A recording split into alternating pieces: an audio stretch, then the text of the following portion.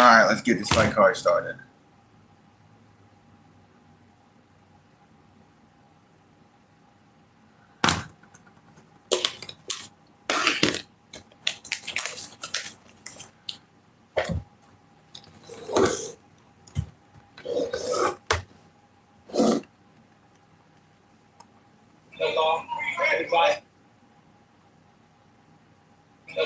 Rodriguez versus Hughes. They're in the first round.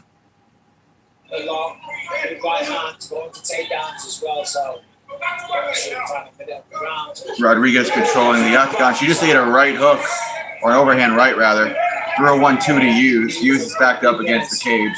Rodriguez doing really well. She's throwing combinations. It's never just one or two. She keeps throwing 3-4 punches. They're in the clinch right now.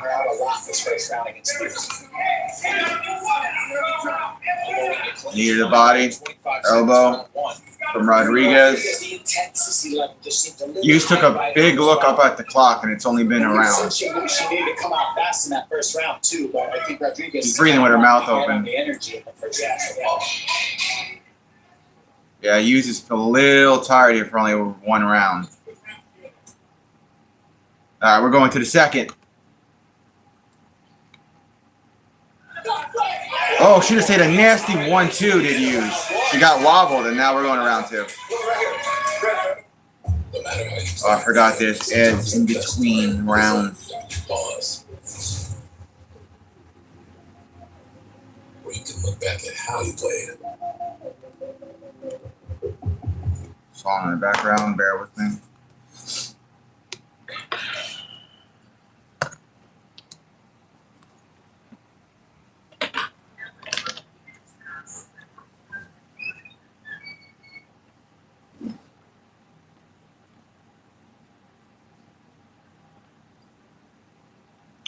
"25 seconds, and we will excuse me, resume."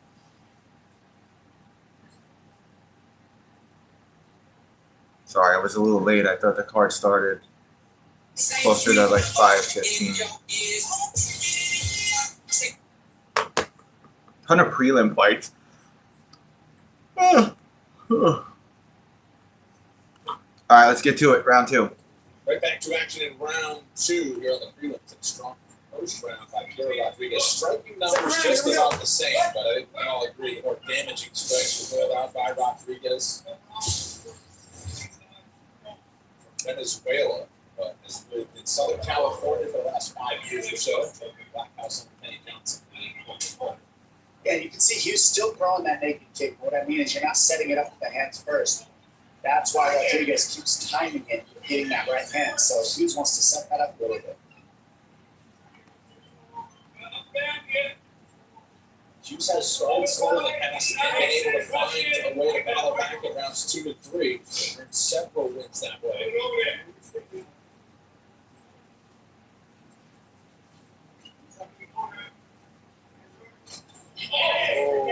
Right to the body, left hook upstairs. Rodriguez doing a great job of coming off the cage. Just maintaining the pressure. Consider that big right hand does Hughes. Hughes is very dominant right now. I mean, Rodriguez is very dominant right now. Sorry. I'm fixing my title here. I spelled something wrong. Good knee. Good knee from Rodriguez in the clinch. Going to back up Hughes against the fence again.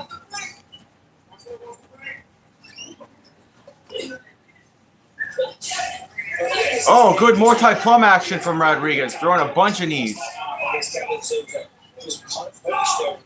Hughes' nose is all busted up.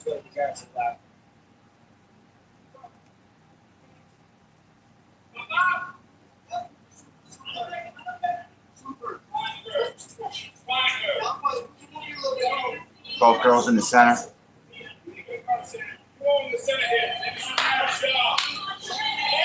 Good right hand from Rodriguez.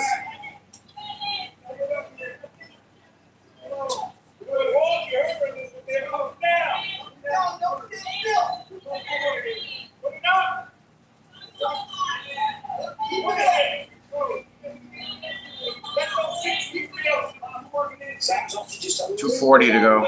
She throws the strikes. That 1-2 there, second. Oh, good 1-2, and then 2 knees, and 3. And a trip. Rodriguez on top and uses guard. Rodriguez halfway through the second round. This is way first time around the match fight so far.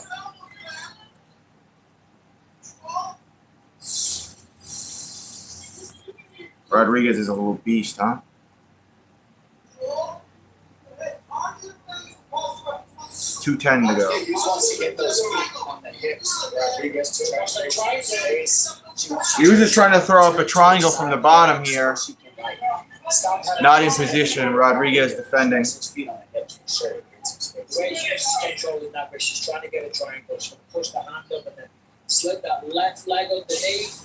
I mean, it's a day one set. So He was trying to creep those legs up, but Hughes isn't using her right foot on the hip to get the Rodriguez is smart to it.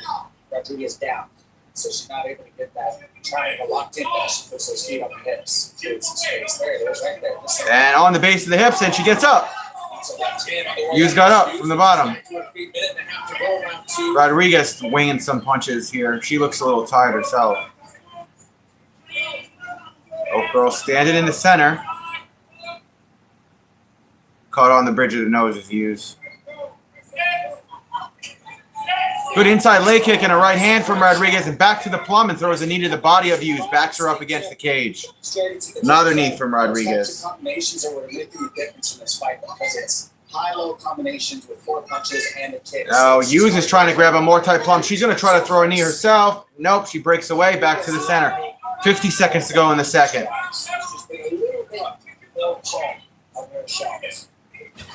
Rodriguez shaking out the arms.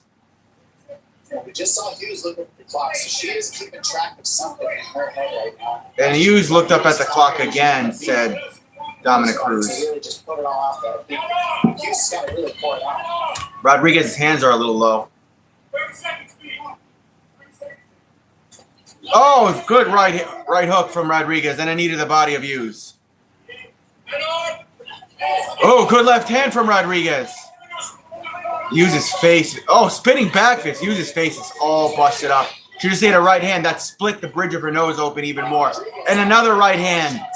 Right on the nose. She's busted up is Hughes. Oh, uppercut. Whoa. Power difference in favor of Fiora Rodriguez. Where in the damage is Hughes? We gotta fucking go. We gotta go forward. It's like you're surprised you're hitting. Go fucking forward. Don't back up because you're here. Keep following up. Shit is tired. Yeah, her corner man is getting on her. Getting on Sam Hughes about backing up too much. Just getting caught coming out. That's it. Keep your head down. Let's wrestle here. We gotta wrestle this round. We need to finish this round. We're down 2 rounds. Good cornerman though. Let her know, hey, you're gonna have to finish to get a W. You're down 2 rounds. Yes, he's clearly down 2 rounds here. Really, it's 1-2. And the 1-2s from Rodriguez. Look at these highlights here. Bang, bang. For Rodriguez because Then the Muay Plum and throwing the knees to the stomach of Hughes have been all money as well. All right, third and final round here.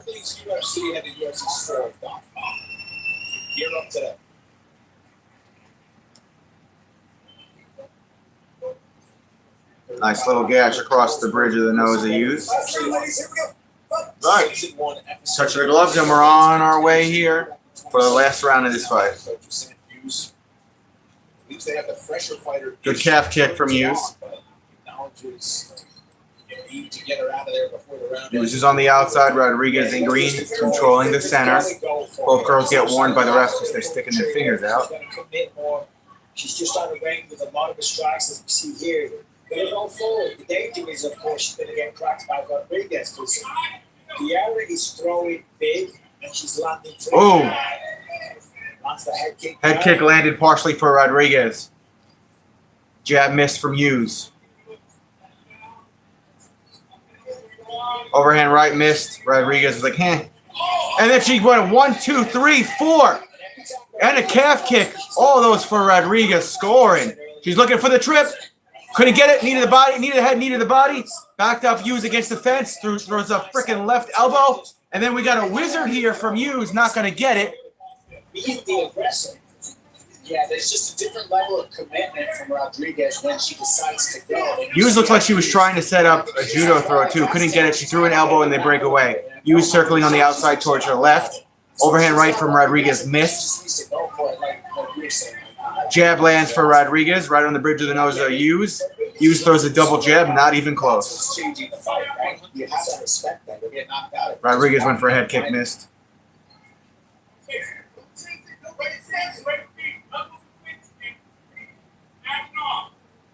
Rodriguez is headhunting right now. That's a good shot by Summer. She's ready to set up the combos. Ready to watch this. She's going to blast her. Also, I like how Rodriguez is going to her body rock. She's put a lot of energy to the body. Right here. Boom. Knee to the body. Really well. Watch her fix that. Knee to the body again. Then Sam answers with a knee to the body. Backs her up against the fence. Sam trying to shrimp out here. Diversified attack. Looking for that wizard again. Couldn't get it. Sam on the outside eats a left hook. This girl's got some hands, man. This Rodriguez chick has got some hands, boys. Double jab from Sam lands.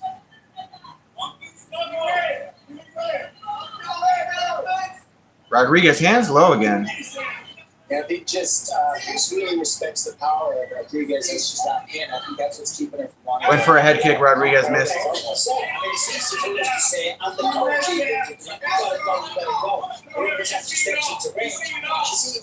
Good head movement from Rodriguez, moving away from the jab he used. Both girls back in the center now. Sam missed with a jab.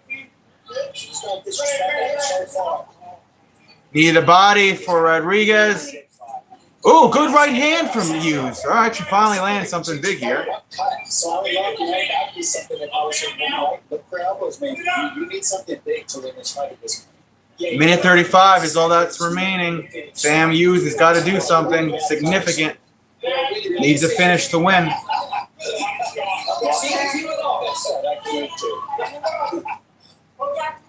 Crazy things happen.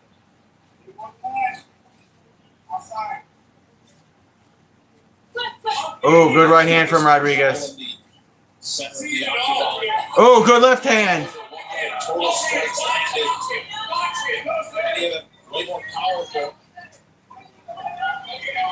Sam Hughes' nose is busted up again.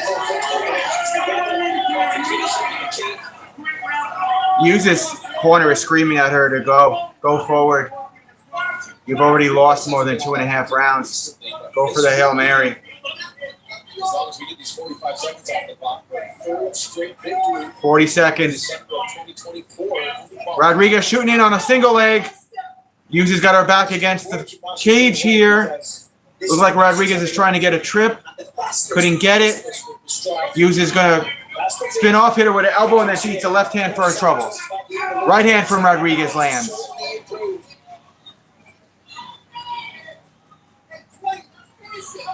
"15 seconds. Rodriguez went for the overhand right, missed. Jab missed for Rodriguez. 10-second clapper. Overhand right lands for Rodriguez. And a 1-2 lands. Wow, her face is all busted up.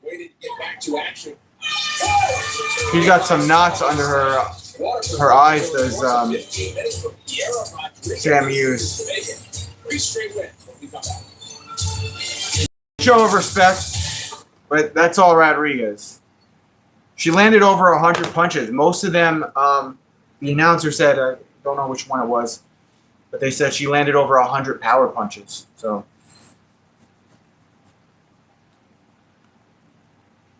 I'd give all 3 rounds to Rodriguez.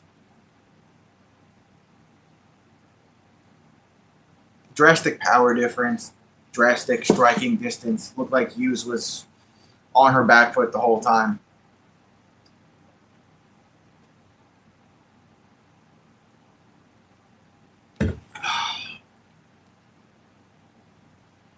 "20 seconds and we'll get the judge's decision here.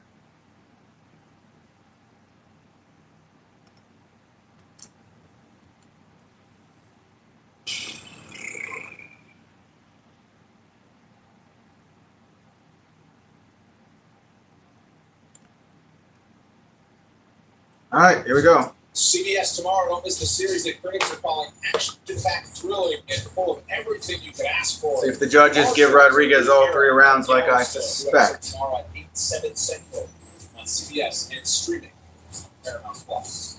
For the official decision, here's Joe Martinez. Well, ladies and gentlemen, after 3 rounds, we go. Yeah, look at Sam's used face. Wearing the damage. 30-26. Yeah, all 3 judges, 30-27, Rodriguez. Unanimous decision, W.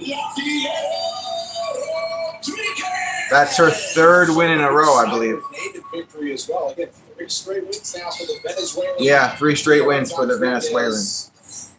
Could be a player at 115 pounds. She usually gets it done by ground control and smothering jiu-jitsu tonight with powerful strikes. On to the next one. All right, next fight. What do we got? After returning to action for the first time in more than 2 years last October, picking up his first win.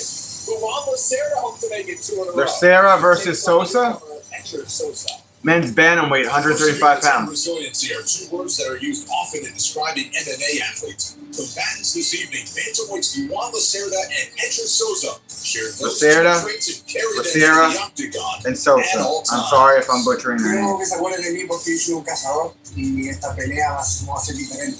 Salgo a cazar, soy un tiburón y cuando vuelve la sangre no dejo listo. Hoje eu inicio uma nova jornada dentro do UFC. Minha última luta foi só passaporte para isso.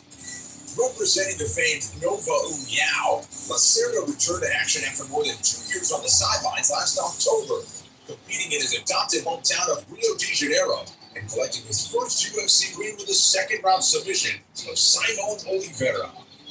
Ready to jump back into the fray, the 33-year-old finisher wants to turn that first win into the start of a winning streak when he faces off with Sosa here tonight. Eu só tive uma derrota na carreira até estrear no UFC. Né? Então, eu resgatei esse caminho e agora o meu objetivo é seguir com esse caminho de vitórias até o título. When the 30-year-old Sosa walked into the octagon last September for his appearance on Dana White's Contender Series, he did so with a heavy heart, having just lost his father the previous day. The Spaniard soldiered on. Hopefully this is a quick walkout here. We don't have place on the UFC roster while extending too many commercial breaks. to 11, but also garnered the admiration and praise of UFC CEO Dana White. Tengo una racha de 11 victorias consecutivas, tengo una confianza increíble. Sé que Juan Lacerda quiere romper esa racha, pero no va a ser posible. Voy a llegar por el mercado del minuto 1 y eso es lo que va a pasar.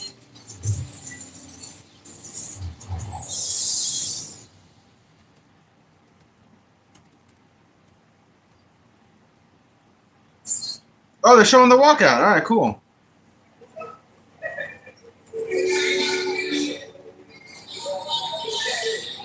One of just a handful of fighters from Spain making his way to the octagon. They don't always show the walkout. Sosa's UFC debut. He made headlines. Sosa is from Spain. Surrounding the victory and the circumstance of losing his father just 3 days before he fought on Dana White's Contender Series. But a dream fulfilled for both him and his late father that Tuesday when he got the contract. He wants now, Michael, his story to speak inside the octagon for how good of a fighter he is and what kind of prospect he can be inside the octagon. Oh yeah, that's right. Chris Curtis is on the card. That's Theo. That's Sean Strickland's like one of his main training partners, right? Who does he fight tonight? Insane because speaking of his fight skills, he's 14 involved with 6 knockouts, 3 submissions, very, very good well-rounded skills. I don't even know how to say this dude's name that he's fighting. Mikey Beck. Obali? And to still go out there after 4, it's just, I mean, that is next level mental toughness. My father nearly passed away over in the year period, and I was beside myself. There's no way I could have competed. But he said this was my father's dream for me, so we had to go out there. And of course, he had a really good. All right, so get ready to enter the cage here. By way of rear naked choke, and you know this is a very interesting matchup. Both guys, no similar styles. Lacerda's good on the ground, so is Hector Sosa.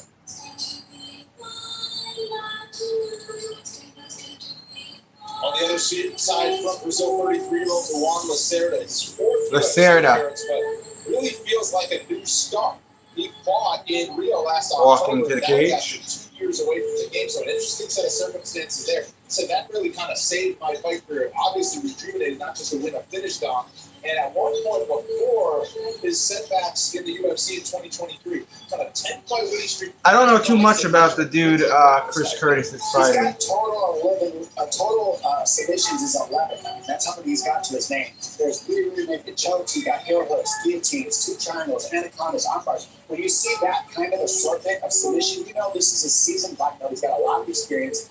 And when he's on top, he's hard to deal with. He's very good at staying heavy and enforcing you into bad positions where you'll give up mount, back mount, and then he can work his other submissions off of that. Now, the fight here is going to start on the feet because Sosa has very good hips, very good footwork, and he's hard to find with his boxing style. So I'm very curious to see how Becerra's jiu-jitsu Muay Thai style matches up against the footwork boxing, basically takedown defense style Sosa. This is going to be fun to watch. Yeah, they've both got very, very similar styles. They both operate very well on the ground. I mean, that submission that Becerra got last time out on Simon Oliveira, I mean, that armbar was textbook, but it was deep.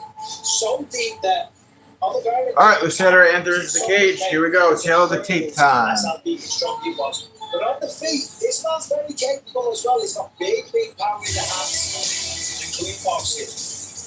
Star Wars, what's up, bro? Becerra 33, Sosa 30. Becerra 5'7", Sosa 5'9". Both guys right around 135 pounds. Reaches almost identical, maybe an inch and a half reach for Becerra. Becerra is a plus 195 underdog. 13-3 is Becerra. Sosa is 14-1. This mixed martial artist is 5 feet 9 inches tall. You been watching the WBC? Yeah, I watched some of it. In 15 fights, its record stands at 14. I probably haven't watched as much as you, though, Star Wars. I'm just ready for regular baseball season, man. And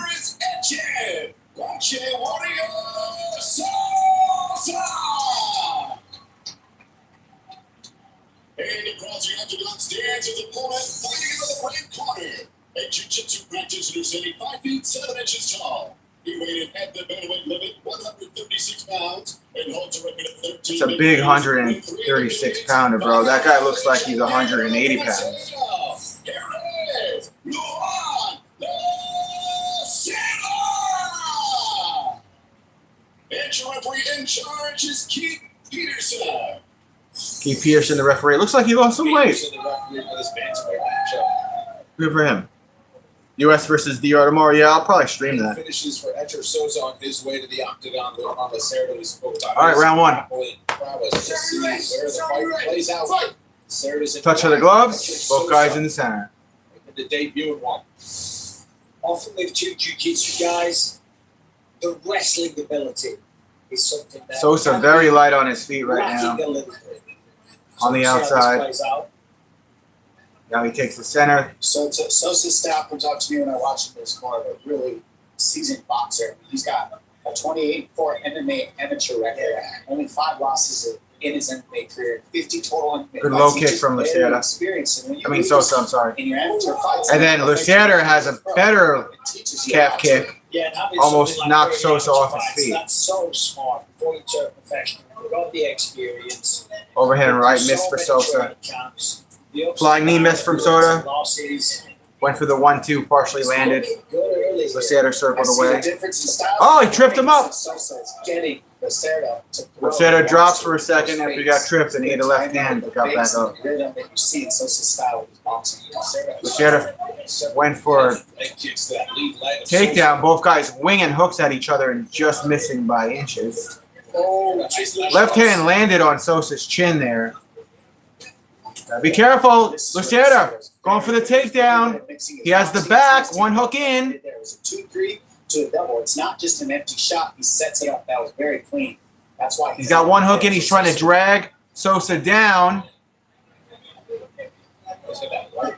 Sosa got his left shoulder into the fence right now. Kind of propping him up. Space instead. And brought Sosa down. Sosa throws his legs up for a triangle, not going to get it. He's got a butterfly guard here. Throws elbows to the top of the head from the bottom. He's going to try to push him off here. Up kicks. Trying to keep the shirt off him. Sosa going to get to his feet. He does. In the clinch, both guys standing here. Sosa ate a knee to the body and then throws a left uppercut to the body of Lacerda. Both guys winging punches at each other. And both guys, to their credit, their chins are holding up.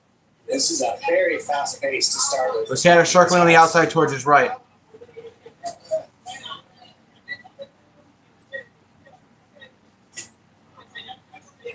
Two and a half to go in the first round.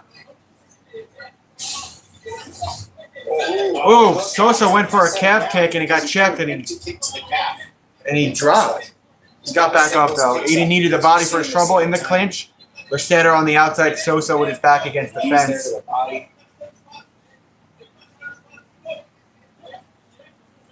Victor translated that in the Lacerda corner wanted him to keep things on the ground. And Sosa was pretty urgent to get back to his feet, was able to do so. But Lacerda could get it back to the mat. Not a whole lot I happening mean, that's there. where he shines. That's where he does his best work. Well, again, that's one of the things we talked to Sosa about in the meetings is one of his losses, he said he got held down in one of his fights and he learned, I'm going to fix this problem. And now, as you can see, he's hard to hold Minute down. 45 to go in the first. We'll see if that adds up for the rest of these rounds, though. Lacerda looking for a double leg. He's got him up and down. Sosa going to try to get his back to the fence here and wall walk. He's close to getting up. Both those takedowns are set. They're up in the clinch. Sosa with his back against the fence again. Sosa to his feet, then 20 to go in round one. He'll circle away and put Lacerda's back against the fence, but he ate a knee right to the face, and Sosa took it. It's a tough kid. Sosa would be good to get that jab going. He's not really utilizing his jab at all. He's looking for all big right hands. You want to see that rhythm going on a guy like Lacerda. Wow, he rolled with that fucking knee to the face. He was just like, whatever. The middle for Lacerda and connected. Yeah, that's not the head guy.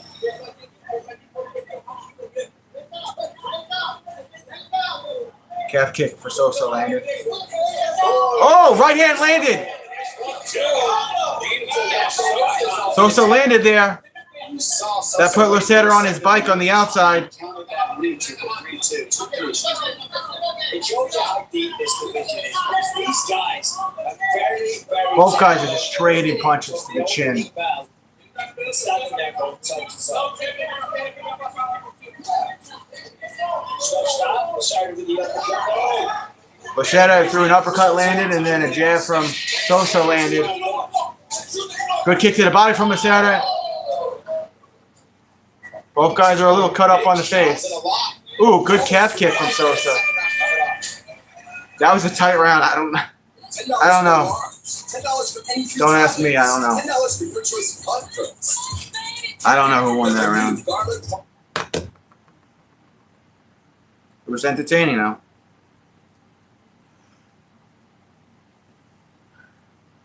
Babe, what do you want for dinner? Okay. What do you want for dinner? You're not hungry? Why don't you come in here and watch some UFC? What? Yeah, you do.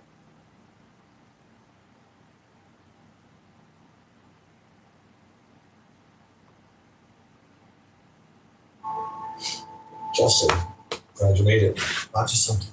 You know our lines. Yeah, it's plenty. Should be a good fight. Can't see the TV. Round two ready to get started for these 135-pounders. Along with Sarah, a couple of takedowns. One Sosa down, and then Sosa really got himself back in the fight with some late combinations landed. Love to see Sosa counter that jab of Lacerda again. He did that. It almost took him out, countering that jab. So let's see if he can find the timing again. And also, look at the southpaw stance of Sosa. He switches back forward. He's finding success in that southpaw stance as well. Sosa winging punches, not really landing fully. They said Sosa might have a broken nose.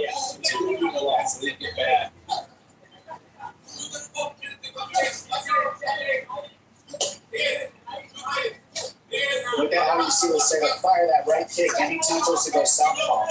That's a smart move right there. And they're both throwing the back leg with their southpaw versus convention. Sosa winging punches forward, not landing anything.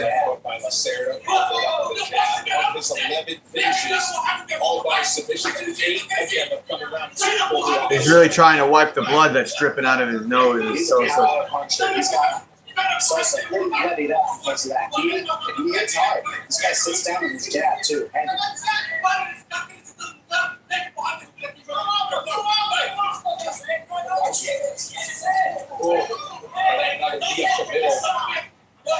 Both guys are digging deep here. They're fighting hard.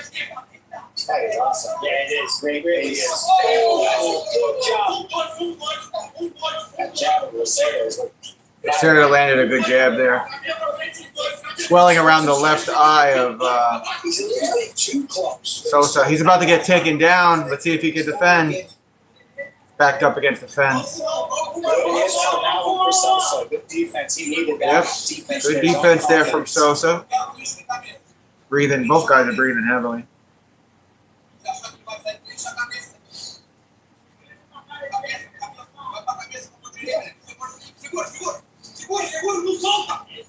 Back to the center. Fights like this kind of pace, now it starts to Both guys swinging punches. the better condition. That nose is really bothering Sosa. Very evenly matched. Both going out with two big moments. It's a crazy pace. Now it's like we push one game now. We maintain this kind of pace and pressure.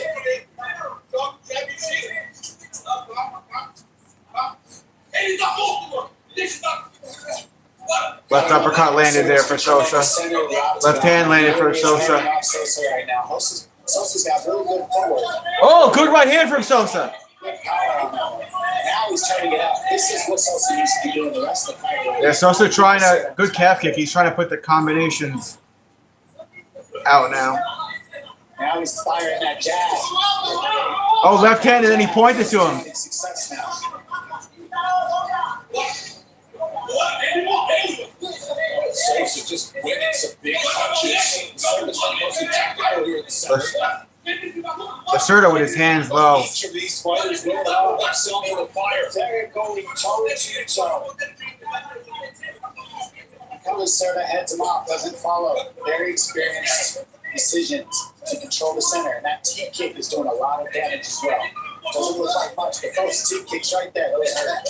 Good 1-2 from Sosa. Good timing.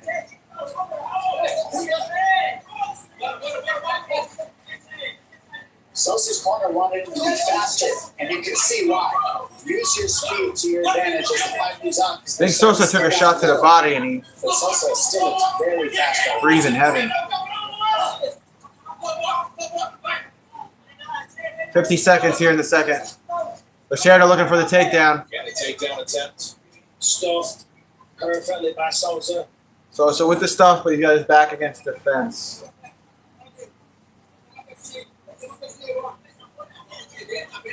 Oh, good right elbow there from Sosa. Reverses it. Oh, good uppercuts from Sosa. Yeah, he's really turned it up. Watch the knee. Watch the knee.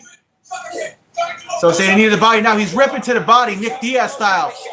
Sosa went down for a second. I don't know if he was tripped up or if he was hurt. Now Sosa just swinging punches here, and they're landing. Lacerda's face is all busted up. They go back to the center. As you said, Michael, It is. definitely it's going to come down to that.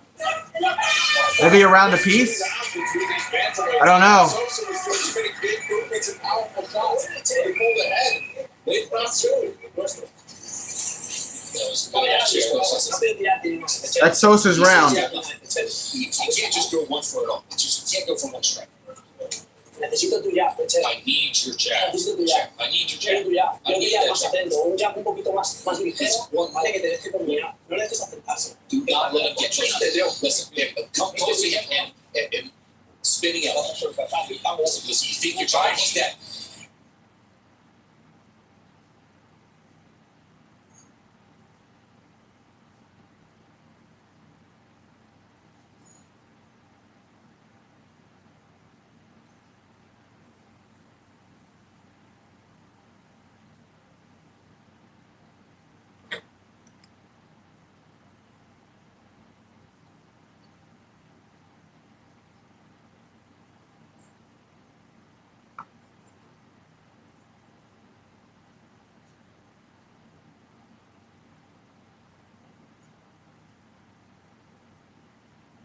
Both guys take the center. And Lacerda with a quick takedown. Sosa going to try to wall walk. Those elbows from the bottom.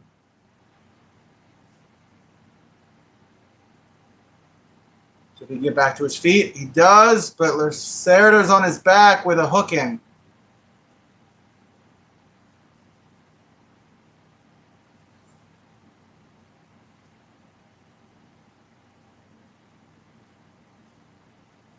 Oh, good right elbow from Sosa. 1-2 from Sosa. Knee there from Sosa.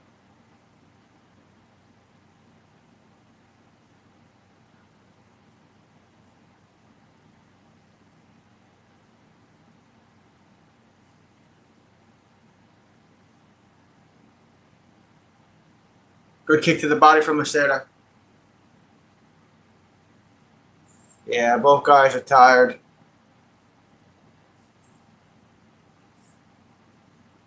Good kick to the body for Sosa. Lacerda tried to answer. It looked like Sosa blocked most of that.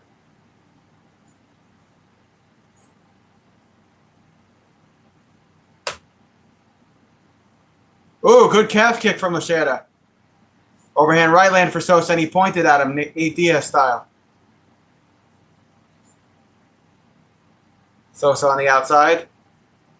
Went for the spinning back fist again, missed. Hit a jab for his troubles. Both guys' noses are busted up.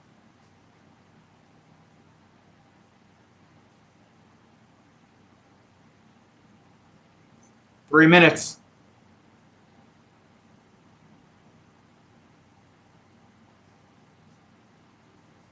Right elbow land for Sosa. They're in the clinch. Lacerda is back against the fence. Just ate an elbow to the face and a bunch of uppercuts. Lacerda bleeding right around the left eyebrow.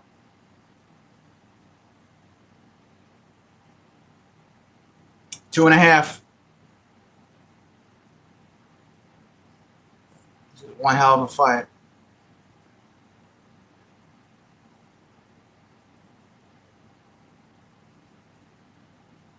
Some uppercuts here from Lacerda.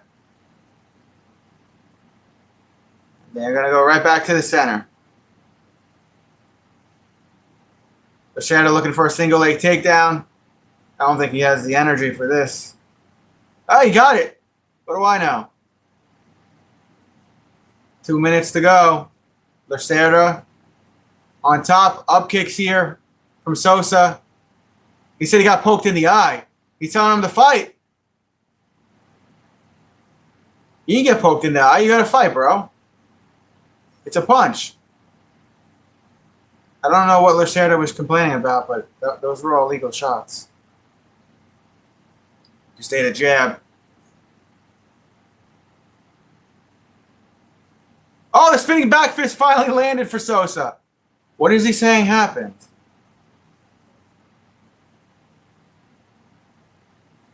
I didn't see it. I didn't see an eye poke. Minute 15. Lacerda's face is all fucking swollen. Just ate a 1-2. I mean, both guys are busted up. What a fight. Overhand right partially landed for Sosa, but he's got nothing left in the gas tank, I think. Lacerda doesn't have much either. What a fight.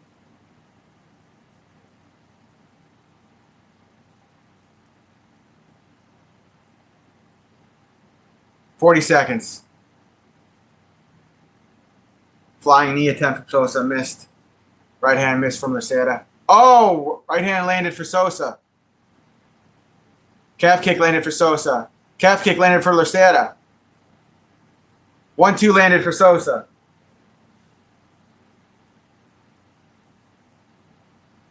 Lacerda looking for a takedown.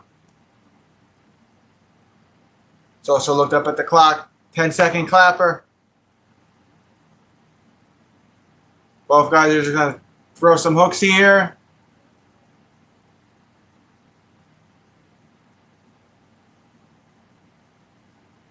Good fight. Good fight. Going to the judges. I think Sosa edged that one out. What do you guys think? Man, these guys beat the hell out of each other. Hello. Oh, smokes. Hey, you know what I'm thinking?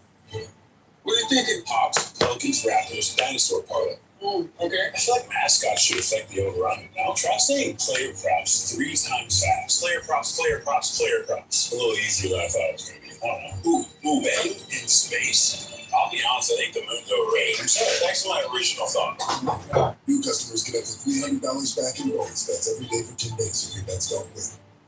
With Expedia, the more Ken travels, the more he earns. Got this car with Monkey Cash. You can that. It is free. Ken, in Italy, they also drive on the right. He's using Expedia, the one place you go to go places. 25 a month, 5 whole years. Same sweet number in your ears. Check it in 5. It's like tomorrow. Still alive. Ultimate.com/25 for 5. Wayfair's top 3 outdoor seating. First, relax in style with a comfy chaise lounge. Next, get ready to host. All right, let's see what the judges think. The chair that's just for you. Delivered fast and free. Start your patio refresh at wayfair.com.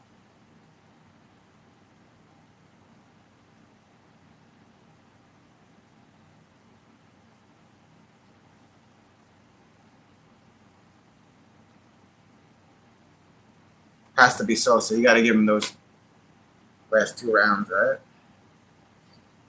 First round, Machado. Hey, Sosa with the W.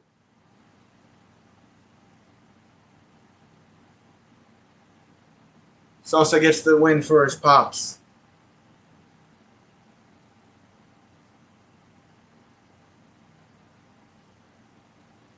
There's no audio here. I don't know what happened on Paramount Plus.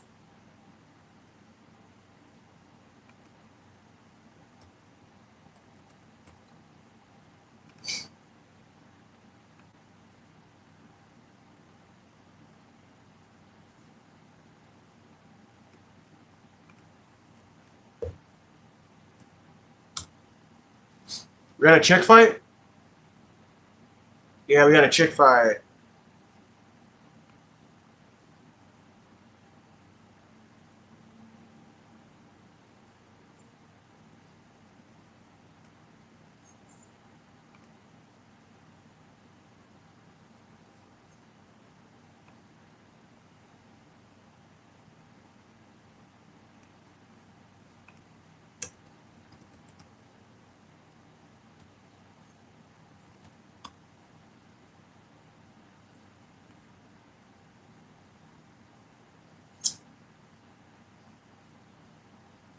Struggling with weight loss? We get it. Fridays has compounded GLP-1 medication. We combine science with nutritional guidance, mental health coaching, and fitness plans to help you reach your goals. Get started at joinfridays.com.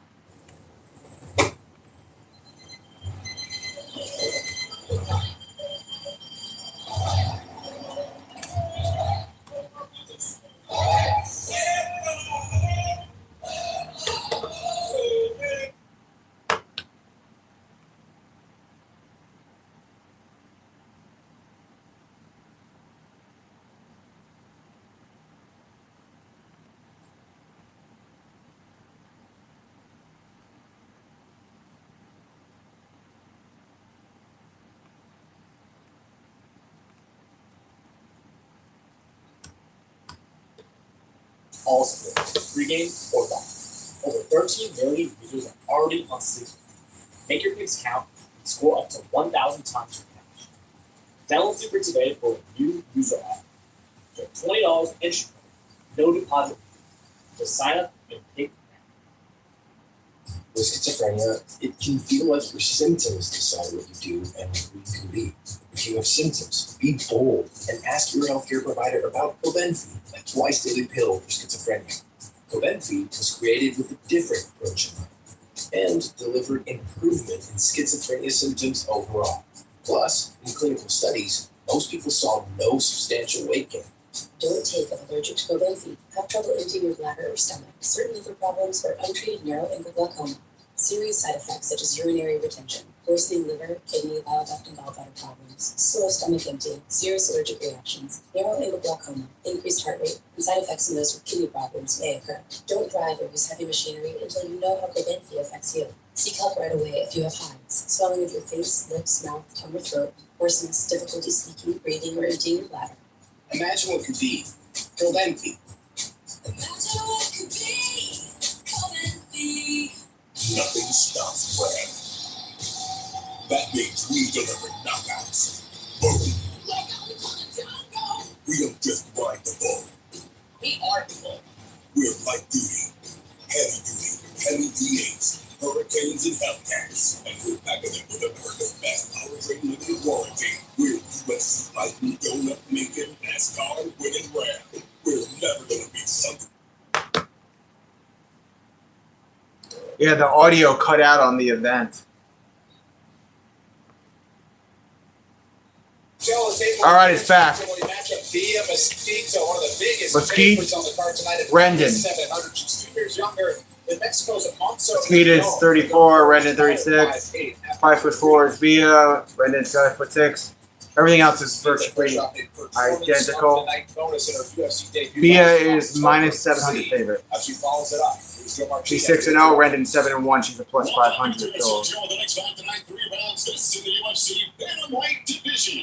Introducing to you first, fighting out of the blue corner. Her background, jiu-jitsu. At 5 feet 8 inches tall, she weighed in 135 pounds. In 8 professional fights, her record stands at 7 victories with 1 defeat. Desde Cancún, Quintana Roo, Mexico, Monte, Monster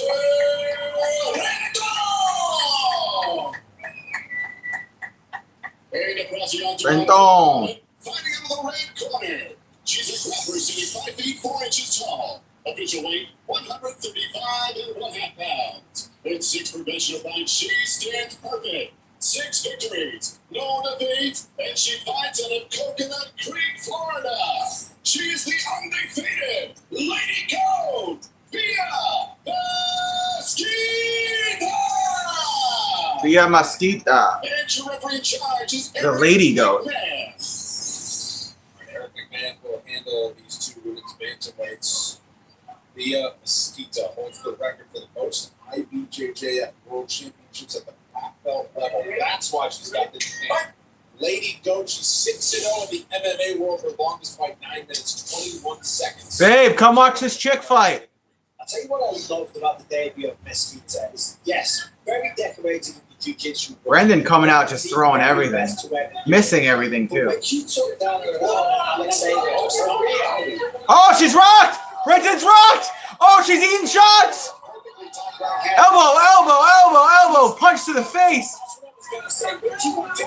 Be on top! yes, she's got the grappling. So she's got a hell of a grappling and she's got some power in her fist. She drags Renton down. She's on top in side control. Looking pretty bad for Rendon. This is Rendon in trouble. Full mount. Punch to the face. That punch she landed was beautiful. It was right over the top of Rendon's jaw. Punch. Oh, raining down Donkey Kong punches. This is going to get stopped here. Rendon in all kinds of trouble right now. Oh, my goodness. She's not even defending the punches or the elbows. Trying to grab the wrist here. From the bottom is Rendon. Bia looks over at her corner. What do you want me to do? She's a black belt. Bia. In close. She looked like she was going to go for the elbow. She's very comfortable to do this. Look at it. She's raining down blows. I thought she was going to grab the elbow and then grab the arm and go for the armbar. Instead, she's going to stay in mount. You know, take your time and play it safe. I love the way that she fights. Rendon just holding on from the bottom. These coaches are asking her to look for the elbows, the close range. Yeah, Bia's corner wants her to look for the close range elbows from the top. She's looking over at her corner, getting instruction. Okay. Oh, nice elbow. Punch, rather. I'm sorry. She's going to take the back here. She's a Brazilian Jiu-Jitsu black belt. She's got the rear naked choke. It's in. That's a wrap, homie.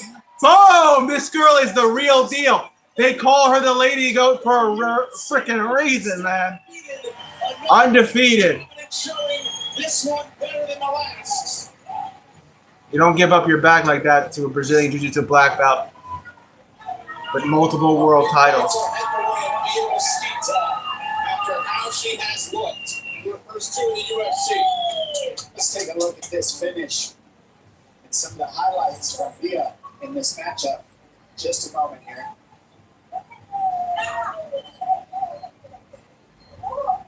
She's awesome.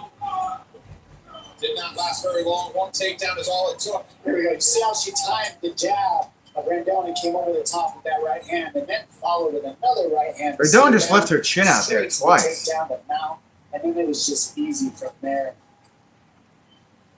Mesquita showing how tough she is on top. And also, she's got power in her striking, especially early on. Look at the elbow. She cuts Rendon and then flows straight to the back, straight to the rear naked choke here.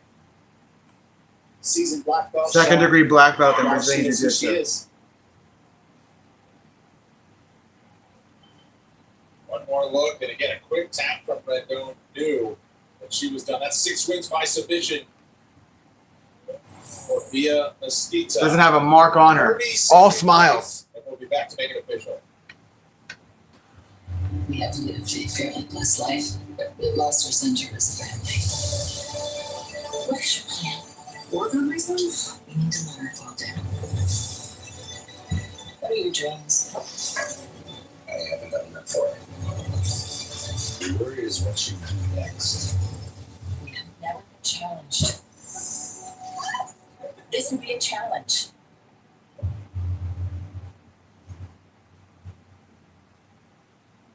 Well, let's make it official, and for that, we send it into Joe Martinez. Ladies and gentlemen, the rear naked choke submission comes officially. 2 minutes, 7 seconds, round number 1. Your winner. She is still undefeated. The Lady Goat, Via Mesquita.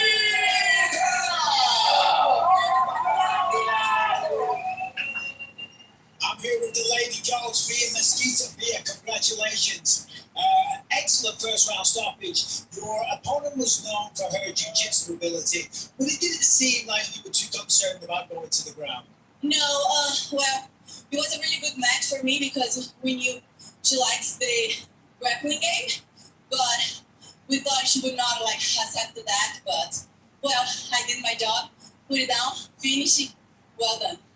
That's two wins in the UFC, 2 stoppages in a row. I know you're working on improving your skills all the time, but what does the future hold for you? Because there's a lot of hype around you at the moment. And I love it. So, tonight I proved one more time that I'm in the UFC not to be only another name in the game on that division. I'm here to show who I am, why I'm the Lady Goat, why I'm better every time I step in here, and to write my name in the history of this bantamweight division and go all the way to the title. I have an amazing team on my back. Everybody, helped me a lot to get ready. All my teammates back in America talk to me, all my coach on my side. The team that nobody sees, my doctors, my therapists, everybody that does the job to bring me here today, my best version. These victories for all of them, and especially for my parents back in Brazil. Mãe, pai, te amo. Semana que vem a gente está junto comemorando. Eu amo vocês. Congratulations one more time. We look forward to the journey. Ladies and gentlemen, your winner, the Lady Goat, Via Mesquita.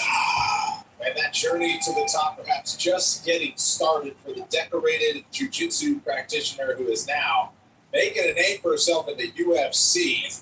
2.5 years on the mats at American Top Team in Florida, and all systems go. A Lady Goat, Via Mesquita. To be celebrated for his longevity, Brad Tavares has the most fights and fight time among UFC middleweights. Tonight, we were given the most divisional wins as well. Since he's never chased those records, just his best performance. Brad Tavares versus Eric Anders, I think, is next, right? He says getting sober gave him a clear mind and a fresh start. And he also got him back in the win column to start 2026. Middleweights ready to throw that next. Yeah, this is going to be a banger.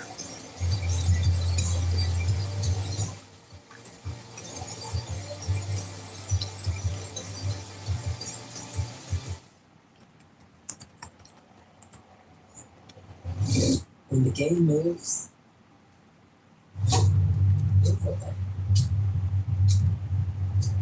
Buy or sell your predictions live. All game long. Put your sports IQ to work. No more silence. Just you versus the market.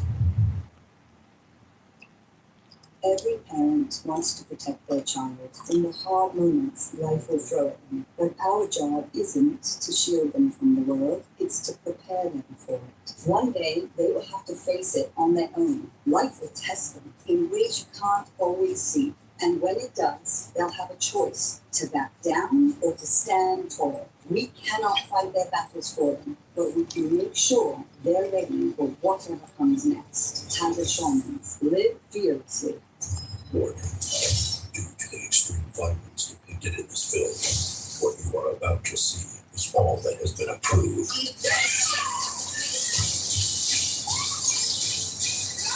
It will kill you. Academy Award winner Billy Bob Thornton and Academy Award nominee Demi Moore face off in Landman. Watch the season that Esquire says drills even closer to greatness. All episodes now streaming only on Paramount Plus. A couple of guys who have been through the grind and still going strong collide here and now. Two members of the cast in season 11 of The Ultimate Fighter still competing inside the octagon. Brad Tavares opens his 2026 slate search of win number 17 in the division as he takes on Eric Anders. One of the longest tenured fighters on the UFC roster, Brad Tavares has been plying his trade in the middleweight division since arriving in Las Vegas as a 22-year-old cast member on season 11 of The Ultimate Fighter. Tonight, Tavares makes his 28th appearance inside the octagon as he faces off with fellow veteran Eric Anders. A national champion on the gridiron at the University of Alabama, Anders has forged a strong career in the UFC and begins his 2026 campaign looking to claim a win in UFC appearance number 20. Coming up next, middleweight veterans lock horns as Brad Tavares faces off with your boy, Eric Anders.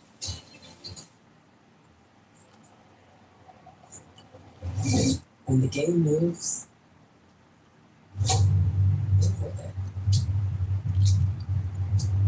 Buy or sell your predictions live.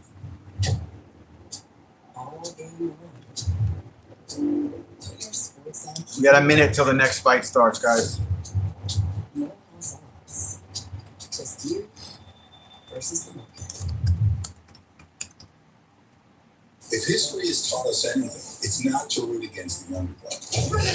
It pays to know its coming. Every great leap began with a bold first step, and there's no shortage of second chances. Against impossible odds, you don't stand down. You scream first. Calcium. Trade on anything.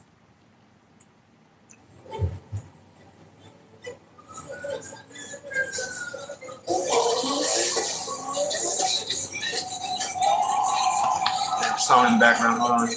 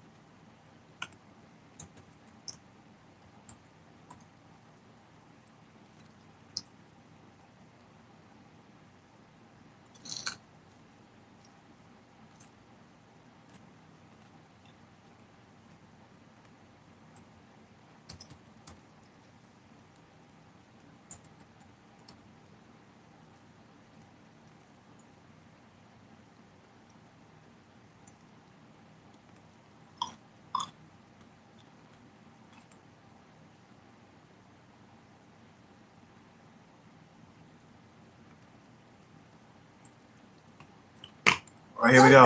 I want all of it. Now that I can live with. He's got the experience. Back and ready for 185 pounders. Wow, everything is literally the same. Both the 38, 6'1", 186. Brad 74 for the reach, 75 for Eric. Eric a minus 120 favorite. We are set to go with the next fight tonight. 3 rounds of the UFC middleweight division.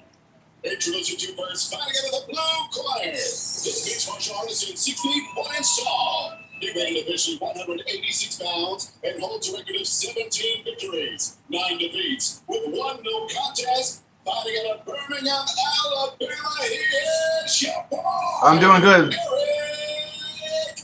Lewis, how are you? And the Brazil octagon, his opponent fighting into the red corner. This mixed martial artist also stands 6 feet 1 inch tall. Brad Tavares. Weighing 186 pounds and holds a veteran record of 21 victories with 12 defeats. He fights out of Las Vegas, Nevada by way of Kailua, Hawaii. Here is Brad Tavares. And your referee in charge is Chris Tornione. Third man in, Chris Tyler with his second referee assignment of the night. Eric Andrews, UFC appearance number 20 for him. UFC appearance number 28, most all time at middleweight for Brad Tavares. This is the 28th fight in the UFC for Brad Tavares, most all time for middleweight. Tied with Michael Bisping for most middleweight wins in UFC history. The next one on top of him. To be admired is the fact that he joined the UFC in 2010. Still on the roster all these years later, Brad Tavares after his stint on the Ultimate Fighter season 11. Yeah, that is crazy. 60 years fighting at this level. Still isn't broken the record. He's had 16 years to do it. Opposite stances here as Anders. Good kick to the body for Tavares. That was a nice body kick. You see here, Anders. Anders looking for the takedown. There's the takedown. I thought he was going to swing. He's on a single leg. Anders has his hands clasped. Single leg attempts here. Nope. He's put to the ground. And Tavares doing a nice job staying upright.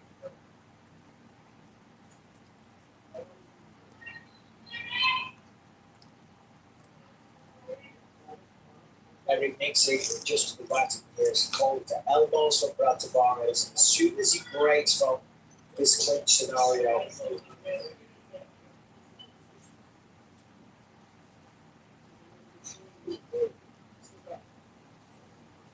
In the clinch right now, Eric on the outside, Brad was back against the fence. to the knees. Anders almost with the knee tap. Anders was looking for that knee tap takedown. Didn't get it.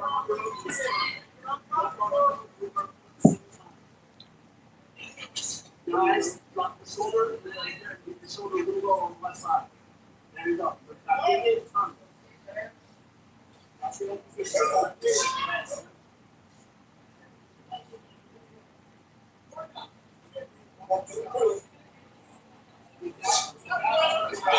Oh, shit. Eric throwing haymakers here. Brad answers with a right hand. Excuse me. Oh, high kick blocked. Eric blocked that high kick. Got the hand up in time. Throw the center, heading up Tavares, and right here. Just wants to be naked and as nasty as he can, and not stay in the free range motion of Tavares, because Tavares tends to be pretty quick from the outside with his punches in his face.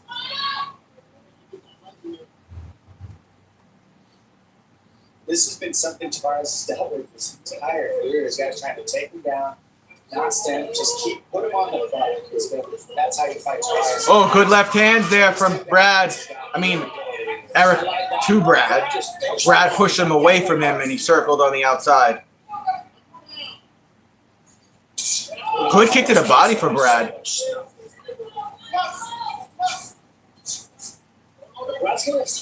Oh, he kneed Eric, and he dropped for a second. every single time. He's in on looks like he's in on a single leg. It's Eric. Brad defending. To see how he shows up in the second round after 5 minutes purely of triangle wrestling Tavares. And Freddie Merkel's never good at trying to achieve the takedowns. Being the aggressive, he's a lot more exhausted than defending the takedowns. That's why in wrestling, if this was a wrestling match, there'd be a stalling collar, but it's a fight. So now, Tavares is doing what he's got to do, and now it's an energy game.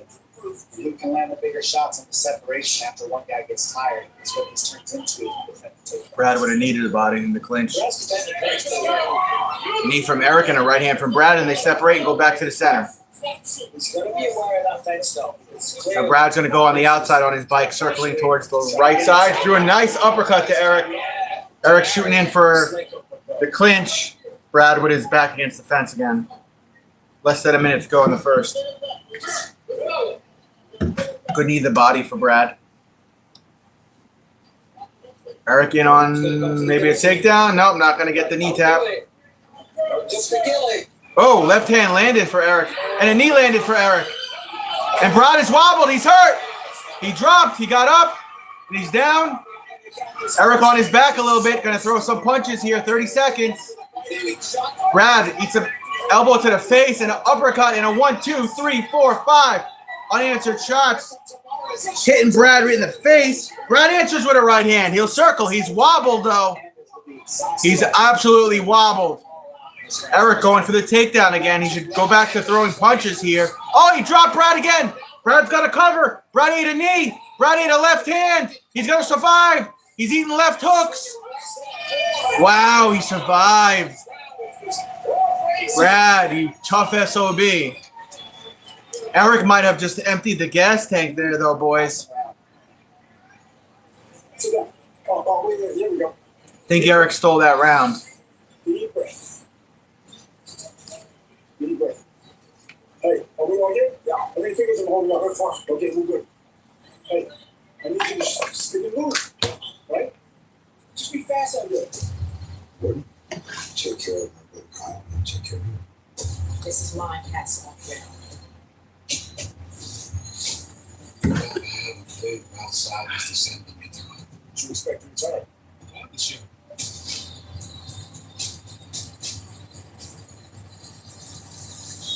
Anxieties, standard consequences. Mayor of Kingstown. All episodes now streaming on Paramount Plus. Well, the Tavares corner saying he cannot get stuck along the fence when he lunges in, stay out in space, control the center of the octagon, as you would expect. On a first round for both. Yeah, Brad Tavares very lucky to make it to round 2. Be really curious to see how Anders' energy. All right, both guys in the center for the second round. Looks like Brad recovered. Yeah, Ray Seacole was like, "How are you there? How many fingers am I holding up?" He's like, "Chill, bro. I got you. 4." Flying knee for Brad. Partially landed. And Brad's looking to get in for a takedown. I mean, Eric in on Brad to get a takedown. Didn't get it. They separate. He's going to get some respect. He's going to tell Anders, you can't just walk me down like this. There's got to be consequences.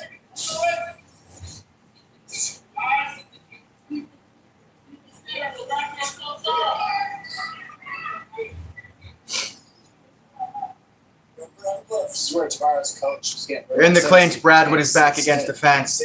Eric looks like he's going to dip down for a single leg. To stay still here instead of using. Let's see if he his can get defense to it. off the fence. He stays here.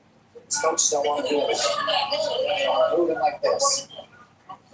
Brad went for a flying knee, missed. Brad's going backwards too much. And that's where Anders shoots in, gets the clinch, and then from there kind of pulls him a little bit. He's doing a really good job of just swinging anytime he separates the clinch. Tonight's social media post brought to you by Threads for conversations happening inside. Brad with his back against the fence again in the clinch. See what Eric tries to do here.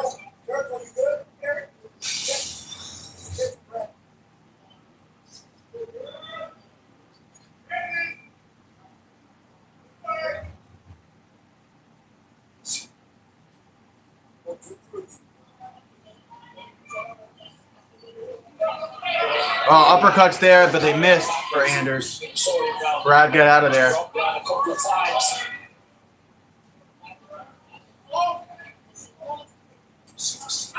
Went for a high kick, and then Brad ate a hook. Looked like he got rocked for a second. Oh, he dropped Anders! 1, 2. He's on top, raining down some punches. Some hammer fist there. Is Brad going to go for Indicana? Now he's going to take the back. And then Anders grabs the leg, preventing Brad from getting the back. It's a precarious situation here. Still trying for it. And reversed. Anders on top. Brad looking for the triangle. Doesn't have it. Anders it might still be rocked. Not just squeezing. Brad's going to get the feet on the hips and kicking off. Because if Anders settles down in a good position here, he's going to throw down some big shots. Arias creates some space.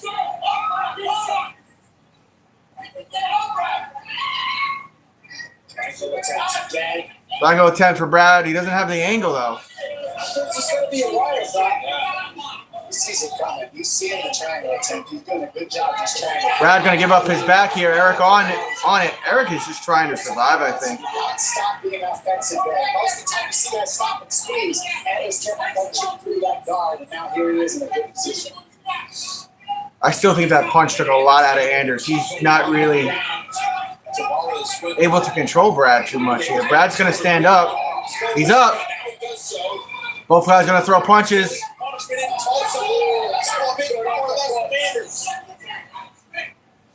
Both guys take the center. Good jab from Brad. Landed. That backed up Anders.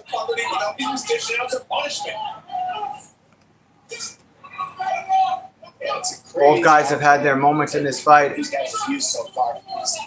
I think it's a round apiece if it stays like this, guys. Anders going to back Brad against the fence. Brad going to go on the head here, looking for, like he was looking for a guillotine. He's not going to get it, though. Veterans of this sport. Both 38 years old. Andrews looking for the takedown, not going to get it. Very impressive. 35 seconds to go in the second round. What a fight. What two good shots. Let the back breathe a second, you know. But they're trying to kill each other here, Raph.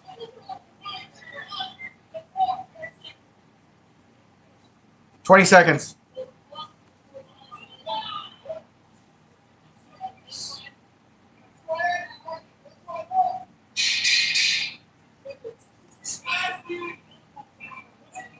Well, to the third round we go. They're going to the third. It's a round apiece.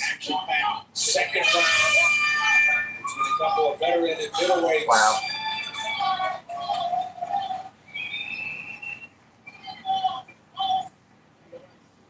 Let's get that in swallow. Good. Talk to you. Okay.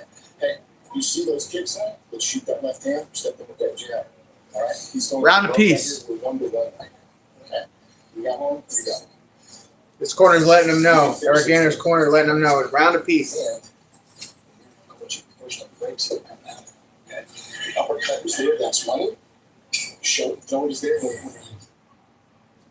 See Anders here throwing the knees in the clinch and then the uppercut. It's like that Don Fry grab the back of the head, just throw an uppercut and a hook. And he goes for the finish, both these guys. And each of them have been dropped one time, and we're going into the third round. We're going to see who has the best gas tank. All right, round 3 of this war. The UFC on Paramount Plus continues its tour. It started UFC 327, April 11th from Miami. Corey Chandler for Oscar battles the streaking Carlos over for the light heavyweight crown one Joshua Man. His first title. Touch of the gloves, and here we go. The flyweight belt UFC 327, April 11th from Miami. Good jab there, landed there for Brad. Plus some scrutiny. Final declared Eric Anders telling us it comes down to the final. Uppercut there, partially landing for Brad. This is a right uppercut. And 1, 2, 3 lands for Brad.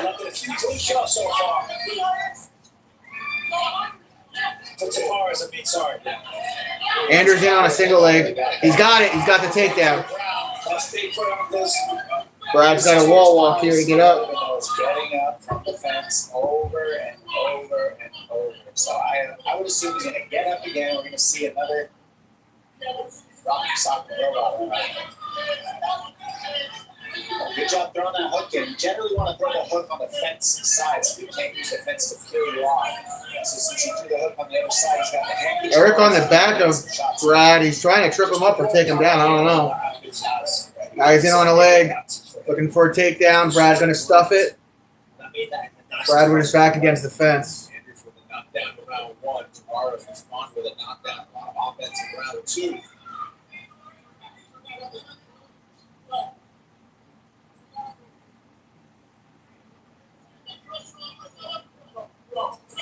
They separate. Back to the center. And from Andrews. Andrews went for a high kick. Missed. Looking for a takedown. And Brad reversed it into a judo throw.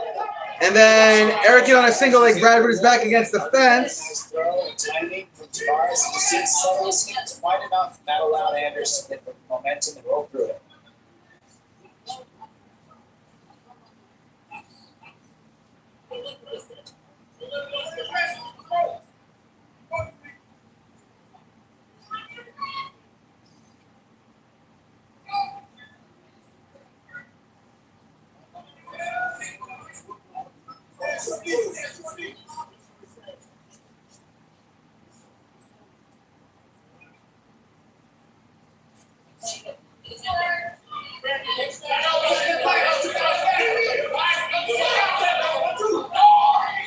Brad circles away from the fence on his right side.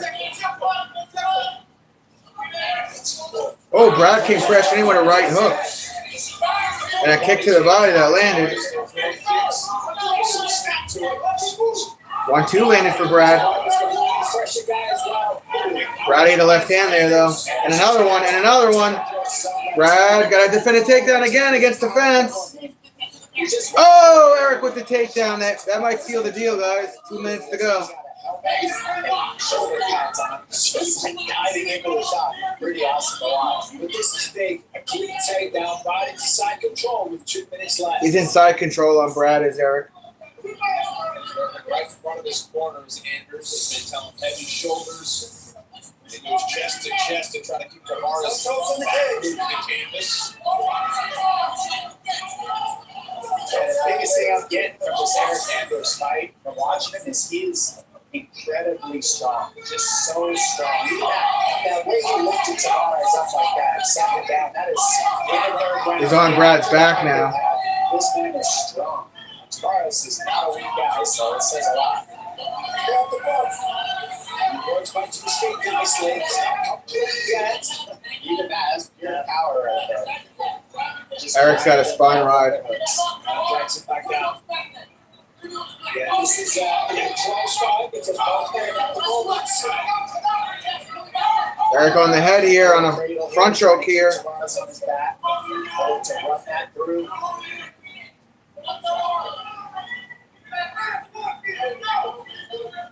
I think Eric's going to edge this one out. Becoming the envy of Tavares. But he did have some good moments in the first minute. 40 seconds. Very close fight for his opponent's last.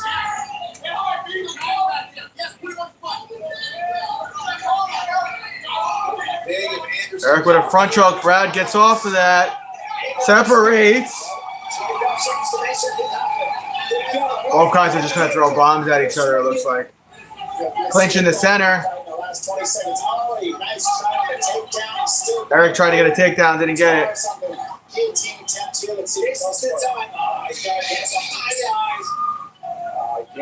That's it. Eric's going to finish on top here. Good fight. Eric's got the dub. Each been standing and giving out a knockdown. It'll come down to the judges, and we'll find out who wins next.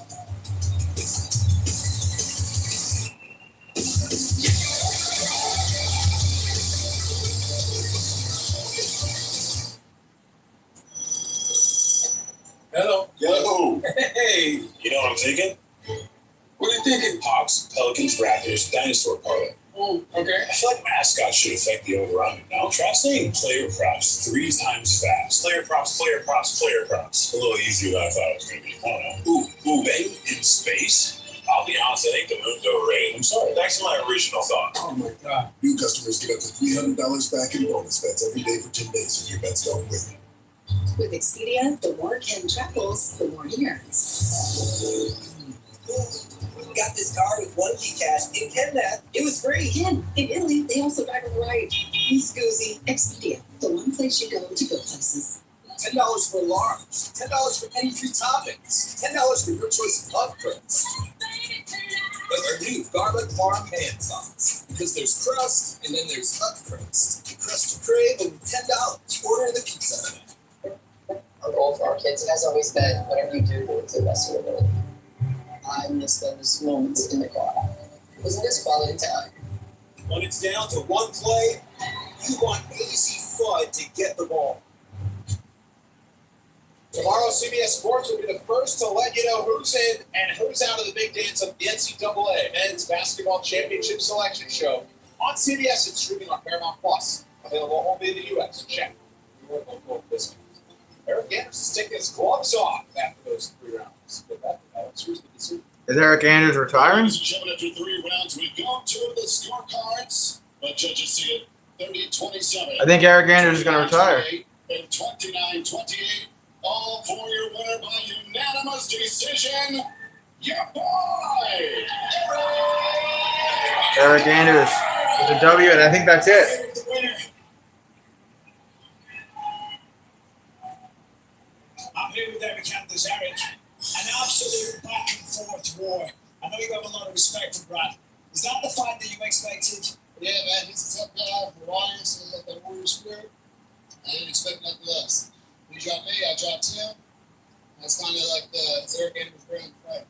Well, that's what this sport is all about. I'm going to ask you, you've taken your gloves off here.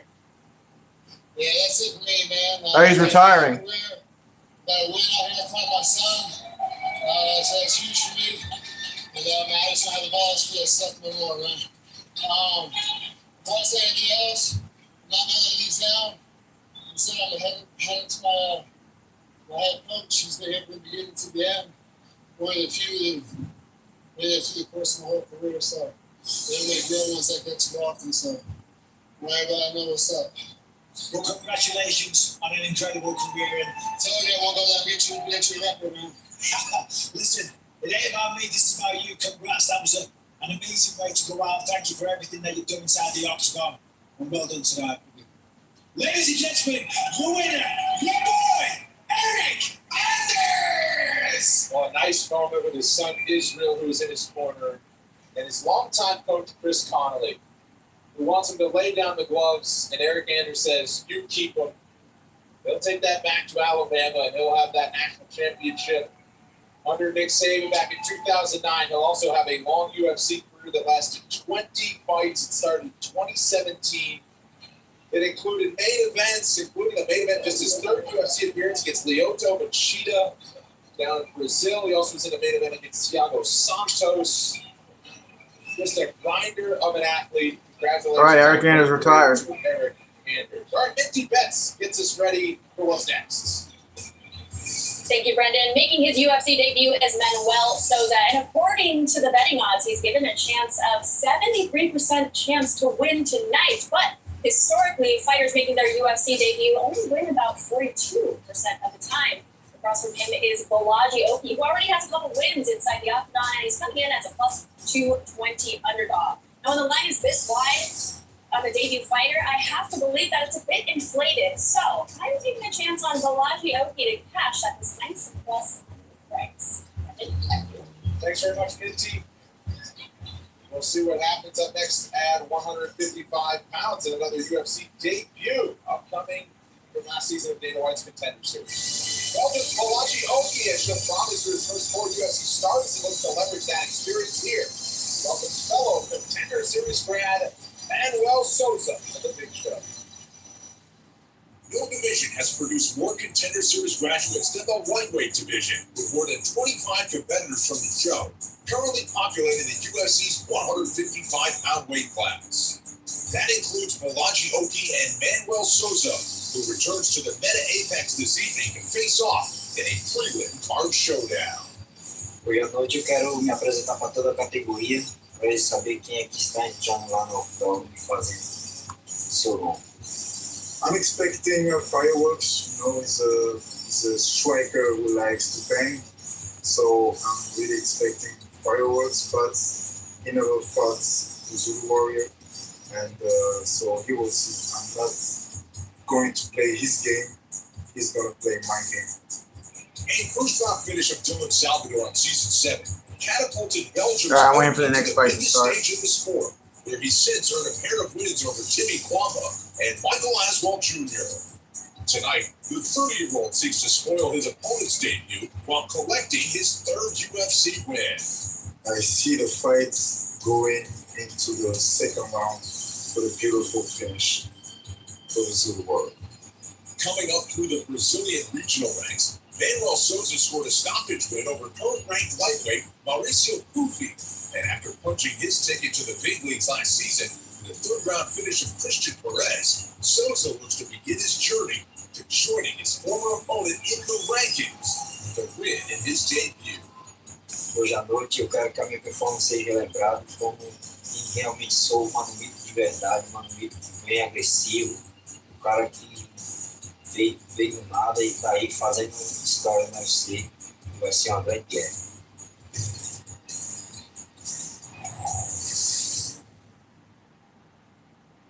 Manuel Souza started kickboxing and Muay Thai at 18 years old, transitioned to mixed martial arts at 21, and now at 28 years old, he makes his UFC debut, bringing with him some serious finishing power. Already has 8 knockouts on his resume. Totally diversified his training in this one. Went down to work with the Fighting Nerds for the first time. Souza walking to the cage. While learning to control the fight, he said he did that there.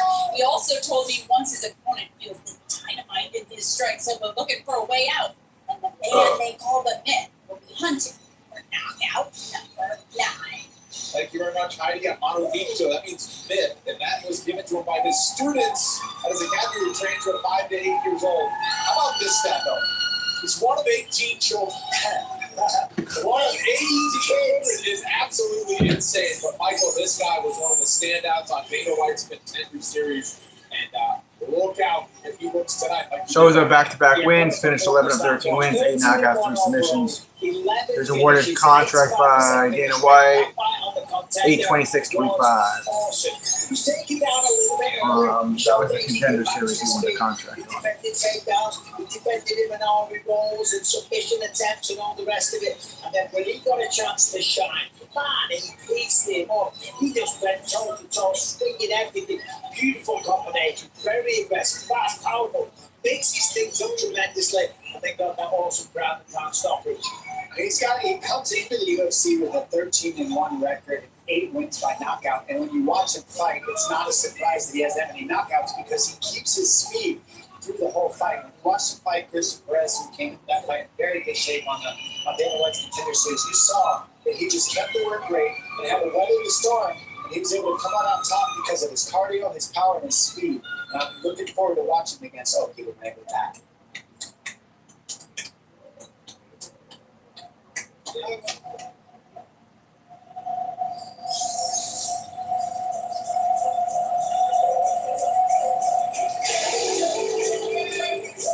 I don't know how to say this guy's name, Oki.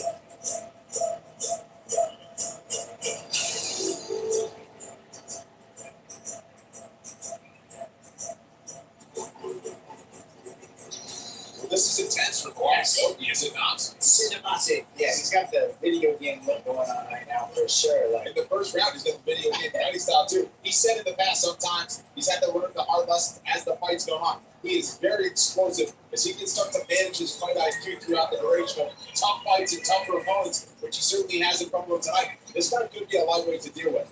Yeah, you know, as you said, Brendan, I think it's the learning in the fight world as he's here. His fight experience, his fight IQ, that's what he's building. And, you know, he's got a very fast first round. And when you watch Oki in the past... Oki, that's how you say his last name. He's German. Shout out to my Germans. They can get ahead. I'll be curious to see how I'm German he too. levels out that cardio against a guy like Sosa, because Sosa doesn't really get tired. He keeps that same work rate. And that's what this fight's going to take. 2 knockout artists who know how to work their energy and not overuse it, and then see who can come out on top of the race. I fail to see how this fight isn't going to be ridiculous because Manuel Souza, we just spoke about, the man's phenomenal on the feet, fast and aggressive. Where you going, Court?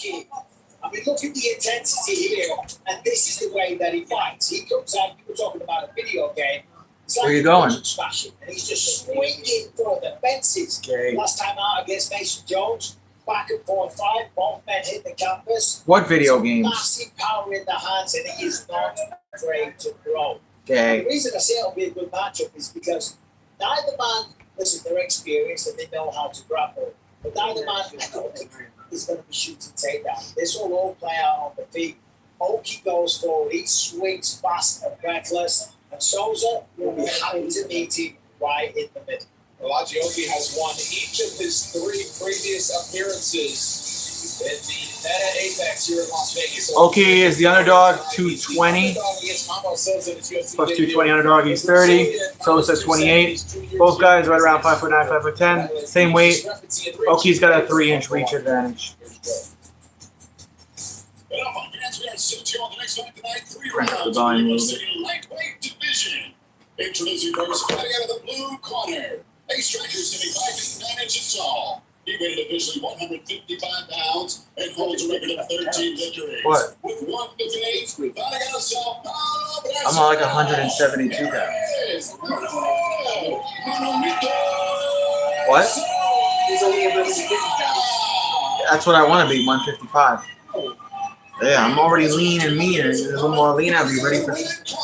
No, I'm not. I'll be lean and mean. 5 feet 10 inches tall. He weighed officially 155 and 1/2 pounds and in 13 fights. Also making up 10 victories. With 3 defeats, he fights out of Brussels, Belgium. Here is... He's from Belgium, though. Shout out. And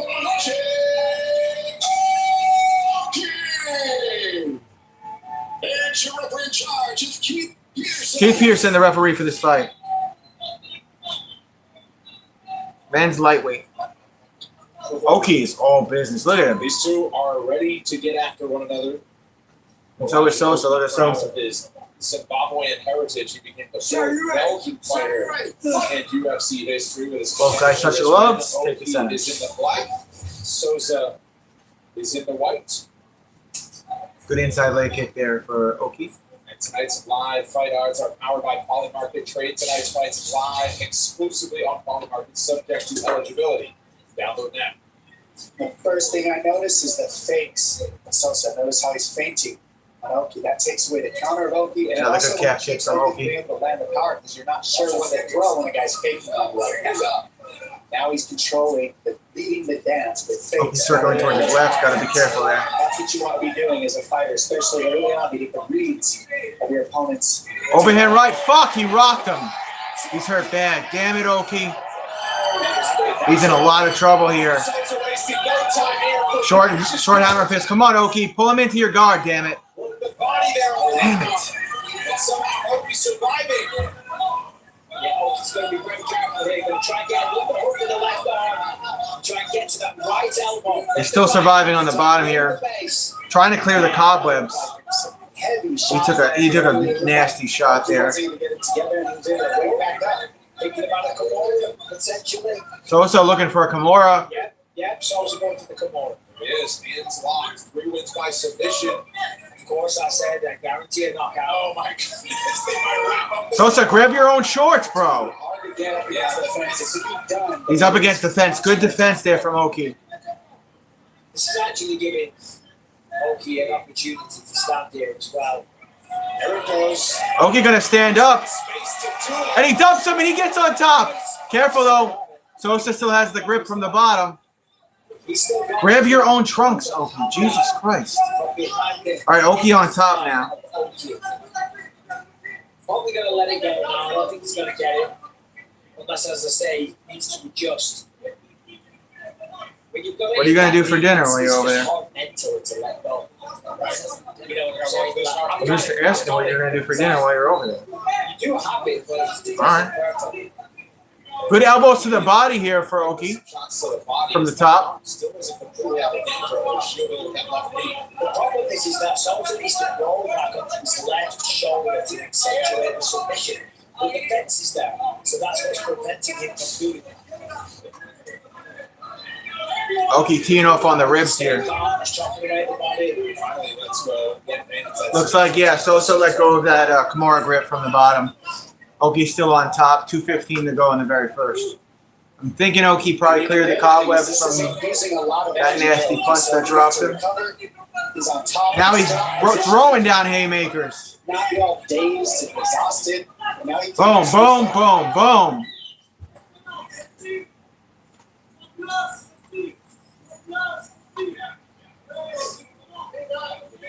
First round did not disappoint as we thought. What's the sheet? Now what's holding Sosa down is that bottom leg. He's got the half guard there. He wants to get that bottom leg out of there. If he gets that bottom leg out, he can start taking his left underhook. I did that already. He's in the top position. I did that already.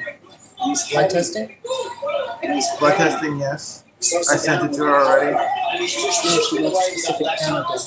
This one, for what? I think I sent it. I think so. I don't know. The doctor sent me for everything. She just needs a copy of the. I have to fax her one of the things. A minute to go.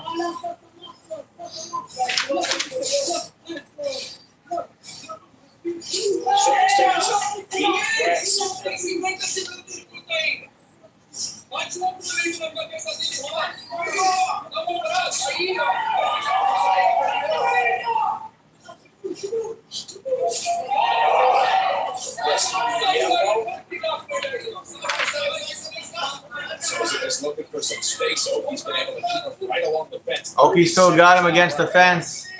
25 seconds to go. Oki's tough, man. He survived that onslaught. A lot of experience showing that. Good head fighting there from Oki. Style of fight after getting dropped like that. Control the rest of the round with position. He did a lot of damage, but the position was good. Oh, right hand there, and it's fuck. Ate another shot that Oki. Spinning back fist missed for Sosa.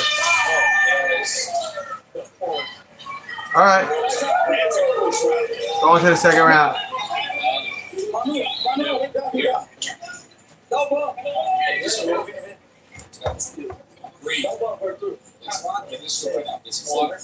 Just sit down and you breathe. You want that round. They're heating up, for sure. My advice to you, you gotta know what the enemy is capable of. What's that? We found this opportunity. We paid for it, we're working for it. Look like the general that took Tulsa. My man. Tulsa King, all episodes now streaming only on Paramount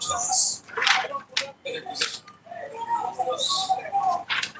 So here we see that knockdown by Sosa early in the first round. Big winky right hook. Sits down Oki. Put him in control early. Now we see him go for the Kimura, but then Oki uses that and just kind of scramble and toss it in. All right, both guys take the center. Watching that first shot, it was the fakes of Sosa that got him to land that overhand. Let's see if he uses those fakes again.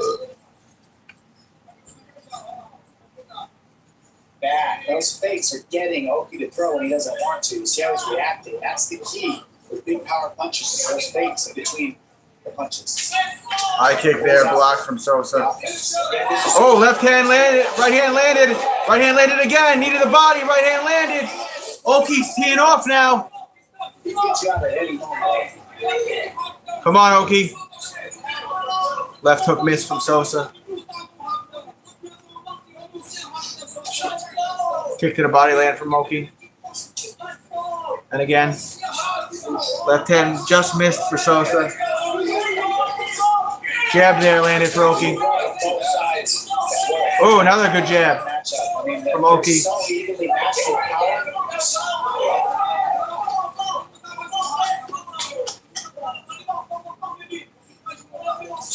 Oh, that wild overhand again. All right, I'll be here. There we go. Now if you get that jab firing, that's going to be key to finding each other. So they can let that jab go. Just two-punch combination there for Oki.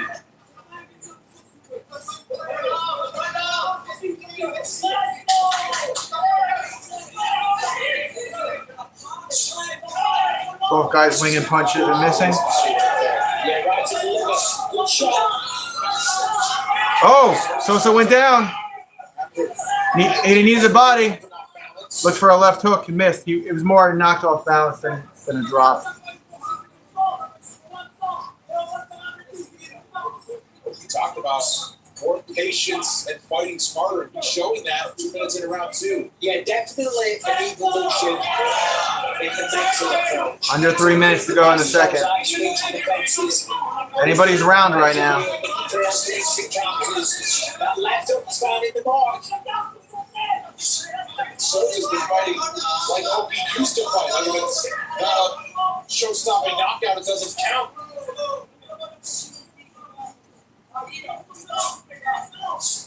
Back to the body, Oki back to the fence, but fights his way off it. Oki with a clinch, backed up Sosa against the fence. Significant strikes. They are all significant strikes, every single one of them. With one intention, to put you to sleep.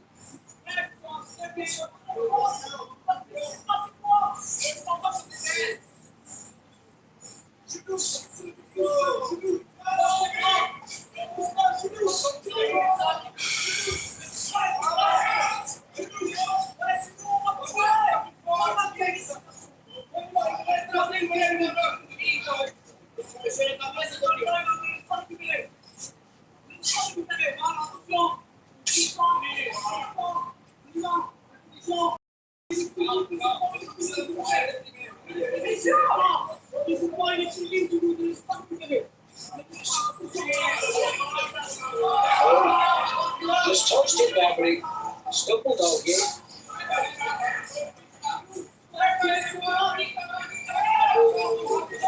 So at least put a left up at the end of his back too. Not just there. Oh, right hand landed for Oki. Both guys just touch each other with some jabs.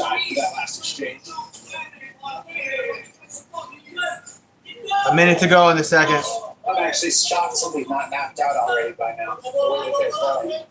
And they're connecting on each other as well. But as Oh, he poked him in the eye. Fuck, Oki. Fingers extended on Oki. Can't get it on that last one. sounds like a bad ball. Damn it. Yeah, scratched his eyes. Middle finger on the right hand with Oki. Just there's the way that adds thrust to it.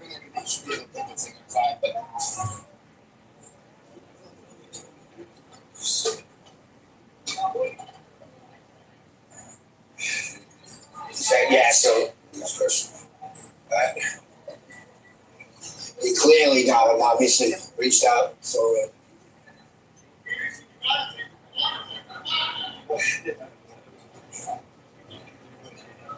Sosa's got time to recover. Translator and doctor in there checking on him. And that wasn't a purposeful one at all. I mean, they're literally in the break in the middle of it. You're just reaching, trying to survive. don't reach out blind. Yes, you understand. All right, back up. So now we got a warning. So next time, probably won't be good on the points. Touch the gloves and we're back.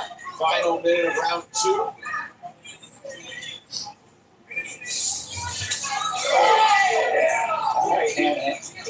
Right hand landed for Sosa.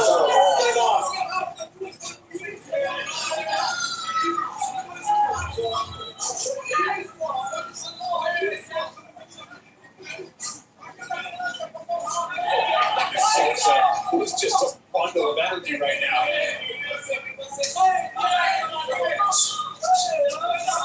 Yeah, they got a little bit of rest, and that's going to help us out this third round. I gotta tell you, these guys are going to be just as powerful in round 3 as they were in round 1. Sosa's getting a little reckless though. He's going to be careful. Oh, good knee to the body for Oki.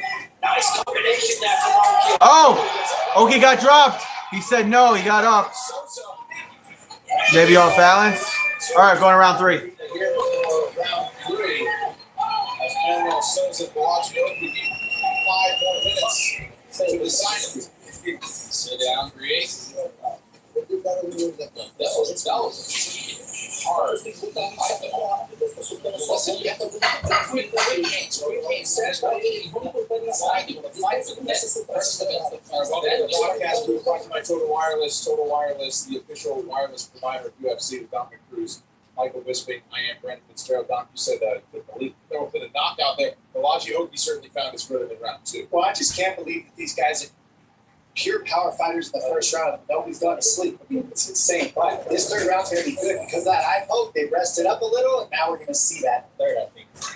Yeah, absolutely. The tremendous fight back and forth. I had no idea that we were actually on camera. So my apologies, guys. Yes. Total Wireless broadcast booth for you. Listen. All right, next Saturday in London, Michael's heading across the pond. Title shot on the line in the main event. Both Saryam Goyim has dominated all 9 UFC opponents. Laurent Murphy unbeaten in 10.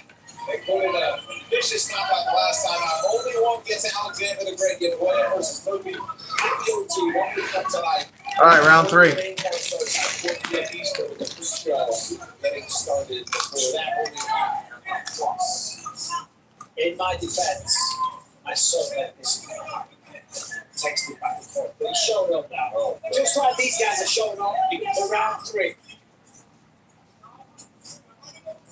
Oki's on the outside, circling towards his left. Oh, good calf kick from Sosa. And a good one for Oki. Overhand right miss for Sosa. These guys haven't slowed down at all.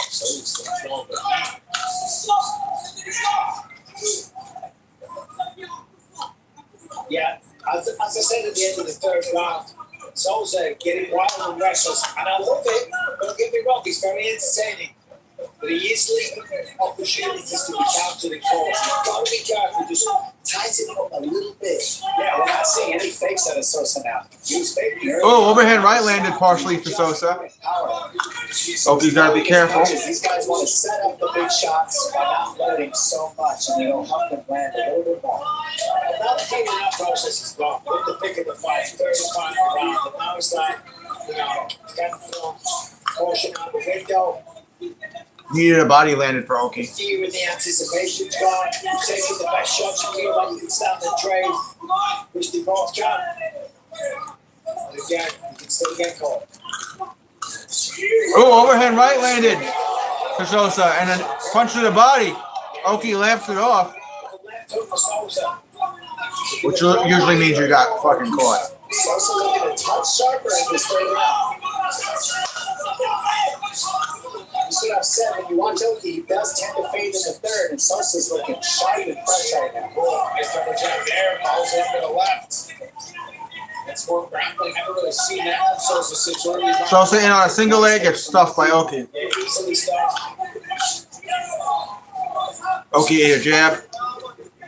1-2 miss for Sosa. More than Brazilian in round 3.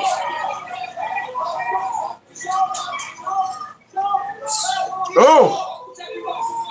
Right hook landed for Sosa.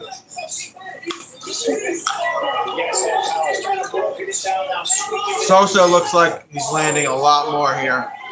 Overhand left to the back of the head. Oh! Oki just got rocked by a jab. He's in trouble. Slipping red to the body. Yeah, where does energy come from? Sosa is so much fresher right now. Switches stances and now it's a right hand jab. 2 minutes.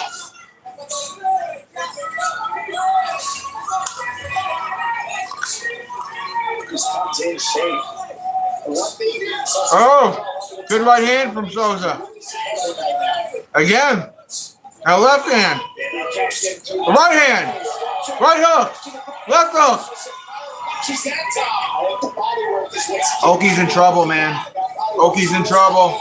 Just ate an uppercut.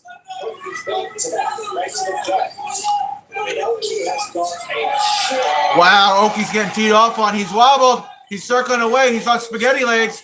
Then he enters a 1, 2, 3, 4, 5, 6. Wow. Back and forth we go. What a fight.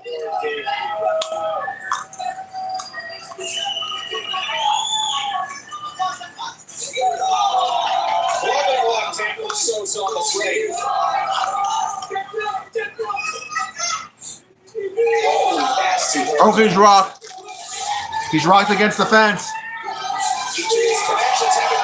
Wow.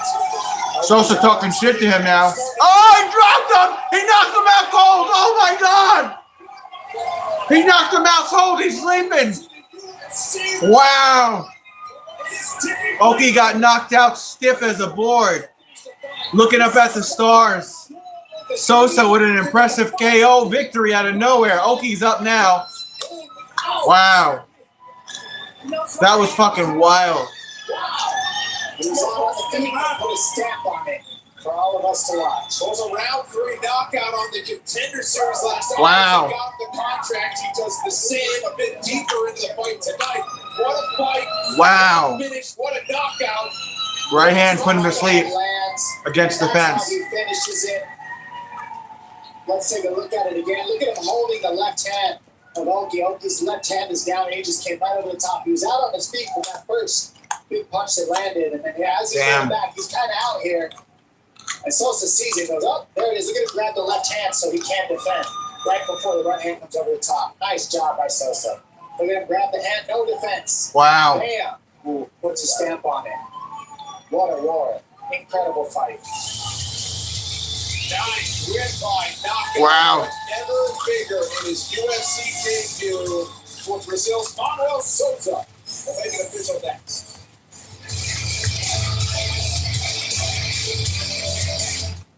I don't know what to say to that. That was a crazy knockout. He grabbed the left hand of Oki, did Sosa, with his left hand, and then came over the top with the right hand and knocked him out stiff as a board.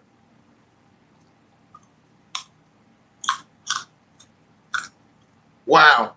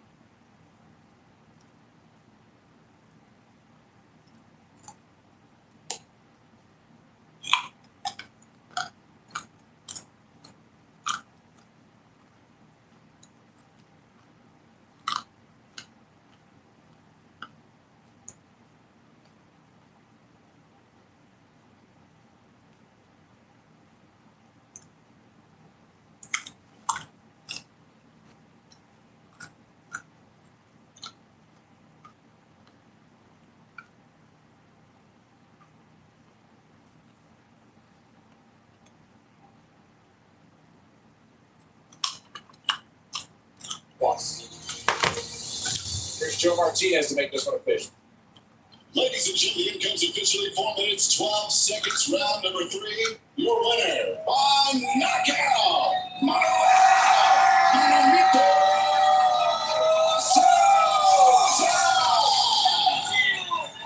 Sosa with the dub. Is how I'm here with the winner, Manuel Souza. Manuel, that is how you made your UFC debut. A back and forth war, you go toe to toe, and then a sudden knockout in the 3rd round. Congratulations, my friend. É assim que se estreia no UFC. Paulada, porrada, tiro, bomba pra tudo quanto é lado. Ida e vinda, foi uma guerra. Parabéns pela vitória. Muito obrigado, pessoal, a todos que estão aqui. Todos que estão assistindo aí, galera. Boa noite, Las Vegas! Thanks to all of you that are watching, everybody that's here. Good evening, Las Vegas. That was an incredible performance. Congratulations one more time. I can't wait for the future. Ladies and gentlemen, your winner, Manuel Souza! Got to keep our prelim action rolling, but That was a crazy that will knockout. not be the last. You hear from Manuel Souza, a very bright prospect, 28 years old, 14-1, and winning the debut like that. Wow. Well, after one of the best Elijah Smith, 9-1. Elijah Smith brings his Taking on second you, year 16-3-2. Begins that tonight in a showdown with fellow sophomore Men's bantamweight. Yu.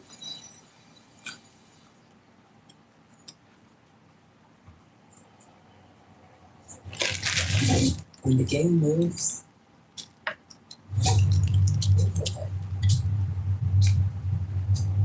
buy or sell your predictions live. All game long. Put your sports IQ to work. No results. Just you versus the market. Every day, you have a choice. Stay in your comfort zone or show up and push past your limits. Make excuses or make progress. Life is a fight. Stress, fear, and doubt. You are already in the race. You just haven't realized it yet. Greatness is built in the moments that no one sees. The discipline, the resilience, the confidence to walk forward. You don't need a spotlight to become a fighter. You just need the courage to start. Live fearlessly. Slipper is the sports super app. It pays to know sports. Pick more or less top players. Discount pick available for new users. So start winning now. Pick anytime across all sports, pregame or live. Over 13 million users are already on Sleeper. Make your picks count and score up to 1,000 times your cash. Download Sleeper today for a new user offer. Get $20 instantly. No deposit. Just sign up and pick now.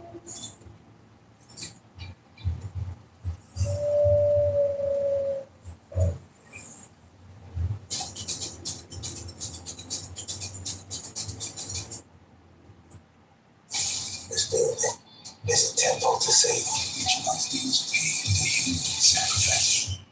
Tonight, you are the offering. I'm ready to die. Come on, guys, it's just one girl.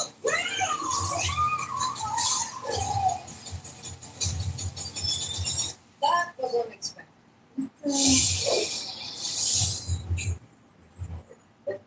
Our goal for our kids has always been whatever you do it to the best of your ability.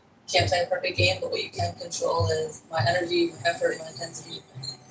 I miss those moments in the car because it is quality time. I don't know too much about these next two How fighters. things unfolded. Elijah Smith and you. Easy fun to get the ball. The Chevy Equinox is more than an SUV. It's your cool down, You have arrived. your surprise for mom, and your weekend escape. It's your Equinox with everything on one screen. Chevrolet. Together, let's drive.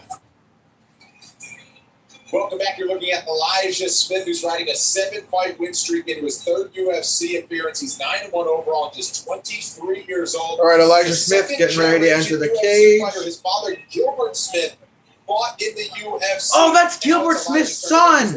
And one of the best knockouts in the UFC last year, the slam knockout in August. It was ridiculous, and I'm so excited. That's Gilbert Smith's Obviously, son. He's got a lot of experience to lean on. Dominic was just telling us about, the sports psychologist and all the rest of it. Forget all of that. Look at what this man is doing inside of the octagon. He is so explosive, powerful, fast, aggressive. His dad fought in the Ultimate Fighter. And both of these bantamweights are undefeated in the UFC. Elijah Smith, 23, young, 30, 5'9" Smith, 5'6" is you, both sides 136. Look at the reach advantage, 71 for Smith, only 65 for you. Ton of experience from you, 16-3-2. Elijah Smith, 9-1. He's a minus 280 favorite. Tonight, 3 rounds in the UFC bantamweight division. Introducing you first, fighting out of the blue corner. This mixed martial artist is 5 feet 6 inches tall. He weighed officially 136 pounds and holds a record of 16 victories, 3 defeats, with 2 no contests. Fighting out of Gumpal, South Korea, here is Soo-Young Jiu-Jitsu Judo. And across the octagon, his opponent in the red corner, a freestyle fighter sitting 5 feet 9 inches tall. Each who weighed in 136 pounds and holds a record of 9 victories. With 1 defeat, he fights out of Colorado Springs, Colorado. Here is Elijah Smith. And your referee in charge is Herb Dean. All right, first action inside the octagon tonight from the veteran referee, Herb Dean.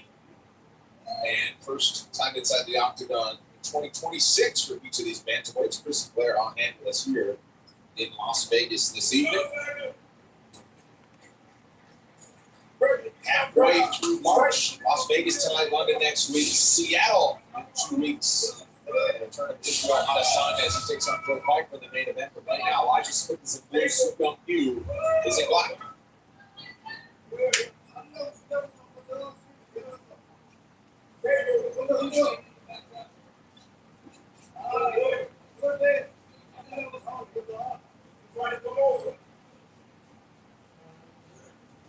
Oh, nice 1-2. Then cuts off the cage.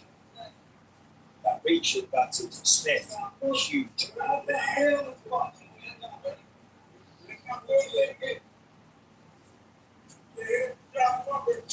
Oh, flying knee there, partially landed for Smith.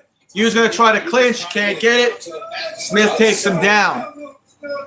You on the bottom looking to try to do a butterfly guard or something with that right leg. Yeah, but he wants top position. Almost hit the sweep there with the butterfly hooks. Smith still on top here. Look at that knee landed by Smith. You back to his feet. You gets back to his feet and pushes Smith against the fence in the clinch. You know, chest to chest, not at range, not at length. Oh, you would have takedown. He has a lot of decisions won because this is the style that he fights. He keeps you held down and wears you out. You can keep this pace as the fight goes on. Smith is going to try to crawl to the wall here and do the wall walk. Get to space. Almost grabbed the fence, didn't mean to. He's right in front of his dad. Careful giving up your back.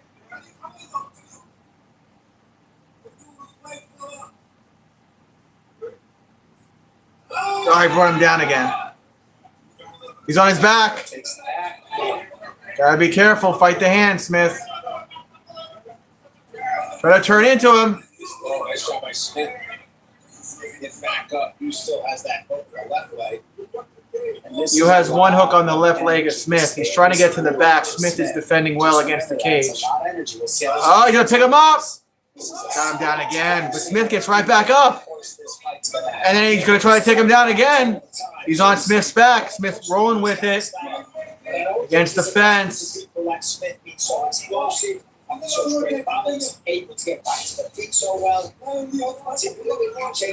Oh, he took him down again. Wow. He's on the back of Smith. Both hooks in. Tiny bit high is Yu. Smith's going to try to shake him off here. Yeah, that's the question. Can Smith get Yu tired by trying to stand up over and over and over more times than Yu can keep him down? That's the pace that these guys are keeping in this first round. He's still on Smith's back with 2 minutes to go. Or you can even just keep controlling it like this as the fight goes on. But so far, it's been all of Yu's first round. Oh, even that knee was powerful.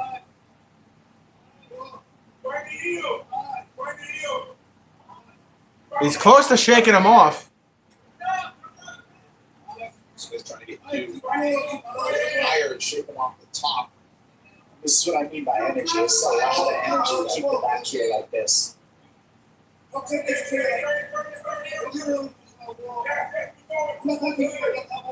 Smith. Curious situation here. Smith might get on top, and he does.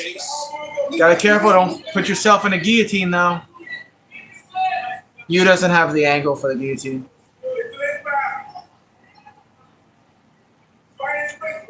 Yu is starting to breathe heavy. And Smith brings him down. Turn the tables. Yeah, Smith's been very calm through all these transitions. That's going to support. Yu's getting up to his feet. If I'm Smith, I would just separate and go back to the center. Back in a 50-50 up on the fence.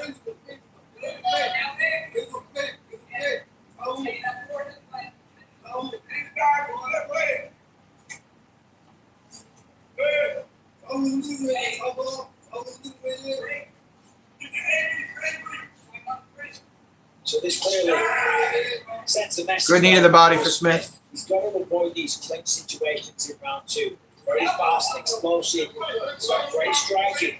Hugh has a hold of you. It's clinching, smothering you. Hugh's going to reverse it, put him against the fence. Smith is going to be right on the feet in the second round. Oh, he took Smith down again. We'll see what he can do in the second with him. Into side control, 3 seconds. Control for Su Young Lee. Going to the second. 4 takedowns for you. Okay, he gave you everything he had in the round. Okay, right. Okay. He's gonna want to strike now. Okay. I need you to stick a move. Stick a move. If you engage, you gotta find a wrist. You gotta find a wrist and hand fight and disengage. Okay, that's the biggest thing. If you lock up, find a wrist, then disengage. Okay. You got captured simply. You got to spend a lot of energy. You got nothing done around. You got nothing around. Yeah.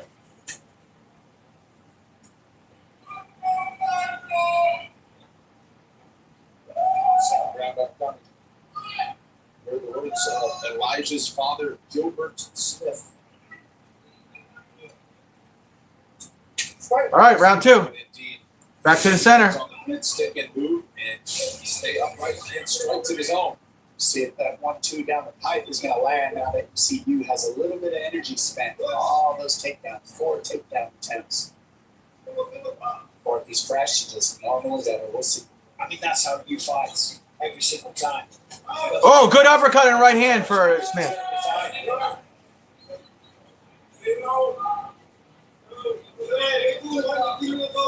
Now the problem is, it was a little bit of hesitation at the mind of Smith.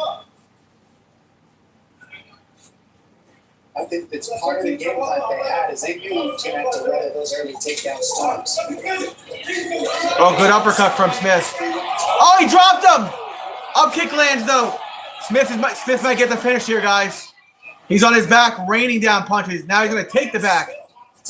He's got the rear naked in. He's got it. Can you fight it off? He's tapping. It's over. In round 2, the winning streak is at 8. Good shit, Smith. Great fight IQ utilized there to weather that early storm to take down, stay calm, and then listen to the coach to land the sharper strikes once the energy was used. Let's see the breakdown here. Where did he catch him with? Good defense with that underhook here, and then an uppercut. Oh, it was an uppercut. He's right here. Hold on it. He's following up with the finish once he sees the blood in the water, and he's finishing it. He wants everybody to know he came over here and said, hey, I'm an all-around fighter. I'm good at everything. I'm not just good at striking. I can also strangle you. Here he is showing off his submission on somebody who is very, very hard to grapple. Well, his father only had submissions during his UFC run, so a little bit of playful banter when Elijah earned his first knockout win. He just did a crazy acrobatic flip in the center of the octagon right now in celebration. This is an athlete out of Colorado Springs who's 23 years old and in a division that's tough to make some noise and stand out. Elijah Smith has done just that tonight in Las Vegas. Wow, what a win. Welcome to Survival 50, the greatest adventure on television. We chose you, and all we want is everything. I've never done a season like this. Now I see Zach Brown on Survival. It's a Billie Eilish boomerang item. Jimmy Fallon redesigned my favorite skin. I bought a briefcase.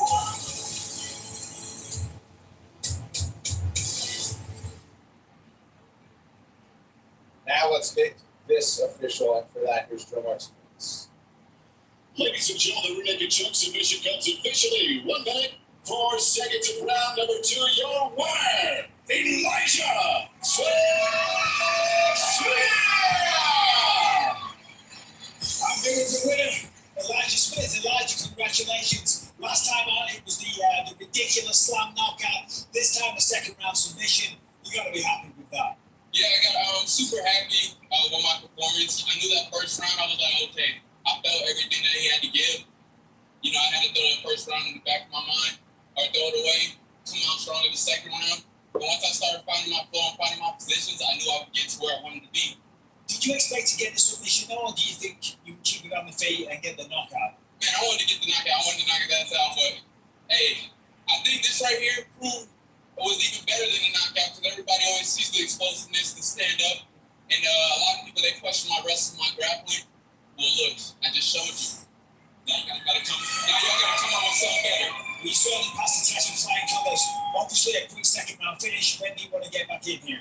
Yo, if I could get on that New Jersey card, my fiance who's pregnant, she's due in July, and I think that New York or that Jersey card, yeah, we bring it back home. I got a lot of family. Yeah, and also I want to say happy birthday to my oldest sister. She turned 28 the other day, so you know there's a lot of good things. And shout out to my daughter Naomi. I love you so much. Daddy loves you. I'll be back home soon. A lot of good things indeed. Congratulations on a sick performance. Ladies and gentlemen, your winner, Elijah Smith! Well, how about that? The party in the Elijah Smith corner and in the cheering section, and with good reason. But this young man from Colorado Springs called for a shot, wants to fight in May in Newark, New Jersey. Victory Cigars in the Octagon. Can't light them up until you step outside. But Elijah Smith, well, we're in Las Vegas, actually. It depends on the building. All right, 2 more prelims from the Meta Apex as we continue. And our next one in the heavyweight division. Oh, we're going to heavyweights. Contender Series grads with an aversion to Victor going to scorecards. Rated at clash here in Las Petrino Vegas. versus Steven. And Steven Asplin. Steven Asplin. Heavyweight matchup. Stay tuned. Victor Perino. After this. If history is all right, commercial break. I'll be right back. It's not to root against the underdog. It pays to know it's wrong. Every great leap began with a bold first step, and there's no shortage of second chances. Against impossible odds, you don't stand down. You scream first. Calcium. Trade on anything. Some things have a way of lighting up our world. Words, moments, people, shaping not just who we are, but who they are as well. With loved ones who faced Alzheimer's disease, our Team USA athletes want to shine a light on Kisunla, an anti-amyloid treatment for early symptomatic Alzheimer's disease proven to slow the progression of the disease. Kisunla can cause amyloid-related imaging abnormalities, or ARIA, which is temporary bleeding and or swelling in the brain. Your doctor may test for a gene that raises its risk. ARIA doesn't usually cause symptoms, but can be serious and fatal. Symptoms may include headache, confusion, dizziness, vision changes, nausea, difficulty walking, or seizures. Tell your doctor if you take medications to reduce blood clots. Do not take if you have a known allergy to Kisunla or any of its ingredients. Serious infusion-related and allergic reactions can occur. These are not all of the possible side effects. Call your doctor right away if you experience any side effects. There's a light within us all. Visit Kisunla.com to learn about evaluation and testing to see if Kisunla may be right for you. Sub Club members can get any footlong for just $6.99. Every irresistible sub is packed with tons of crispy, crunchy veggies. And you can plus it up with even more fresh flavor with Subway's irresistible signature sauces. And check out all the fresh sliced meats they're packing into every sub, like the footlong BMT with a whopping 54 grams of protein. And now buy any footlong in the app for just $6.99. Great bread, great meats, great sauce, great deal. Use this code in the app to get your $6.99 footlong today. Subway, fresh, feel good. Nothing stops Brad. That means we deliver knockouts. Boom. We don't just grind the ball. We are.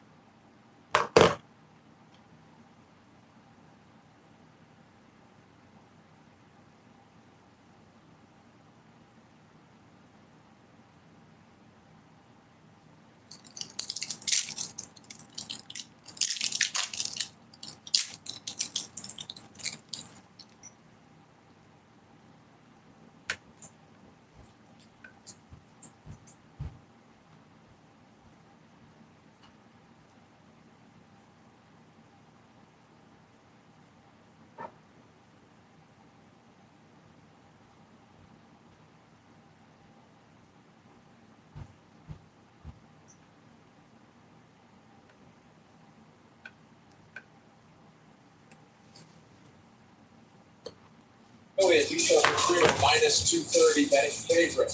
Here's Joe Martinez. And now fighters are set to go on the next fight tonight. 3 rounds in the UFC heavyweight division. Introducing to first, fighting out of the blue corner. A kickboxer sitting 6 feet 5 inches tall. He weighed officially 265.5 pounds, and in 8 fights, holds a record of 7 victories with 1 defeat. Fighting out of Minneapolis, Minnesota, here is Steven Asplund!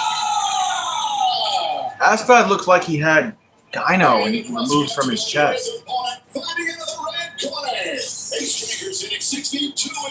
And then his opponent on the other side of the cage is absolutely shredded, Victor Petrino. In 15 fights, his record stands at 13 victories with 2 defeats. He fights in the Santa Lucia, Minas Gerais, Brazil. Here is Vito Petrino! I say Victor, it's Vitor Petrino. Nick Mann, the referee. Eric McMahon has his work cut out for him. They all hit hard in the heavyweight division. But this is very much a volume striking from Steven Asplund and power that just takes one. Yeah. Vitor is jacked, bro. Steven is a fat white dude with saggy titties. Brandon, you absolutely nailed it. That's exactly what this is about. Now, Asplund's tough. He's taking big shots, but he hasn't fought anyone with the power of Vito Petrino. Now, he's got to be careful because he does his work, but he sits in the pocket and throws long combinations. Vitor going to try to go for a takedown on the big man. Not happening. Stuffs the takedown. Stuffed by Steven. Asplund earned the performance of the night bonus in his last outing in the TKO in round 2, and he landed 170 total strikes in less than 2 rounds. USA chant reigns out here in Las Vegas. Calf kick lands for Steven. You can tell by how he moves. He's done his rounds on the field. He's put in time. Asplund is very self-deprecating. He said this week, this is the battle of the worst physique in the UFC versus the best physique. And so far, Vitor up against the fence here, trying to take Steven down. He can't get him. He still can't get him. Still can't get it. Steven with his back against the fence.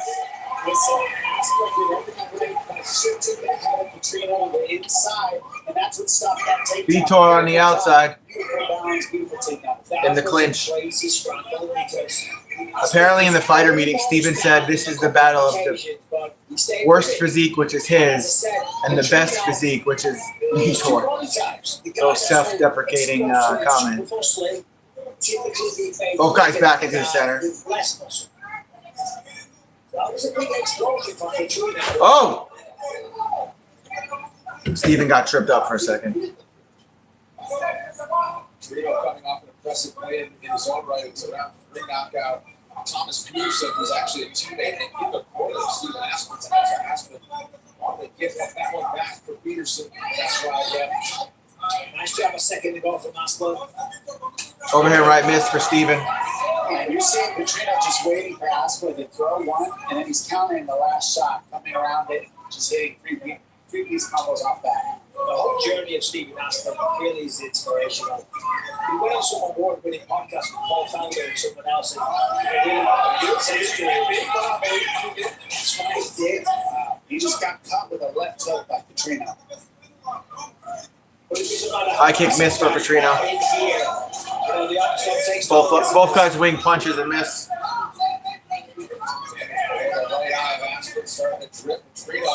That's another big swing, and again, Steven caught under his right eye, by the way. It's the way that he's shoving the head with the inside and the outside of Petrino, but everybody needs to take note of that single leg defense. That's how you do it right there. Yeah, and he's clearly very strong as well, so don't let appearances fool you.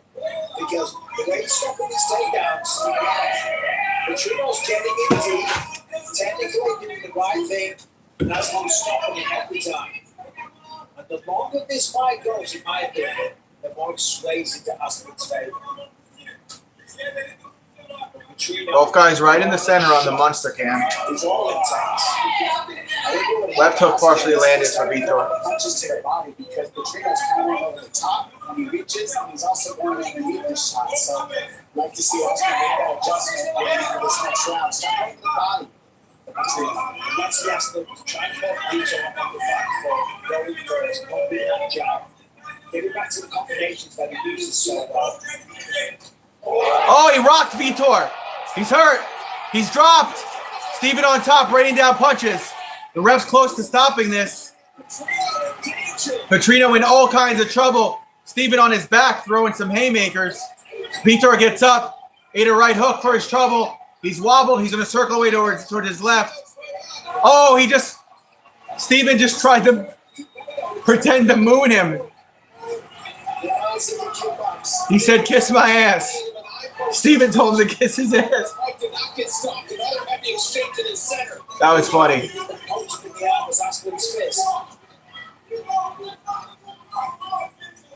He didn't cut open Petrino, but he did hurt him. Did sit him down. It's calming down for the moment. And you know, when you look at this, if it does go to the scorecard, the judge is going to see the drop. Vitor has taunted him. Steven taunted him back. Like, come on. Both men just taking a second. Expecting a long ending. Just taking a few breaths. Vitor getting taunted, bro. A little chippy out there. Superman punch missed.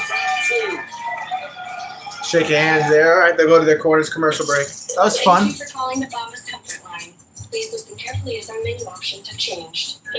Bombas is socks, slippers, tees, and underwear, crafted with the finest materials. Guess 1 for comfort, 2 for style, 3 for great gifts. You choose comfort, softness, give. Silver in Bombas, sleep in Bombas, Petalama in Bombas, give back in Bombas. Because with every purchase, one is donated. Bombas. Visit bombas.com and get 20% off your first order. When you're looking to put your credit to use, your score is only part of the picture. You can count on Credit Karma to go beyond your number. Because we analyze thousands of data points and go deeper into the factors credit card companies use, so you can know your approval odds before you apply. Giving you more confidence in helping you succeed right now. Download Intuit Credit Karma to get started. All right, round 2. Oh, Steven is mad dogging him right now. He's telling him, come on, let's go. And Steven going to come across the cage, and here we go. Next crowd is as fired up as I've ever heard it on the prelims. Calf kick lands for Vitor. Body kick lands for Vitor. Jab land for Vitor. Back explosion, right on the feet. That jab from Petrino is super fast. Calf kick land for Vitor. Keep flinging that thing out there from his hip. It's landing.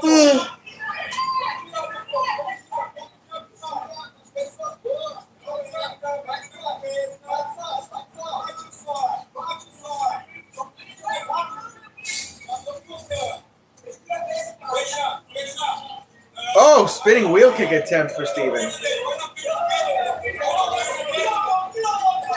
Oh, body kick lands, drop Steven. Vitor gets on his back. Caught him off balance. He's on Steven's back. He's got to be careful. Don't give up the chin.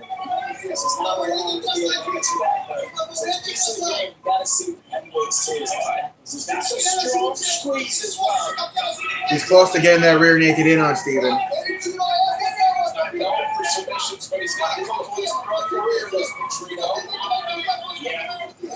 They scramble. Steven gonna wall walk maybe. Don't give up your back again, dude. Giving up his back. He's trying to bring Steven down. Brought him down to a knee. And that's telling.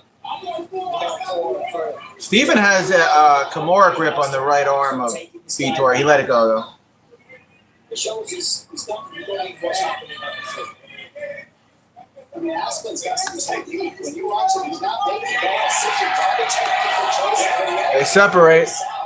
He doesn't rush things, so he's got to really limit his speed. He's using his jab. This is a technical bout. Your man's carefully down. It's leaning a little bit and reaching a little bit. In Aspen. He's not going to reach because Petrino's countering that reach real well. Both guys back in the center, trading jabs. A lot of blood from that cut underneath the right eye of Steven. Steven just missed the 1-2. Vitor rolled right. Vitor looks very tired. He's taking some deep breaths now, Vitor. I think they're both probably tired at this point. That doesn't mean he can't dig deeper. That doesn't mean he can't pull out that wild strike. Oh, good jab from Vitor.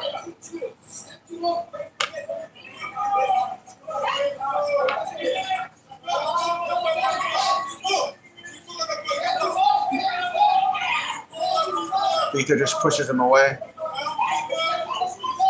2 minutes to go in the second. Vitor walking away.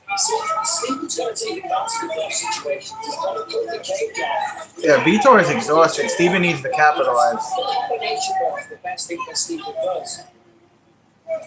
It's hard to do that if Vitor's going to go away. Massive right hand just missed it. Right hand just missed from Vitor. Calf kick lands for Vitor.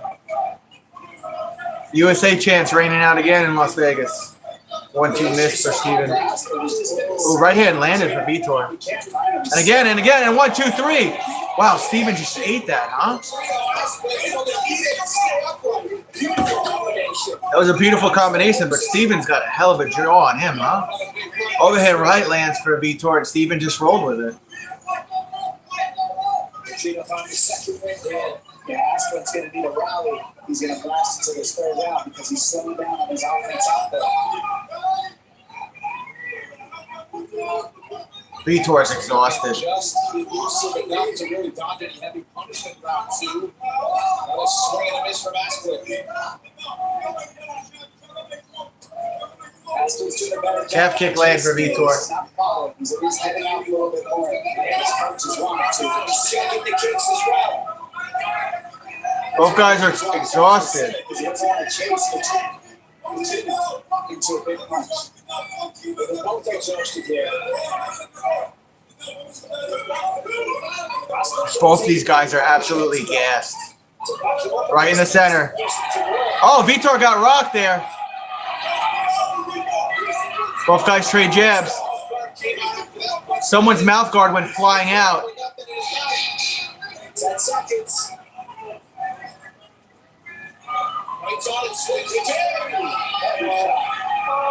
Steven is all busted up. It was Steven who lost his mouthpiece. It's a nasty cut under his right eye, though.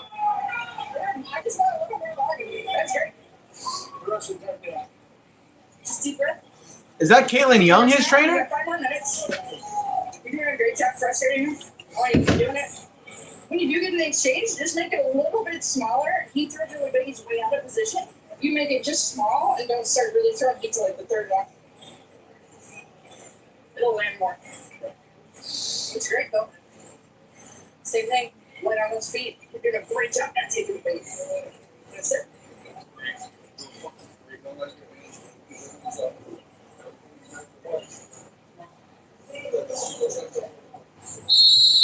So into the third round there. But here's Victor Petrino sending that mouthpiece flying. That is with 10 seconds left in the round. Round 3. Oh, maybe you're around the piece coming into the third. Touch of gloves, little hug. All right, here we go. Good sign of respect. I like it. Calf kick for Steven. Calf kick for Steven. This is a close fight. And obviously, Aspen has big moments in round one. The second one was kind of even. Back and forth. Calf kick for Vitor. Oh, good jab from Vitor. Petrino's been all night. Yeah, Petrino had a good jab there. So dangerous. Aspen hesitates to can't do that. Both guys winging and missing punches.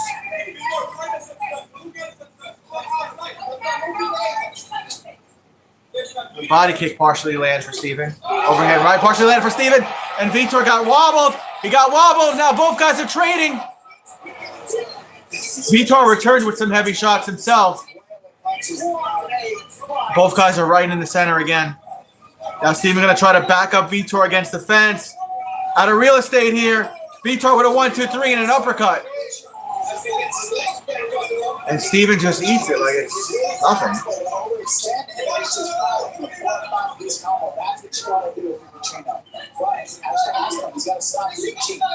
Yeah, Steven is reaching a little bit.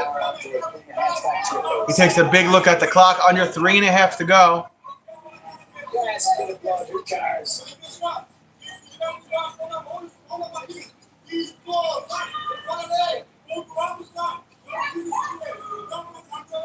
Vitor on the outside. The physical damage is on the face of Aspen, but it's Petrino that's been brought in and almost finished on numerous occasions. Trino landed a jab. The judging is they score by damage, but how do you? He's got more brain damage in this fight. Have a little thing on the cheek that bleeds a lot, then have my Calf kick landed for Vitor.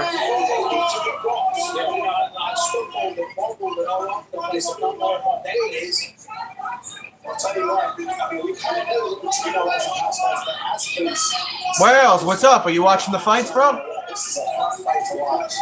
Both guys trading punches here.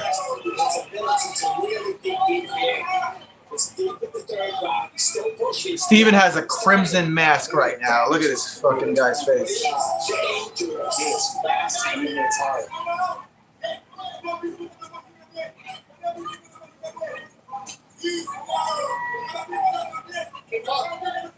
The fights have been so far so good on the prelims, bro.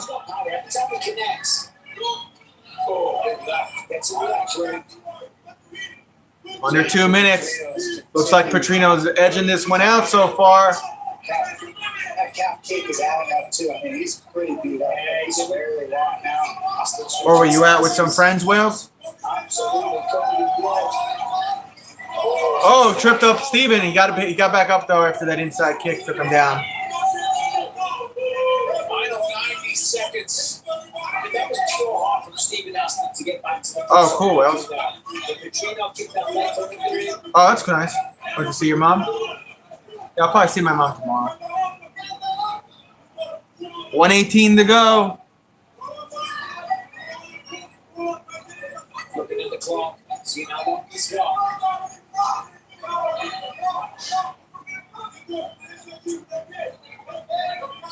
We should do a collab for the Gina Carano Ronda Rousey fight card, Wales, on Netflix. We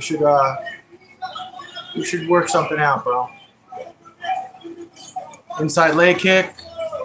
Overhand right for Vitor. Ooh, good shot to the body for Vitor. Aspen just hasn't been able to extend his combinations because he's a long striker. Exactly. Since they added Francis Ngannou on that card, I'm gonna be streaming it. So maybe we'll stream together on my channel, bro. What do you think? I had a crush on Gina Carano when I was younger, so I want to see her make her return after 17 years. Both guys winging jabs. Vitor running away. It's in May. It's May 16th or something.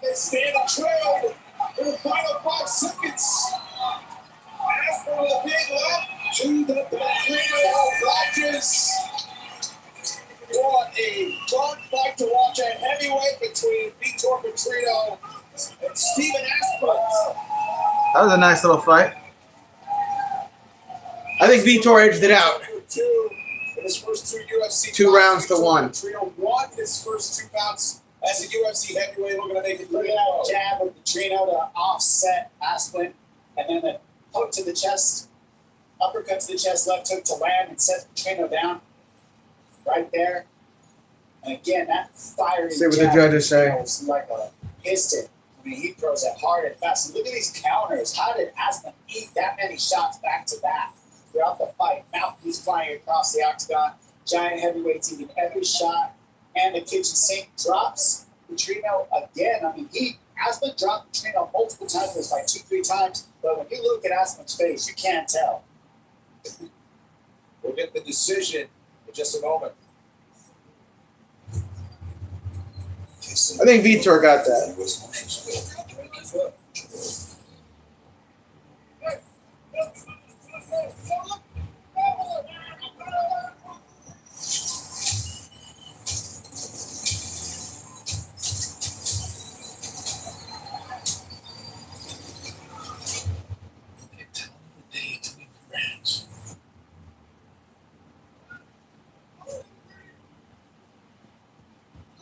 Welcome back. We need scorecards for the heavyweights. Here's Joe Martinez. Well, 5 minutes up to 3 rounds. We go to the scorecards. All 3 judges here. 29-28. Your winner by 29-28. decision. Vitor. Petrino.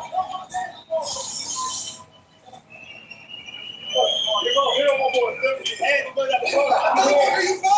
Thank you, be up the fight. I'll join you. I'm here with the winner, Vitor Petrino. Vitor, an absolute back and forth war, a brilliant fight. Everyone in the house loved it. Give me your thoughts on that fight. Vencedor, Vitor Petrino, tremenda de uma guerra, pau a pau, leve e trai a porrada, tá todo mundo aqui de pé, cara. Como é que foi? É isso que o peso pesado tem que fazer.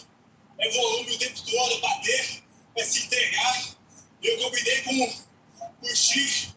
Aí a gente veio pra trazer o bloco, eu sei que esse ponto é nosso. Primeira onda da noite, e é isso aí, vamos pro futuro. That's what heavyweights need to do. They came here to deliver on the promise. They came here to strike. Listen, I have an agreement with Xavier that we were going to be going forward, and that's what we did. We put on a show for everybody. Certainly put on a show. That was a heavyweight performance. I just use YouTube because I'm monetized, so I would just send you the link, or I'd put your unanimous decision. One more prelim. I'd put your channel in to go live together, and then you would be able to click and come right in. For his second straight win since returning to welterweight. He steps in against Maktamak Orlova. Chris Curtis versus Ojobad. Chris Curtis, I think, is Sean Strickland's training partner, right? But Ojobad is no joke. Division and one to pay attention to is Maktamak Orlova, who's won 4 of his 5 UFC bouts. Maktamak Ojobad? Since joining the UFC. He's coming off 2 straight finishes, one against the respected Jack Hermanson, and then one on the road in Baku against Tofik Rusaya in 2025. So it was a big year for him. Long time now under Uriah Faber and Team Alpha Male. I used to use StreamYards because that's really easy. 7 wins by knockout and 6 by submission. Split down the middle on how he finishes, and 9 of them are in the first round, 3 second round finishes. Like, he just went in there and just crushed people. This guy is so threatening with his grappling and his wrestling. The guys tend to drop their hands to be ready for the takedown, and then they eat a big shot. And once they eat that big shot, if they start trying to move their head and move their body. Oh, this is one of Uriah Faber's boys, huh? He's extremely athletic. He's extremely strong. He doesn't get tired. And he's got the dog fight in him, too. So he likes to beat you in the middle. That's why he's facing Chris Curtis. And that's why this matchup's happening. Because Chris Curtis is extremely slick with really good takedown defense. So this is a true challenge for Orlova. Uriah Faber and Team Alpha Male, they brought in a lot of met at Apex back in November of 2023. international fighters lately. He's now in the top 10, and he was able to finish him in the second round. He's fought all around the world since then. Brazil, Abu Dhabi, Baku, Doha. That was back to Las Vegas, where he began his UFC run. Quite a successful one. Looks for another W against Chris Curtis.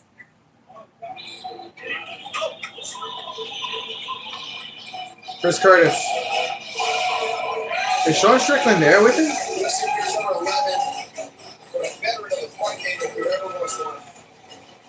37-year-old Chris Curtis, 38 years old now. Chris Curtis, who trains right down the street of Street Couture. He really made a life change last year though when he moved his family to Thailand, but he still comes back here and has a strong. Yeah, I'm rooting for Curtis too. John Wells. Strickland in his corners, you see walking up. Oh, there he is. They're showing Strickland. Tom Sachimaya. Chris Curtis is a no-frills guy.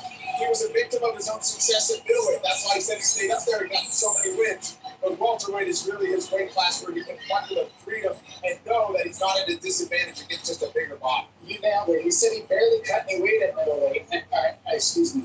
Barely cut any weight at middleweight. Yes, so now he wants to go back down to 170. He's cutting to see if he can be more strong in this natural weight class. He believes he can Oh, start Curtis to is that coming weight. He down believes he to can strong welterweight? and utilize his strength more. But what makes Curtis different to me is the way He does look a little bit smaller. forward while he's dodging punches. It's rare. Most of the time, Leaner. guys step back to dodge punches. Chris Curtis likes to keep his guard up and slip and bob and weave while he's stepping forward. And that tends to get him closer to his counter shots where he can do the damage that he wants to. But he's got a tough test in RMI. I think this might be one of the toughest opponents he could face in this division. And that's why I love Chris Curtis for taking the challenge. I'm looking forward to seeing the evolution as well. Usually he uses the boxing, living out in Thailand for so long now. I'm expecting more kids. Richard Jones is a Victor Freeland. He's up next in welterweight. Chris Curtis is 10 years Curtis older. 38, Oden by 28. Both guys, everything else is pretty much identical. Slight reach advantage for Curtis. Curtis is a plus 280 dog. Remember, Curtis is coming down from 185. Introducing you first, fighting out of the blue corner. This mixed martial artist is 5 feet 10 inches tall, weighing at officially 170.5 pounds. His record stands at 15 victories, 2 defeats, with 1 draw. Fighting out of Sacramento, California, by way of Uzbekistan. There is Miktat Kyrgyz Autoboy, is that how you say his name? 15-2-1.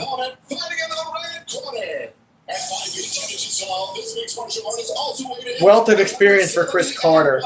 Chris Curtis, 13-12-1. 12 defeats with 1 no contest. Fighting out of Las Vegas, Nevada, by way of Cincinnati, Ohio. There is Chris Action Man Curtis. He's very relaxed. And your referee in charge is Chris Tognoni. Chris Tognoni, the referee for this Chris battle. Curtis has extensive experience as a welterweight before he made it to the UFC. His UFC welterweight debut came last year against Max Griffin in Nashville. Played the full 3 rounds, got it done on the scorecards. They don't touch gloves, but they both go to the center. And what? 6-fight main card is coming your way after this one's done. Chris does look particularly lean. Obviously coming down to welterweight. Back to back. Coming up to welterweight, looks a little thicker. A couple of lightweight appearances in the UFC up to back at 109. Including a fight of the night against Natasha Bensky a couple of years ago. I kick attempts blocked for Curtis. 2 finishes later, people are starting to pay attention. Well, Curtis blocked the high kick, so. Opposite stances as Curtis works in the southpaw position.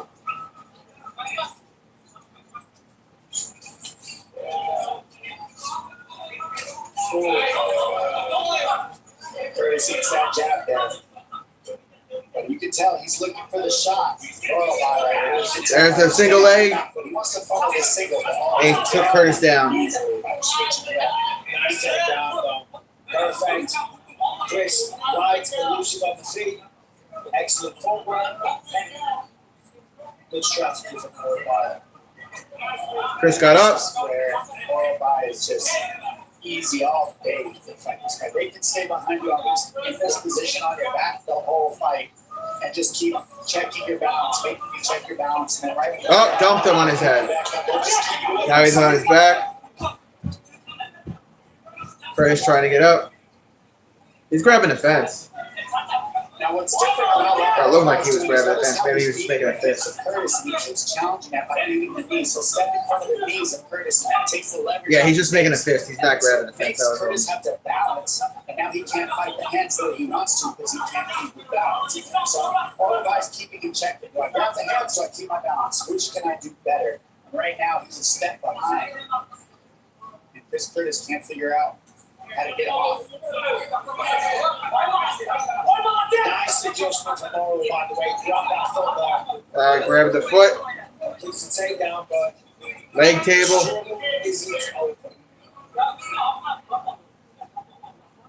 Curtis is lost right now. Here, Curtis is Orlov's got inside space. He's underneath the arms. Jesus Christ, he's all over him. And he's just splitting in between all these defense. Good job of staying calm and getting back to his feet. Yeah, of course. Just gonna try to wall walk. But again, it's just rinse and repeat until one guy starts to fade. So Chris Curtis last year. Good cat, on the tie left. Good cat, right tie. That's why I said I was expecting to see more kicks earlier. Chris typically uses mainly box inside, which excites that evolution. But so far, no kicks. And right now, it's impossible to kick. So this is all about style fight. He can fight this fight for 2 days. Whereas Chris Curtis does not want to be here. So it's not that He's looking to take Curtis down again. It's not his style fight. Curtis wants to be at space. He wants to put his feet. Took him down again. Jesus Christ. Now he's on his back. He's going to strangle him. He's in trouble here. Got the face bar, neck crank, whatever you want to call it. He only has one arm on it. He's trying to get the other arm through. Chris is defending. He's got to survive the next 70 seconds here. Curtis is rolling with it. He's rolling with it. He's trying. And dude's on his back throwing hammer fists at his ears.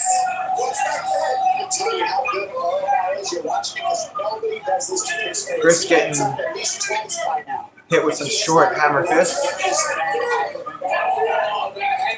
He's getting hit in the back of the head. He's getting hit in the back of the head, Ref. Some of those weren't illegal. Even the announcers are saying it, Wales. Some of those were back of the head shots. The ref is right there. What the fuck? Nobody's ever said this ever. He's talking to the referee. You gotta focus on all by. Chris said it. He's hitting me in the back of the head, ref. And he's like, defend yourself, Chris, said the ref. But now Curtis can't use the fence to peel him off, and that's why he can't get him off right here. That leg is in between Chris Curtis and the fence. Watch 10 seconds. The fight. That's going to be the trend for Orlov to keep him there. 7 takedowns in round 1 for up to back. But weren't, am I blind, Wales? Weren't some of those shots to the back of the head? Chris Ione was telling him he turned into some of them. Oh, he's saying Chris turned into some of them, but whatever. Hey, so we got to get him on his back foot, okay? I need to start aiming a little bit more down to his chest. I need the rear 6, and I need teeps up the middle. You got me? Nothing. It's basically a body lock series. That's all he's doing. So you got to get on the grips right away, fight the grips, and you got to move forward. Yep, we got to do it. Yep, so I need you to own the midline. You understand what I'm telling you? So let's drop everything down to the chest. How did you get in? Nothing. Just fucking move back. You shot. Okay, so drop the single. Hey, we're fine here. Just need to volume and activity. You're making that grip.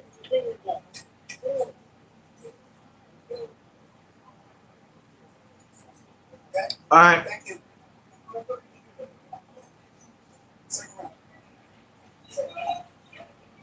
Ready for round number 2. Onto that oral body. Round attack. This is Curtis. Okay, second round. Here we go. Fight. Yeah.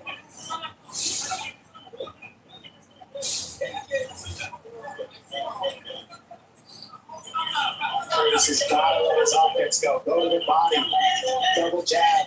Attack the body so that when Orlov tries to shoot up here. Oh, good kick to the body for Chris. And that's what he needs to do. But if he moves back, Orlov's going to be on him. That's what Curtis's coaches are telling him. There you go. That's what he needs. He needs to be offensive, Chris Curtis. Put Orlov on his back foot. Yep. Chris Curtis, yeah. Good uppercut. Move away, Chris. Good knee to... Fuck, he's going for the takedown. Damn, he had him for a second, bro.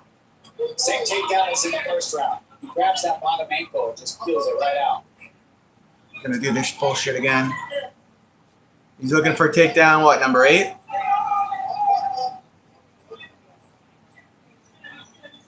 Again, so destroyed now for Chris Curtis. Looked good. Looked good for a second, and then Chris gave it. Oh, neck crank. Neck crank. No, Chris defended. Donnie Cruz and Michael Bisping. I am Brendan Fitzgerald, Octagon side, as we hit the top of the hour. Bonus coverage of premium action. This is our feature crew in the welterweight Heidi Androl. Part of our broadcast crew tonight as well. You're looking at up to that white and white taking on Chris Curtis, who's in the black. They're trying to fend off these takedowns, but now it's 9 and counting. 9 takedowns, dude's got. Coming your way. The featherweight main event, Josh Emmett took on Kevin Shamos tonight in our headline. Make it 10. I don't know. Did that one count? He was on his knees. Using that wrestling, dragging him down to the canvas. The first round landed some very hard hammer fists. Had Chris Curtis in a bit of danger, giving him some problems. Right now, giving him more problems in round 2. Now, once Arlby gets to the body lock, you'll notice he's always throwing back and forth, jumping in front of the legs of Curtis with his knees. So that he's winning the knee position more here from this. See how he gets his leg in? That's how you create leverage so that Curtis has to deal with the balance.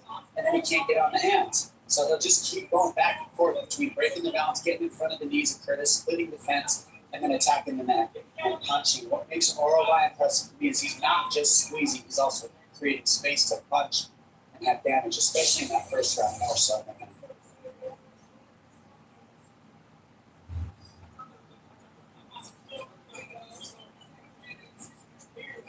Now he's got both hooks in. Both hooks in. He's on the back. Turning away from the fence. That forces Arlby to have his back on the fence. Obviously, can't ride back. Look to that rear naked choke. The fence is working against Arlby right now. Chris is going to try to stand up. Under 2 minutes to go in the second. Arlby seems so strong with welterweight. Perfect positioning. There's nothing on the fence that makes Arlby uncomfortable no matter where he's at. If he's on the fence, he's moving. You have to keep Arlby in a free open mat and punch it. That's your best bet. Because you can't win on the fence with this guy right here.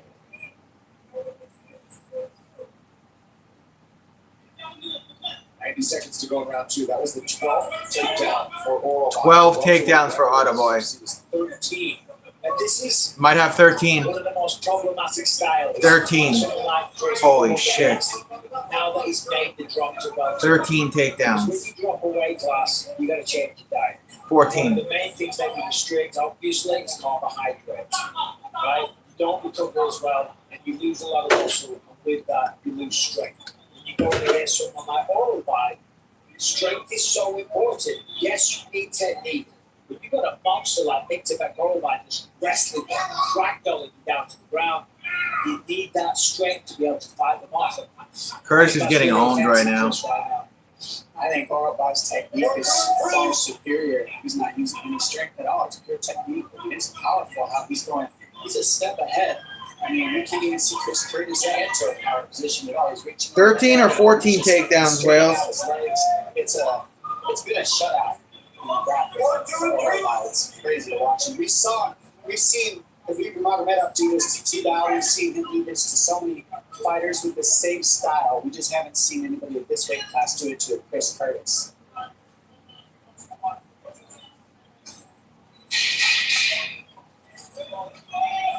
Final 10, you can see Eric Dixon in the corner of Chris Curtis. They have their work cut out for him, and they'll need a finish in the final 5 minutes. But if you don't get it there. All right. That's the end of 2. Let's go. Come on. Curtis is defeated emotionally. Hey, get your Grandies going. You got to be more active on this shit. Elbow to the inside on the body lock. You got to fight the grid to the inside. Okay, you keep going around and you keep going. You need a Grandy, you need to fucking go. Look at me. I don't want this motherfucker inside on the scene. Okay? You got to get your uppercut going. Rear 6 to a rackage. uppercut to the same side high. Hey, look at me. We can finish this guy. Yeah. So okay, let's go, bro. We can finish this guy. The fucking kid's going with the knee line up the middle, right? Knee line up the middle. Chris, you're gonna knock this guy out. Look at me. You're gonna knock this guy out. Hey, I don't give a fuck about nothing else. We wrestle our ass off. Look at us tired. Let's go.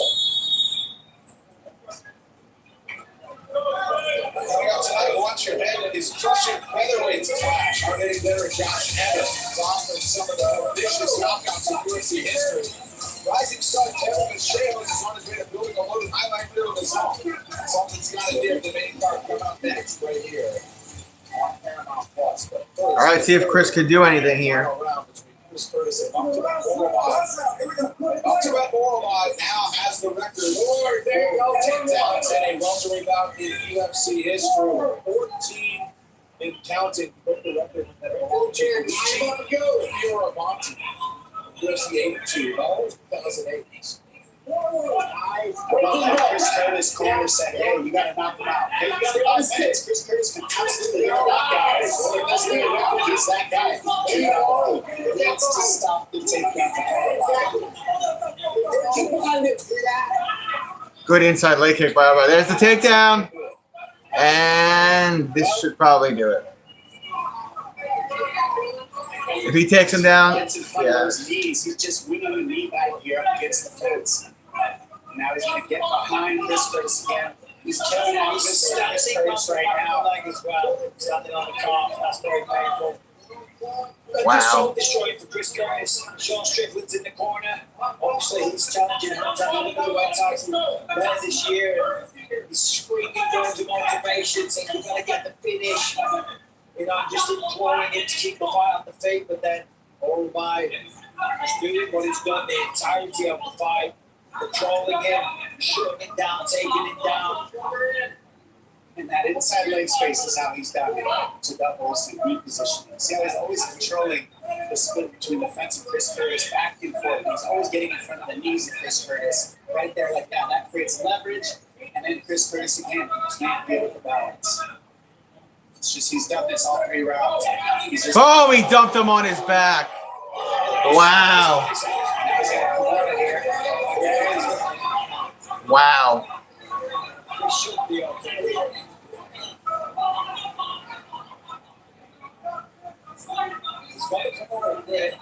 Wow.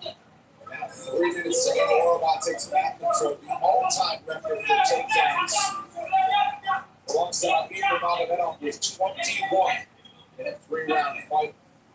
How many is Warlord's at 17 takedowns. He has the most in a welterweight fight, this Autobahn. Nurmagomedov had 21 in a fight, so he has the all-time record. Most of them would probably already be finished. That's just how tough Chris Curtis is. He's just been getting blanketed this whole round, and most guys would have already ran out of He's going to take him down again, isn't he? Chris Curtis isn't that guy. He's still in it. You just got to get some space to give yourself a chance.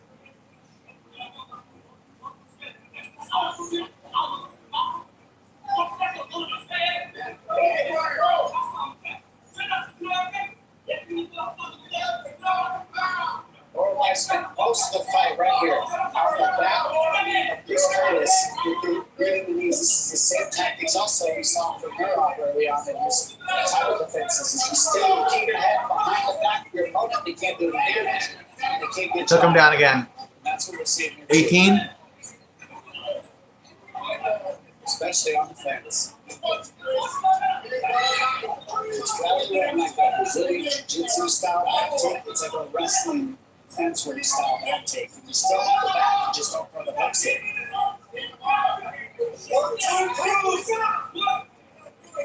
It's right there. Now he's got the back. But instead of throwing the hooks, he's just going to keep riding him out. Winning the knee position.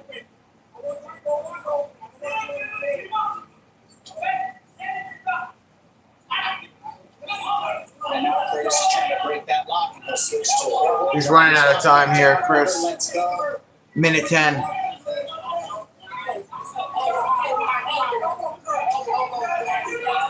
Putting on himself, though, he's got 60 seconds to break free and try to land something huge.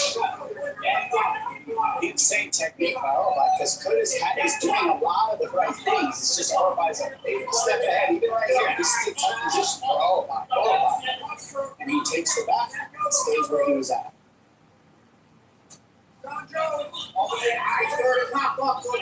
35 seconds. 30 seconds.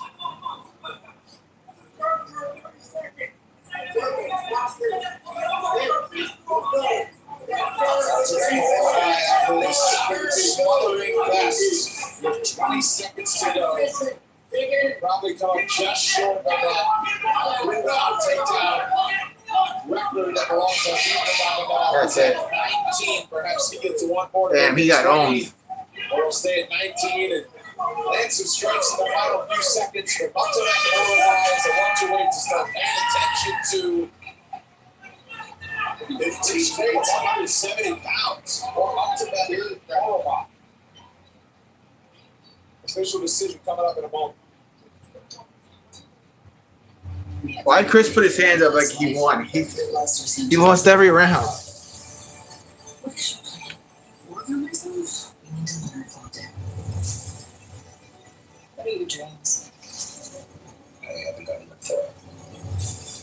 The word is what you do next. Never challenged. This would be a challenge.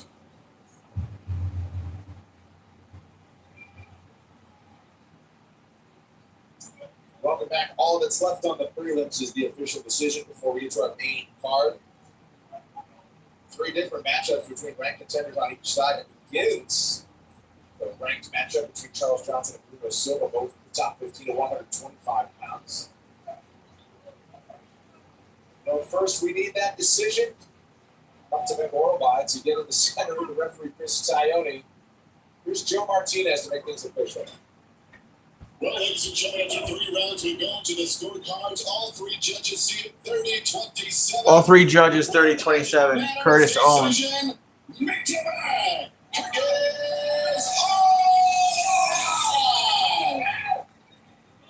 All right, it's a 3-fight winning streak, all at 170 pounds in the UFC. He outlasts Chris Curtis to the tune of 19 takedowns in the process. Right, bro. As mentioned, 3 different matchups with ranked contenders on each side. Whole lot of action to continue. From here, the Meta Apex right here in Las Vegas. UFC Fight Night by Shea-Host versus Emmett starts now.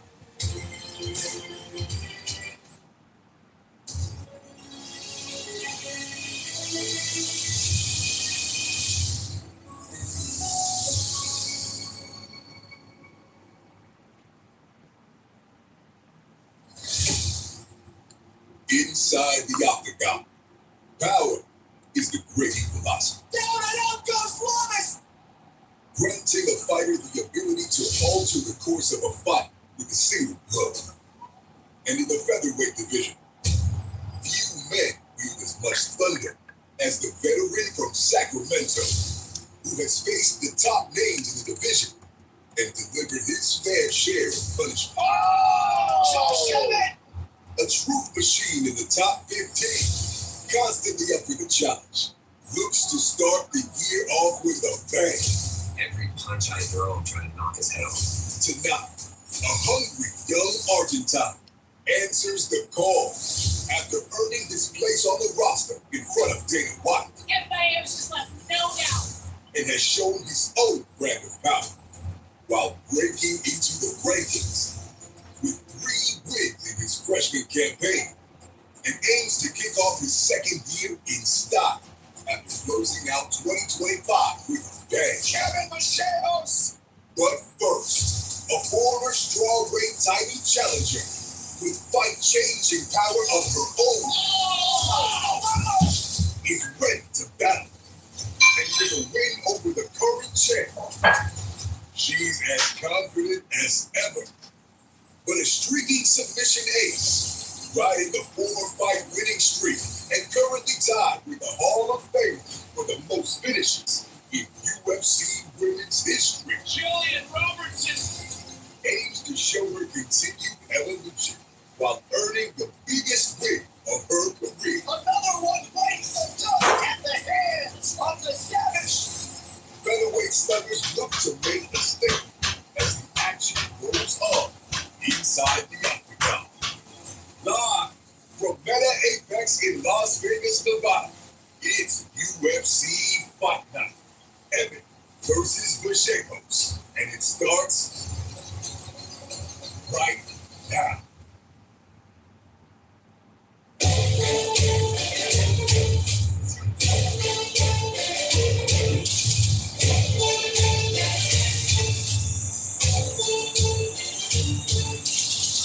It's Fight Night in Las Vegas. The Gremlins chasing MMA glory.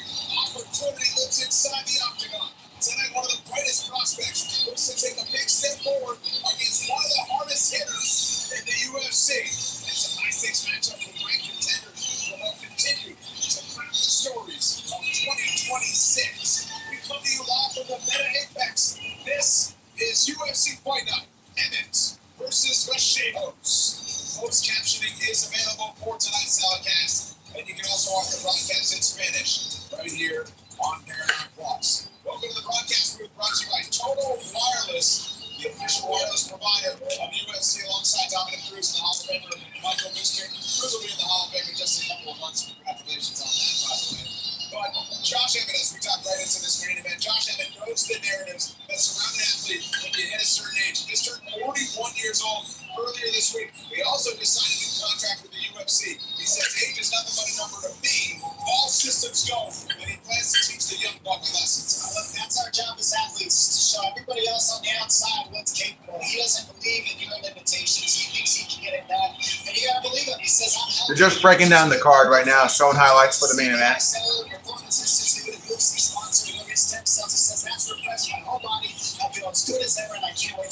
Bro, Josh Emmett has some crazy knockout power, huh? One of the hottest prospects in all of mixed martial arts. 24 years old, 17-1. Every time we see him, he only gets better and better. Last time out, that knockout off of Gigi Chikadze, 2 right hands in a row, and then he spins with a spinning back. His third is there, puts him down. That just shows what this man is capable of. And if he can get from Josh Emmett here tonight, this man will fight for a title. I didn't realize how many knockouts Josh Emmett has. Over Josh Emmett fought for interim gold in the UFC, fought all the biggest stars in the featherweight division. Tonight he's looking to hold off the prospect. Heidi Androl, the fourth member of our broadcast team tonight, and quite a matchup between experience and potential in the headline. Absolutely, Brendan. Well, Josh Emmett has TJ Dillashaw in his corner for the second fight, and he told me yesterday, hey, you know what, I got caught in that last fight, but that work was not wasted. They were able to build upon that last training camp, brought in a lot of boxers to work with him. TJ Dillashaw told me the key for Josh Emmett is to set a relaxed pace early in round 1 and then slowly reel Blachowicz into his next fight. He needs to keep control of the tempo early. That's where Emmett's experience is really going to shine. Now, Blachowicz, he wants a very different fight, right? He wants pace, he wants movement, he wants to make it dirty. His coaches want him to counter Emmett correctly. What does that mean? Well, they want him to use his footwork, calf kicks, front kicks, constantly forcing Emmett to miss. Now, they also did 6 to 7 rounds of sparring and training camp to make sure that Blachowicz was ready for the deep water should it go there. So the question is, will the patience and power of Josh Emmett be enough to slow the momentum of the flashy finisher, or will Blachowicz show this generation he is the future? It's coming up in our main event, Brendan. Thanks very much, Heidi. 3 very intriguing featherweight matchups on the main card, including, of course, in that main event. 6 bouncing off from Las Vegas. Let's get into it. Always ready to step into the fray. Whenever his number's called, Charles Johnson. Charles Johnson versus Bruno Silva. As he tangles with fellow ranked flyweight Bruno Silva. A Men's highly flyweight. skilled fighter that has faced a non-stop barrage of tough assignments. Charles Johnson not only holds a knockout win over current champion Joshua Van, but he's also the only person to defeat British rising star Bonnie Kavanaugh, who he replaces here on short notice opposite the Brazilian Bulldog. A mainstay of the rankings, he's rattling off 4 straight wins and 4 straight bonuses during a 4-year stretch that ended in the summer of 2024. Silva turned in his most impressive performance to date last October, submitting South Korean prospect Hyun-Sung Park in the 3rd round.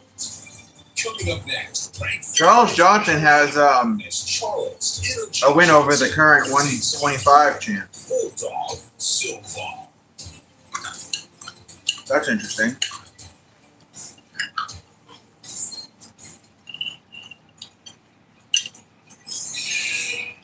Well, Bruno Silva is ready to go bonus hunting. Sets himself this week. He knows how to do it. He went on a stretch in his UFC run where he got the one to another bonus in 4 straight victories. He's a fight finisher at 125, and he's a lot of stake because 2 guys in the top 15, but a lot of fresh matchups ahead of them. It's a big opportunity. We saw Josh Mann last year. Ben was ranked 10th or 15. Now he's the champion. We'll see if Bruno Silva or Charles Johnson take a step forward. We're starting about that in the corner with the white shirt on. That's Brady Big. That's my old jiu-jitsu coach. So shout out to Brady. But I gave him a call this morning to ask him about Bruno Silva, and he said, listen, this kid is a stud. He said he's one of the best students he's ever had. He shows up every time on his work ethic, his beautiful. He said he's so comfortable. He said he's so easy. I thought that was a bit of a dig, because I maybe wasn't the easiest. But he said the game plan here is get a hold of him, push him up against the fence, go for the takedown. I said, when I'm on the strike, and he said, listen, he's crisp on the feet. Don't be surprised if he gets a knockout. Yeah, his fundamentals are the key that I like to watch Silva for. It's like you look at Charles Johnson, you go, man, he's unconventional. Well, Bruno Silva keeps the conventional at a T, and he gets power because of that. He keeps his balance. But he's hard to get out of there because of that.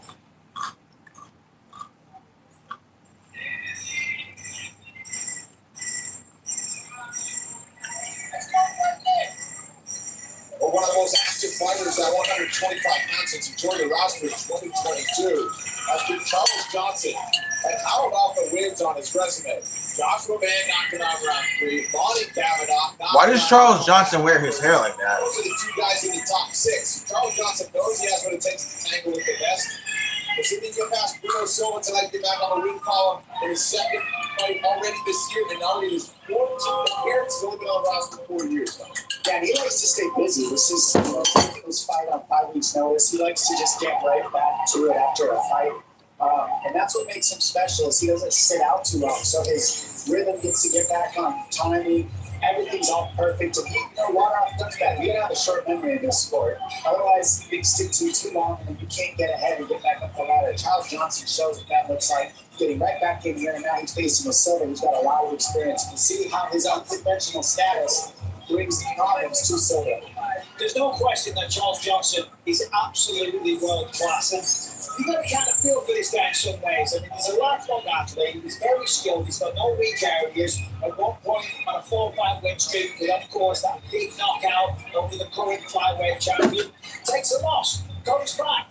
Knocks out Lonnie Kavanaugh that just beat Brandon Moreno. Looks sensational. And then, of course, gets stopped last time out. So consistency, that has been the problem.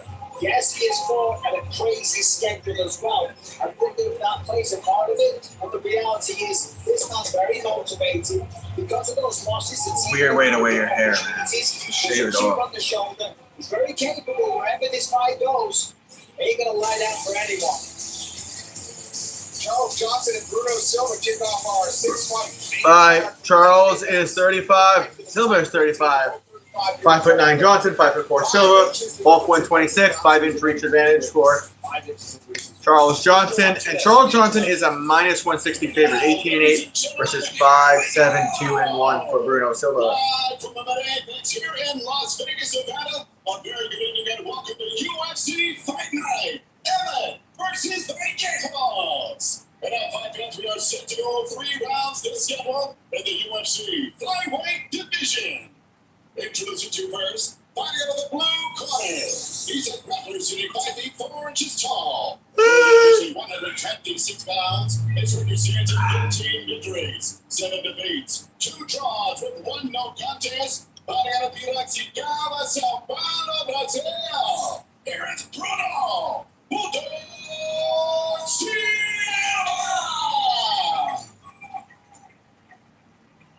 And across the octagon, his opponent, fighting out of the red corner. His background, Tai Chi-Tu. At 5 feet 9 inches tall, he too weighed in 126 pounds. In 26 professional fights, his record stands at 18 victories,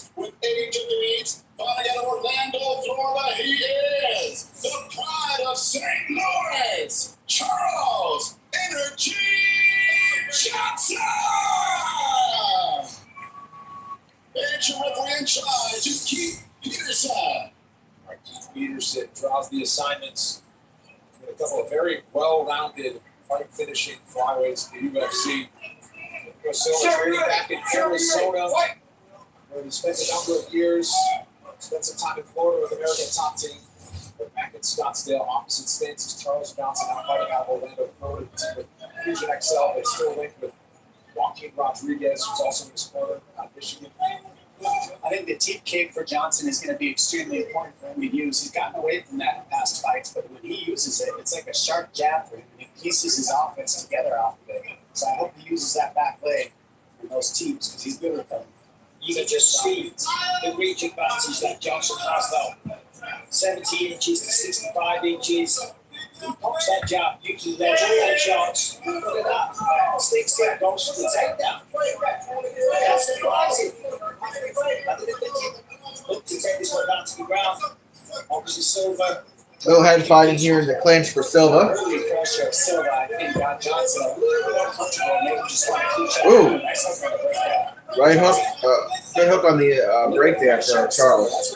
Both guys go back to the center. He's got a pressure, so he's doing the right thing.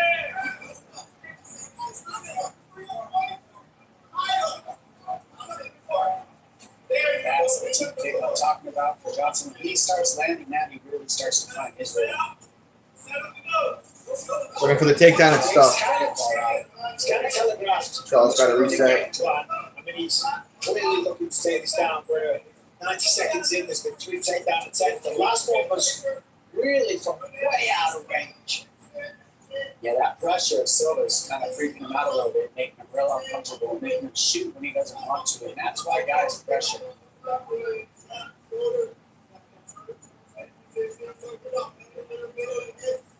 With a head position of Johnson there, makes it easy to defend the takedown for Silva.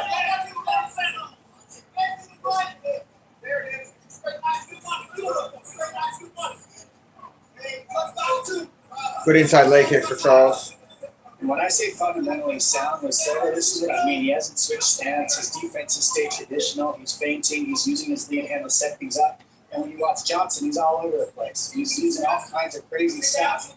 He's teeping, he's switching stance, he's using knees. So that's what I mean. Unconventional versus conventional. You can see it in the styles.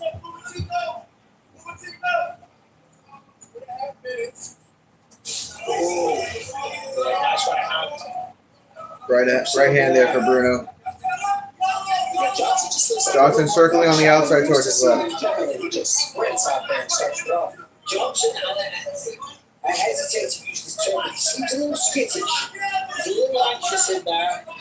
Inside leg kick for Johnson. Can't find his range right now. Yeah, he's having a hard time trying to stay They're clinching now. Johnson with his back against the fence. Under 2 minutes.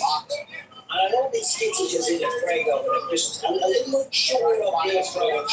Yeah. 2 minutes to go, round 1, and a body lock here along the fence for Silva.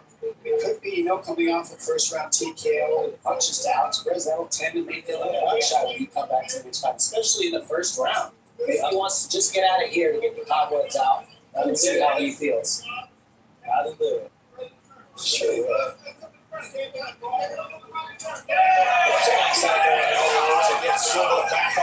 Good elbow from Johnson.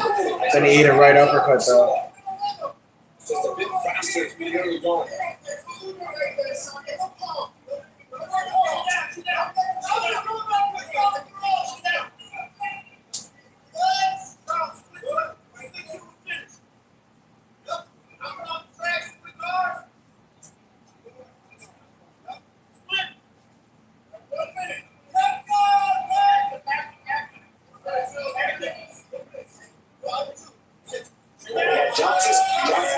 Coaches are asking for splits. That's like Tarek Sale is targeting one side. That's what they want, but he's not. He's gun shy. He's not letting his hands go. Yeah, Charles does look a little gun shy. Oh, that kick partially landed for Johnson.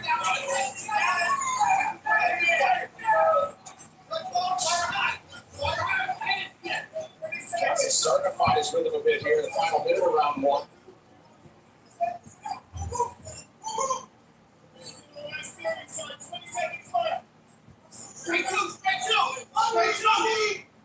15 seconds. Johnson is just like running away right Big shot.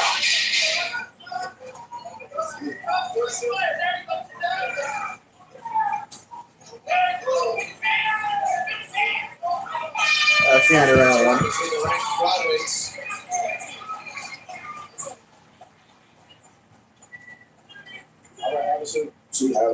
Everything South Park is streaming on Paramount Plus. All right, everyone, listen up. Every character, every story, every season.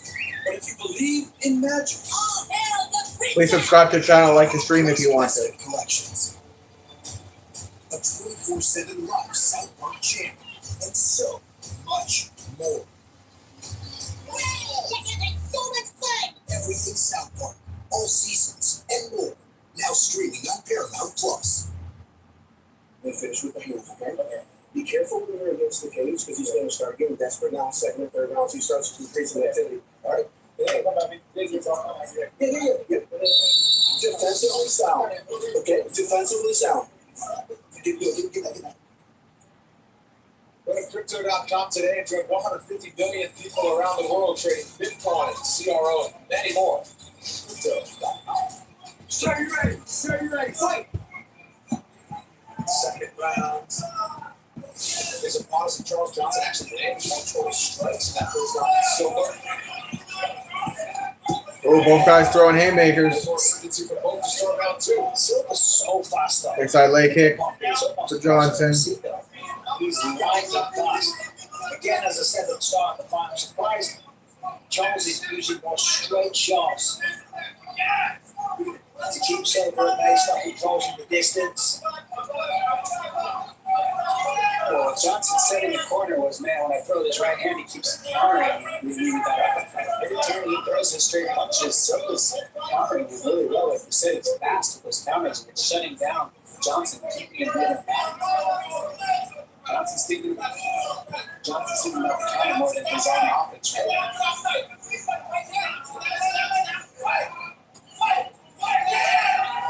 Nice entry. Good hit though by Johnson. Stops it.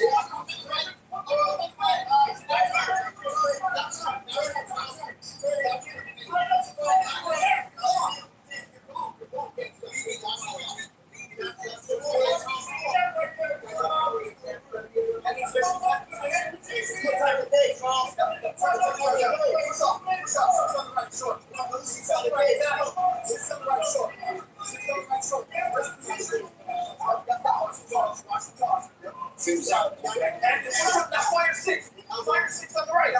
Yeah! So Silva's turning out the game on 2-2 as the seventh spot was closed. So they got pushing against the fence.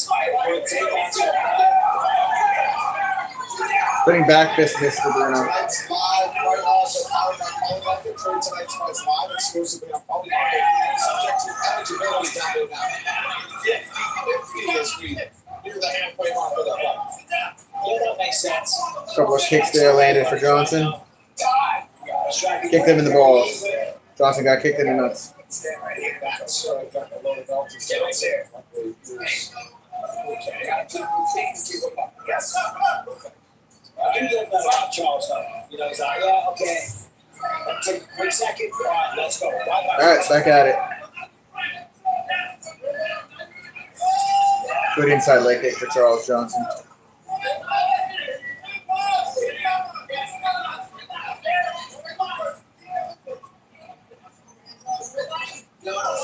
Good elbow for Silva.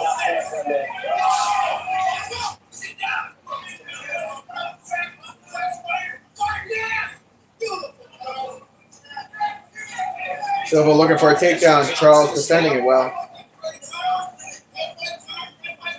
Yeah, Johnson's always been a tough guy to take down. Really good wrestler himself. Outstanding takedown defense. Always in really good shape as well. He doesn't really slow down or get tired. Silva getting through after Johnson tried to land the kick. Yeah, Silva gets some momentum here now. Some good jabs there from Charles Johnson.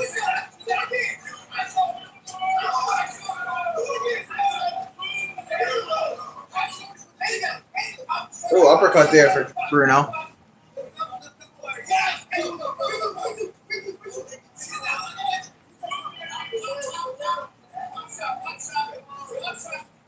Oh, head kick partially land for Charles Johnson. Left jabs, good for Johnson. But then he ate a right hand. See just the nice counters of Silva. He's Silva's just got some staying good countering super skills here. Super patient, always heading off. Tight defense. He's just making very smart, educated moves. Johnson's catching him with elbows though. Up against the fence. That's a good combination. And they won't control again. Good defense by Johnson there to get off the fence. Hit that angle. He doesn't even let his offense go there. He's waiting a little too much for Silva. Oh, he just got to the down and curled up over his head. Silva got through with the right hand. Just a 1-2 down the pipe would do so much good for him. Watch your heads. Die. There's a flash of heads in there. Oh, they headbutted each other and they're both hurt. Fuck. Stay right there. See that more of an effect on Johnson and Silva felt it as well. Yeah, this is the top of Silva's head. You don't feel that. Anyway, close to the same as when a head smacks you in the cheekbone.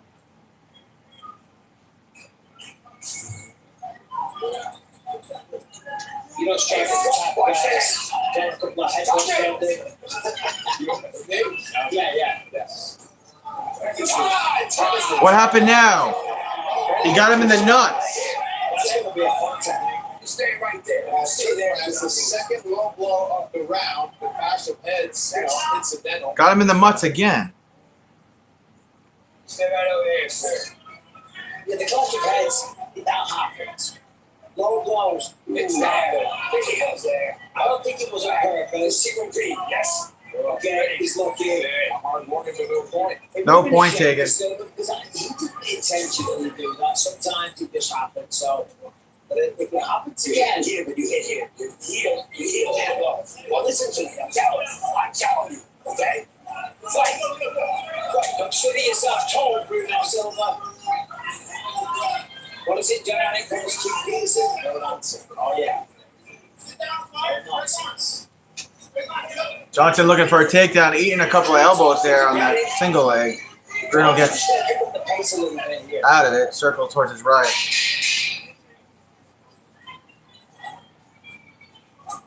Kick to the body for Silva. Close fight through 10 minutes. Round 3 coming up. Going to the next round. No matter how you play your game, sometimes the best play is a pause. Or you can look back at how you played, how much you played, and choose how you want to play next.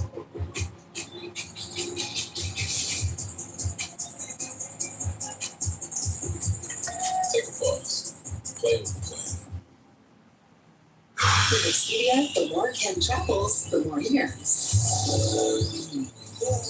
Got this car with 1 key cash. You can that. It was free. And in Italy, they also drive on the right. He's Scoozy. Expedia, the one place you go to go places. $10 for large. $10 for any 3 toppings. $10 for your choice of hot crust.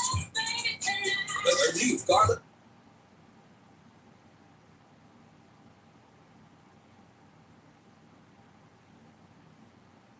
UFC on Paramount Plus continues its tour. It started UFC 327. It's coming up April 11th from Miami. Former champion Prohaska Valley, Carlos over. Both guys right back to the center. Tatsuro Taira. The flyweight title of UFC 327, April 11th. From Miami, remember UFC Fight Free with your Paramount Plus subscription. 15 seconds in the final round here. Close fight. Yeah, the corner of Johnson saying, believe in your heart, believe in your power. Don't let it go. And I fully agree. And what's fun about that is Silva's corner says counter his first move. Your hands are faster on his first move, counter his hands. And so each corner is telling each fighter the perfect thing to counter each other's skills.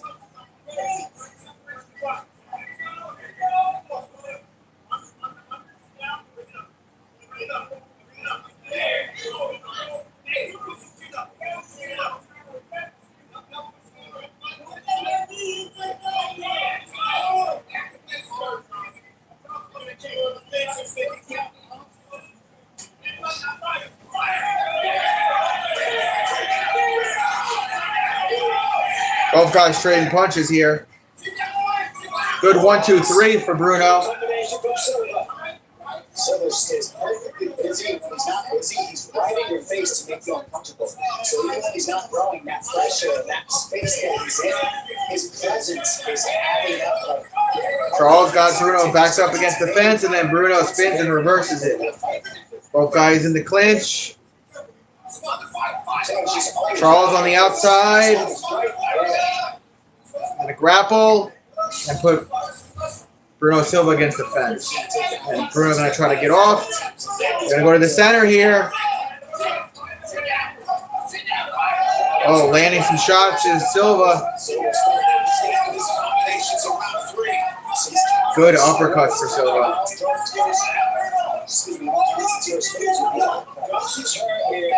Yeah, Johnson's hurt, so they're going to clinch.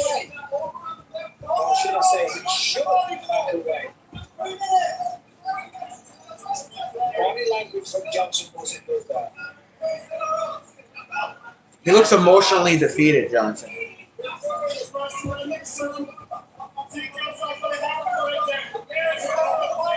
Good defense there for Charles defending the single leg.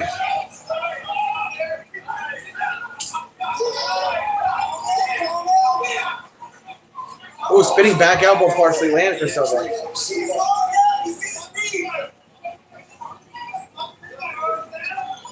2 minutes and 12 seconds.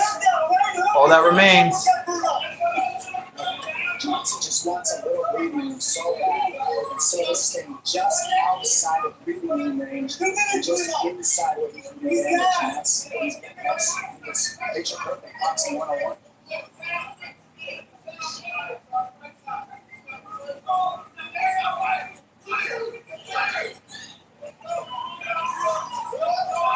Yeah, it's so hard to take John Johnson down. And if you do get him down, you just Both guys back into the center. He's so hard to beat in general because Silva's doing all the right things, honestly. And he's still might lose on the scorecards against Johnson right now.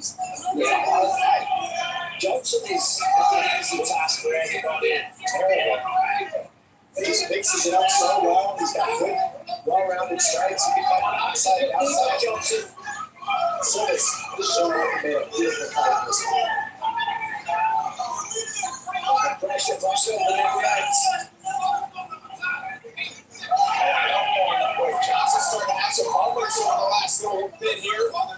Good shot to the body for Johnson. Oh, good uppercuts from both guys to the body.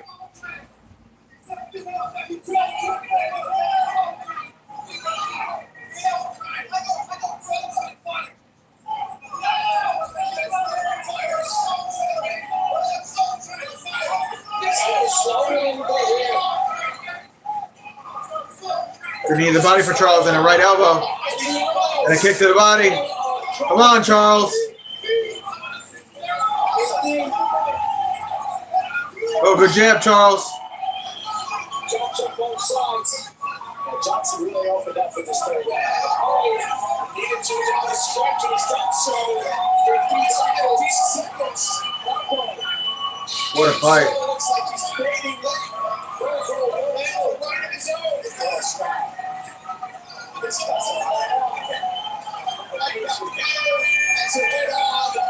I don't think Charles won that one. I think Bruno took it. Top 15 flyweights.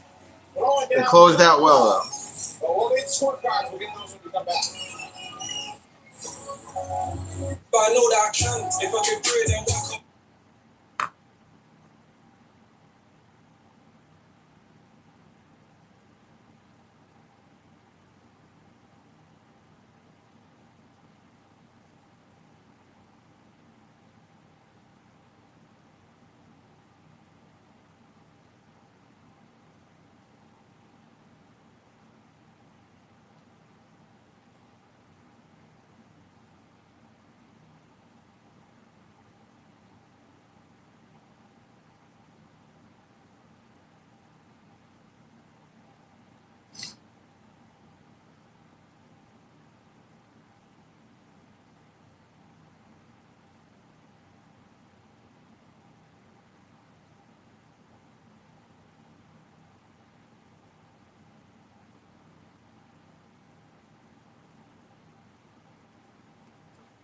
available for new users. So start winning now.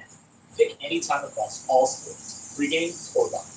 Over 13 million users are already on Sleeper. Make your picks count and score up to 1,000 times your cash. Download Sleeper today for a new user offer. Get $20 entry, no deposit. Just sign up and pick now. Welcome back. We did a decision for this matchup. For that, here's Joe Martinez. Well, after 3 rounds, we go to the judges' scorecards. Here are the totals. Judge Bell scores at 29-28, Silva. Judge Lee, 29-28 for Johnson. The split decision. Who's got it? Judge Manus sees it 30-27. Your winner by split decision, the Pride of St. Louis. Oh. Charles Energy Johnson. Charles Johnson got the win. One judge gave him all 3 rounds.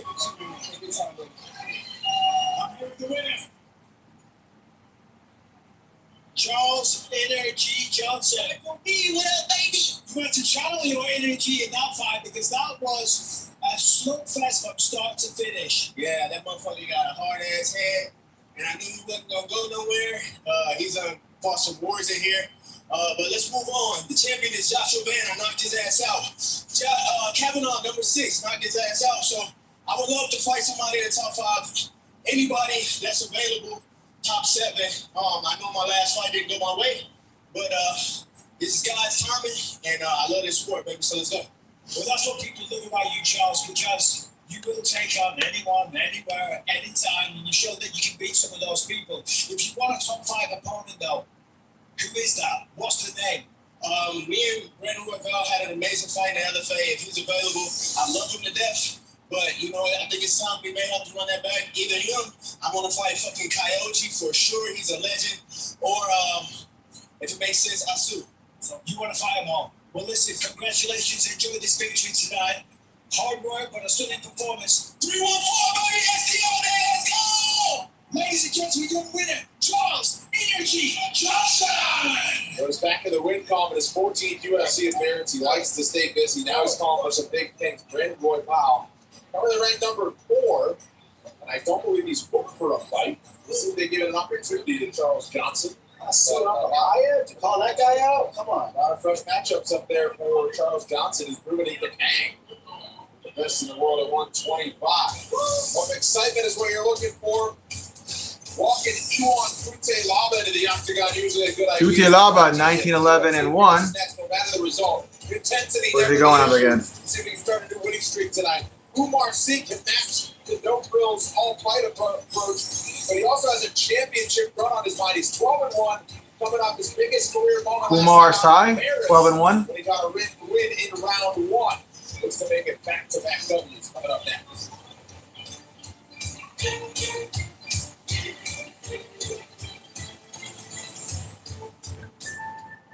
If you want to get into the UFC and this is where you want to be, beat Joe Pyfer.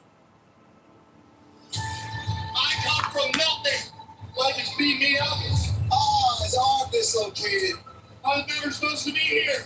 I was a homeless kid, sleeping on the park benchway, running away from abuse. I'm not a role model, but I want to be an inspiration. Oh, that is it. Joe Piper's here on a mission. Look at me from nothing.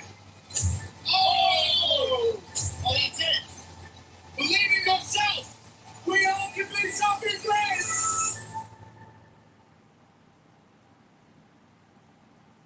If history has taught us anything, it's not to root against the underdog.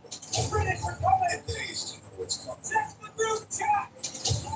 Every great league began with a bold first step, and there's no shortage of second chances against impossible odds. You can't stand down. You spin first. Calcium. Trade on anything. My taxes pay for these roads. That's what Straight Talk Wireless comes in. Straight Talk's always been the same price since they started back in 2000, and they always offer free 5G phones for new and existing customers. Are America's most reliable 5G network. Straightforward prices. With no potholes. Switch to straight talk wireless. No contracts, no credit checks, no surprises. And no plans starting at just $25 a month. Everything South Park is streaming on Paramount Plus. Character, every story, every season, so much more. Now streaming on Paramount Plus. Now some exciting 205-pounders who prefer to take judges out of the equation. See if they can do so next. When Iwan Kutelava steps into the cage, anything is possible. And tonight, the Hulk hopes to start his year with a bang as he squares off with French standout Umar Sy. Over the past decade, Iwan Kutelava has established himself as an aggressive and dangerous staple in the UFC light heavyweight division, with wins over Khalil Rountree Jr., Ivan Ursula, and Ivo Aslan. After suffering the first loss of his career last June, Francis Umar Sy returned home and returned to the ring column in September with a first-round stoppage win over Brenton Hibero. Tonight, Sy looks to give MMA fans in France a reason to believe they have another championship contender to cheer on. Coming up next, Iwan the Hulk Kutelava challenges Umar Sy. Some things have a way of lighting up our world. Words, moments, people, shaping not just who we are, but who they are as well. With loved ones who faced Alzheimer's disease, our Team USA athletes want to shine a light on Kisunla, an anti-amyloid treatment for early symptomatic Alzheimer's disease proven to slow the progression of the disease. Kisunla can cause amyloid-related imaging abnormalities, or ARIA, which is temporary bleeding and or swelling in the brain. Your doctor may test for a gene that raises its risk. ARIA doesn't usually cause symptoms, but can be serious and fatal. Symptoms may include headache, confusion, dizziness, vision changes, nausea, difficulty walking, or seizures. Tell your doctor if you take medications to reduce blood clots. Do not take if you have a known allergy to Kisunla or any of its ingredients. Serious infusion-related and allergic reactions can occur. These are not all of the possible side effects. Call your doctor right away if you experience any side effects. There's a light within us all. Visit Kisunla.com to learn about evaluation and testing to see if Kisunla may be right for you. Nothing stops Graham. That means we deliver knockouts. Boom. We don't just ride the bull. We are the bull. We're light duty, heavy D8s, Hurricanes, and Hellcats. And we're backing them with America's best powertrain limited warranty. We're UFC fighting, donut making, NASCAR winning Ram. We're never going to be something we're not, because nothing stops Ram. With Little Caesars new $5.99 mix and match, the pizzas are large and you're in charge. 2 or more fades for only $5.99 each. This match or this match, you're in charge. We'll make it large. Mix and match from Little Caesars for only $5.99 each. Pizza. At Apartments.com, we go above and beyond to make renting easier on every single level. Giving renters detailed guides on neighborhood level, apartment community level, unit level, allow me to see the exact unit that we're going to be living in. But we didn't stop there. We've got renting down to the cellular level. Closer. Hey, little guy. Apartments.com. A place, to find a place. Nice sleep center, Bob. But what's a Bobopedic? I can tell you, but I'd rather show you. Oh, Bob's got a deal for your budget. They deliver right to your door. With 30 years of sleep experience, the best warranty, and so much more. Bob's on the feed, the minute that you can feed it. Feels like you're riches you've got before. Wow! Uh-oh. Bob's got the lead. Just passes from Sling. Jump in and out of the tournament whenever you want. Pick from a 1, 3, or 7-day pass starting at $5.99 a day.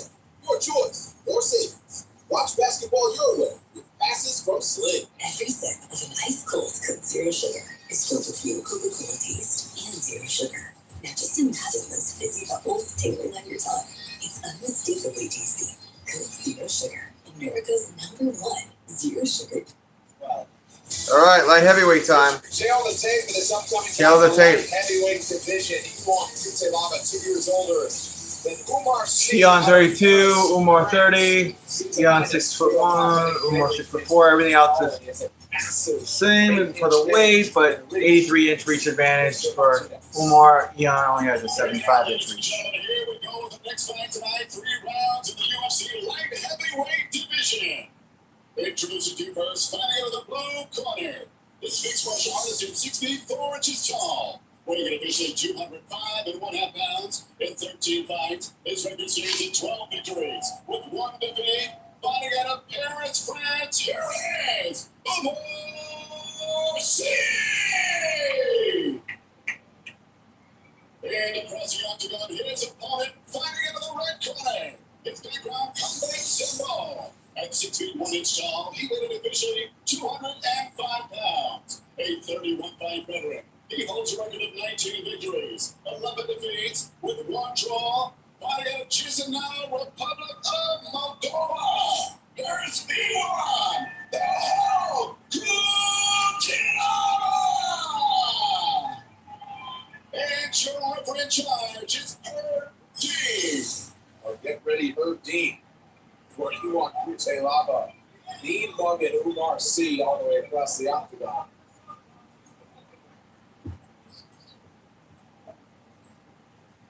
Great. Nobody there to stand between them now. Kute Lava's in black. C is in white.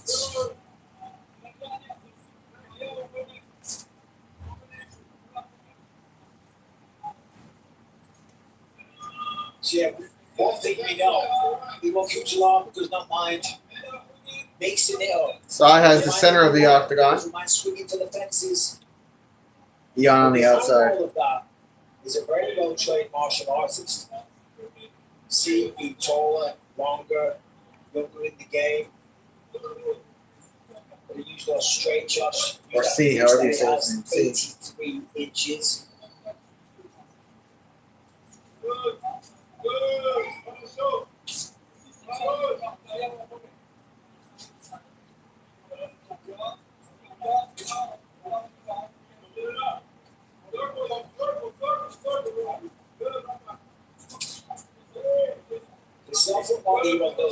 Takes his time like this. Good calf kicks for Ian. To explode, he does.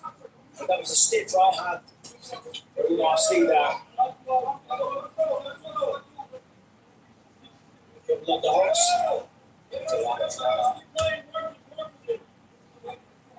Keep that left leg of C. Go to the canvas. His hands are still long.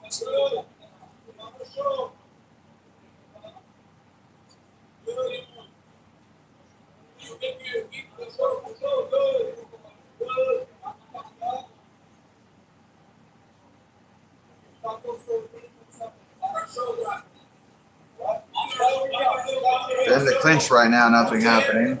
And Ian, I'm going to take down as I say that. He's on top side. Quarter mount. I'll take down to a trip. And this is great for Umar Kuchalava. Obviously, a lot more experience. Umar trying to reverse it. Ian trying to get up.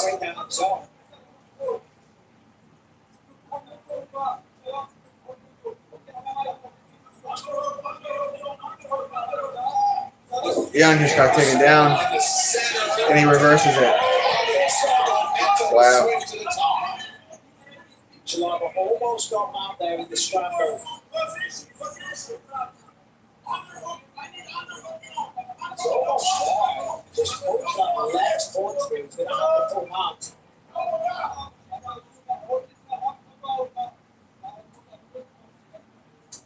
That's some guard work now from Umar C. See what he's got off his back. He's thinking about going for a leg lock. Yeah, C just wants to get space, so he's trying to look for anything to get. Yeah, off. I don't think he's going to. Watch out for the leg lock. He's going to pretend that he's going to go for a heel hook. So that Heel hook attempt here for Sai. Not going to get it, and then he eats a couple of shots from the top from Ian. Jalava recognizes that the threat isn't really there, so just stay there on top, keep the position. Out of the way. Yeah, if you got a really good leg doctor, they're using this tactic against you immediately. So he knows C isn't going to use this. Exactly. He could. He's like, Really? I really fuck You ain't got a heel on me. Good elbow from the top from Leon.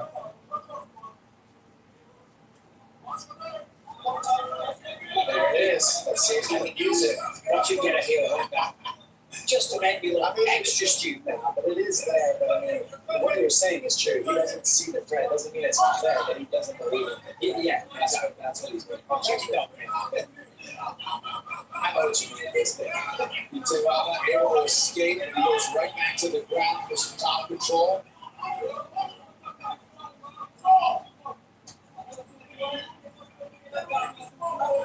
Like, Nicolato's just looking like he understands these positions. Yeah, a little bit better than C. Not that C's not in the fight. Ooh, that's what the Oh, guillotine, he tapped him.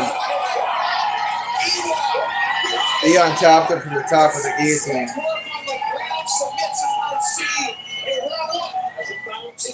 Guillotine like that is Bouncing so guillotine. painful. It just crushes your Adam's apple, and you saw that Omar C tapping straight away. Beautiful work. As you said, though, we understood those decisions better. Wow. See it here. Look at the head. Look where it is. Grabs around, grabs the whole of it, sits back, rolls with it into the mouth. Boom. Nicely done. Here he is. Pushing through. Now, right there, C should have known that the threat was there and stopped pushing forward. But as he kept pushing forward, Kutalaba just used that against him. He was praying for C to keep pushing it. He did it. So he was able to rip that neck straight off. Fourth win by submission for Iwan Kutalaba. The Hulk. Back in the win column to start is 2026. Make it official next.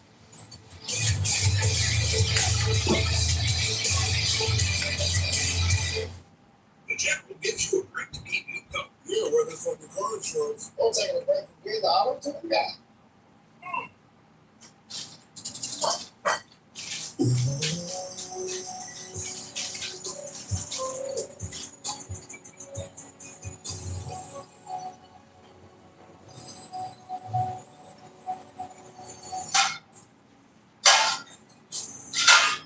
Now you just showing off. For a quick low rate, go with the General. We need to do something. We need to save time. I've got it. What are you doing? We need to save time. Yeah, Just happened. I just saved time. By buying your car in Carvana, schools all around got pre-qualified, great terms. Oh, we need to get out of here. What now? Move those little legs. My car is being delivered today. Save time with buying your car in Carvana. Want to learn to ski? The Pocono Mountains is the place to be. With lessons for every age.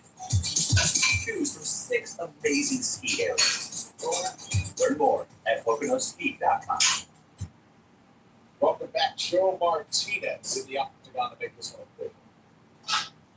Ladies and gentlemen, the guillotine submission comes officially 4 minutes, 24 seconds. Round number 1. Your winner, Iwan the Hulk Kutalaba.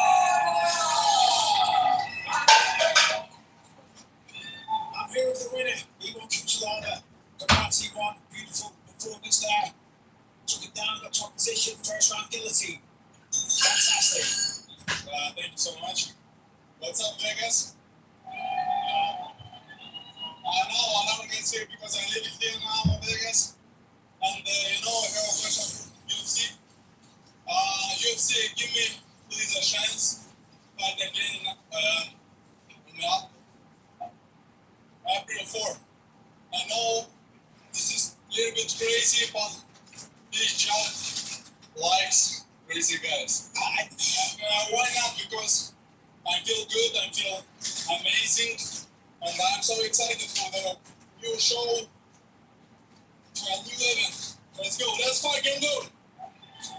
And you are a bit of a crazy guy as well. And often you have crazy fights. It seems the longer you go in your career, you get a bit more composed. Try to set things up as opposed to just swinging like a maniac, which we love, by the way. сказать, что это наша цель. Все ребята в UFC, все воины, неважно, как было вчера, главное, что будет завтра, как мы чувствуем себя сегодня. Так что мы воины, мы всегда стоим. Что, не важно, что будет, мы идем до конца. I want to say that this is a goal of everybody in the UFC. All of us here, we're all warriors. It does not matter what was before, what's important is what's ahead of us. We get up off our knees and we are warriors. Very well said. Congrats on the win. I'm seriously, give me a fight this UFC. I'll be all for it. I'm ready. Get the bottom fight. Ladies and gentlemen, the winner, Ivan the Hulk Kucherlava. So it's called for April 4th. That's the card right here, the Meta Apex. 3 weeks from tonight. He wants to be back in action. He says, I'm crazy enough to do it. What a first round win. How about that? English. Let's learn it quick. All episodes of Landman, TV's biggest phenomenon, are now streaming. That situation's about to come to an end. How do you know? Because I'm about to take it there. Every time you take a breath, you own. All right, we got the lighter weight guys coming up as I eat my chicken. You got anything else? Landman, all episodes now streaming only on Paramount Plus. Good to have a couple of former bantamweight champs in the house. For Rob Wallace, really, he wants that trilogy with Piotr Jan, Aljamain Sterling. Big things for him coming up at 145 pounds. Just look for a main event against Yusuf Zalal in April.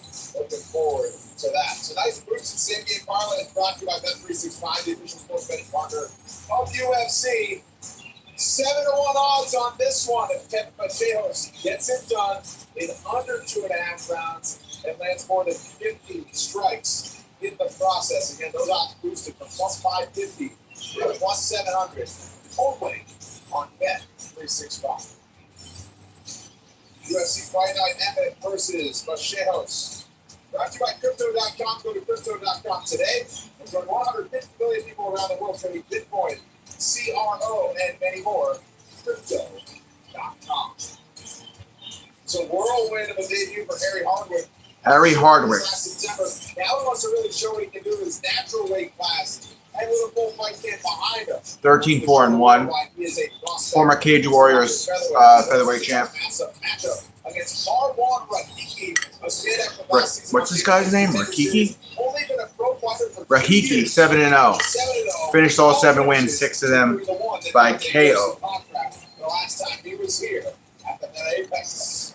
Featherweights coming up next. Men's featherweights up next.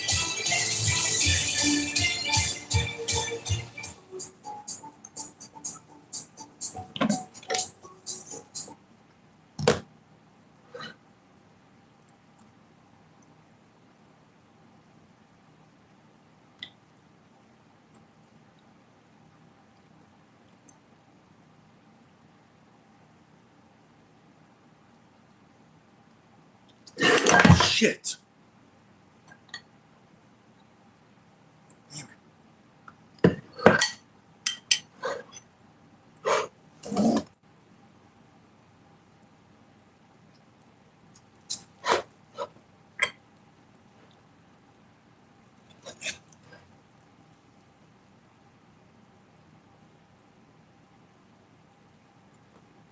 To defend the over-under. Now try saying player props 3 times fast. Player props, player props, player props. A little easier than I thought it was going to be. I don't know. Ooh, babe, in space. On the outside, I think the move's overrated. I'm sorry, that's my original thought. Oh my God. New customers get up to $300 back in bonus bets every day for 10 days if your bets don't win. Helping Adrian Brody prepare for his role as a TurboTax expert has been interesting. We do people's taxes so they can relax. Taxes. So when do they cry? They don't cry. They just go home happy. Can I cry? Moderate to severe eczema with that unbearable itch. When it's uncontrolled, despite topical treatment, relieve itch fast with clearer skin that lasts. Nemluvio blocks the signaling from IL-31, a switch that triggers key symptoms of eczema. Do not take if allergic to Nemluvio. Serious reactions may occur, some severe. Tell your doctor about any medicines you take. If you experience hives, don't plan to receive the right vaccine. The most common side effects are headache, joint pain, hives, and muscle aches. Ask about Nemluvio today. My mother was diagnosed with breast cancer at 45. But thanks to the right diagnosis, treatment, and care, she lived nearly 40 more years. At Vanderbilt Ingram Cancer Center, physician scientists are charting the future of breast cancer care. Their research brings families hope for effective treatment, a cure, and the chance to live with cancer and not be defined by it. Because in this fight, every detail matters. It's time to begin the hunt. To share the excitement and take your tails off. Endless ways to kiss. Well, spring has. All right, men's featherweight. Las Vegas, temperatures in the 80s. It's going to get into the 90s next week. Beautiful time of year to be here. And what a scene it is for the world famous Las Vegas Strip. More on our next fight, but more on maybe that later tonight is up to Vince Betts. Thank you, Brendan. Kevin Vallejos has built a reputation as a powerful finisher. And tonight, he steps into his very first main event spot as a massive 550 favorite. But on the other side, Josh Emmett is one of the hardest hitters in the division, and he can change the fight in an instant with just one shot. Now the total is set at 3.5 after, which gives plenty of time for that power to show up on either side. For my bet tonight, bet the under 3.5 rounds at -125. It's going to be a thriller in the main event later on. Brendan, it's back to you. It should be. Thank you very much, Minty. And these odds brought to you by Bet365, the official sports betting partner of UFC. As we look at a couple of featherweights, Marwan Rahiki, the -260 favorite in his UFC debut. After impressing UFC CEO Dana White last season on the Contender Series, Marwan Rahiki looks to make his first trip into the octagon a successful one, where he takes on Harry Hardwick. After rallying to earn a contract in one of the most chaotic fights last season on Dana White's Contender Series, Marwan Rahiki makes the walk to the octagon for the first time this evening in a matchup with British veteran Harry Hardwick. I plan on spoiling Marwan's welcome fight to the UFC. Obviously, he's a young kid, got a lot of hype behind him, came through the Contender Series, but I've got to put a big roadblock in the way of his future fights. So if he thinks he's gonna play the dance, we're gonna see. We're gonna find out. And I'll tell you now, he's not gonna be playing any dance. There's not gonna be any dance. It's just gonna be a big comment. You get a finish and get a bonus, and that's it. Surviving an early knockdown, the undefeated Rahiki was forced to prove his mettle in order to earn his place on the UFC roster. And after rallying to earn a second-round win, the streaking Australian finisher aims to add to his unbeaten run in his promotional debut this evening. Tonight is gonna be victorious night for me. UFC debut. I have a lot of people behind me that they're waiting for this. They're gonna be so happy for me winning, and like it's just something that I can give them, and they will enjoy it. A standout under the Cage Warriors banner who won and successfully defended the featherweight title twice, Hardwick made his promotional debut on short notice last September in Paris. Tonight, the 31-year-old from Middlesbrough returns to action, hoping to spoil Rahiki's debut and make the trip home with a UFC win on his resume. UFC debut was on 4 days' notice, but I can't use all the built-in excuses. What happened. I've been working tough in the gym to make sure it doesn't happen again, and I'm more than ready for this challenge.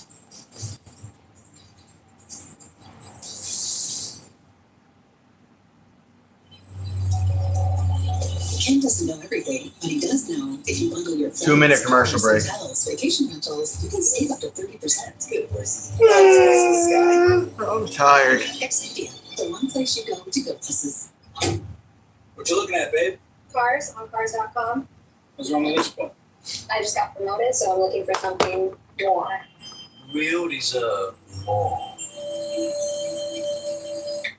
We all deserve some ice cream. Ice cream! Ice cream! Ice cream! Ciao, Bella. Ciao. Ciao. 2 million cars for 2 million possibilities. Cars.com. Where to next? Thank you both for coming in. I'm a bit worried about Doug Jr. I know how important Liberty Mutual is to your family. Get a customized car insurance to save people hundreds. Right. Well, Doug Jr. keeps writing this. Well, at least he spelled insurance right, right? He did not. Only pay for what you need. Every day. Clinton can't stop what's growing in the office fridge. But I just wonder. I think you're making me mad. But we can help you grow in your career. LinkedIn is the network that works for you. Maybelline New York. Sky High Mascara. Limitless length and volume. If you want to go sky high, you gotta take it higher.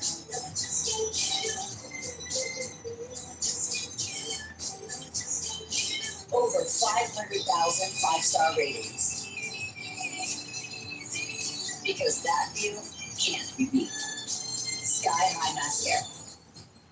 Maybe it's Maybelline.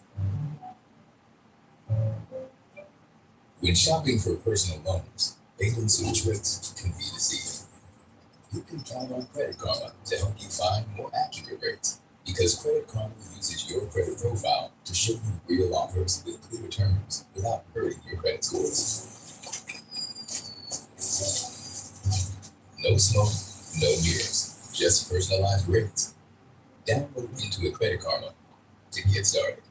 And Progressive makes getting pledged for so easy. Jim Williams is Passive Progressive. Wow, they support you, Grandma supports you. You're a lucky guy. Joe doesn't have Progressive and takes it out on those who do. And Progressive makes it easy to make changes to my policy. Well, great, you can add Sarah here. It's Julie. Right. Sarah was the one Mom really liked. Hi, Julie. I'm putting my Progressive savings towards another cruise. Look how young you are. Don't be Passive Progressive. Look how cute you were Get good coverage and savings for yourself. before you could talk. She's back. He's been hard. 10 seconds. In school, they're not like us. Nothing will ever be the way it was before.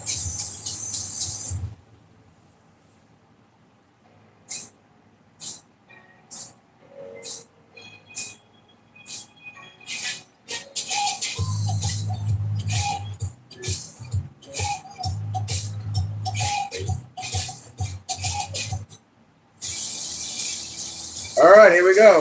Welcome back. First of three intriguing matchups at 145 pounds on the main. Marwan versus Harry. UFC debut is 8 years younger than the English. Marwan 23, Harry 31. Both guys 5'8", around the same weight, around the same reach. Harry Hardwick is a plus 210 dog. Crank the volume up a little bit so you guys can hear with me. Introducing you first, fighting out of the blue corner. This mixed martial artist is 5 feet 8 inches tall, weighing an officially 145 and 1. Harry Hardwick 13-4-1. Victories. Fighting out of England. With one draw, fighting out of Middleborough, England. Here is Harry Hardwick. And the challenger on the other side of the octagon. And across the octagon, his opponent. Fighting out of the red corner, a striker also standing 5 feet 8 inches. Fighting out of Australia. He's a minus 260 favorite. He's undefeated at 7-0. With 7 victories and no defeats. Fighting out of Sydney, Australia. Here is the undefeated Marwan Marwan. And your referee in charge is Eric McMahon. Eric McMahon, the ref for this fight. Eagerly awaiting the chance, second chance at a first impression, I should say. Marwan Rahim, his first impression inside the Meta Apex. Are you ready? Quite something. Got knocked down in round 1, came back to win the fight in impressive fashion in a contract in his Contender Series appearance last October. It's a betting favorite here in white. Good calf kick from There you go, straight away though, Harry Hardwick. You check that kick.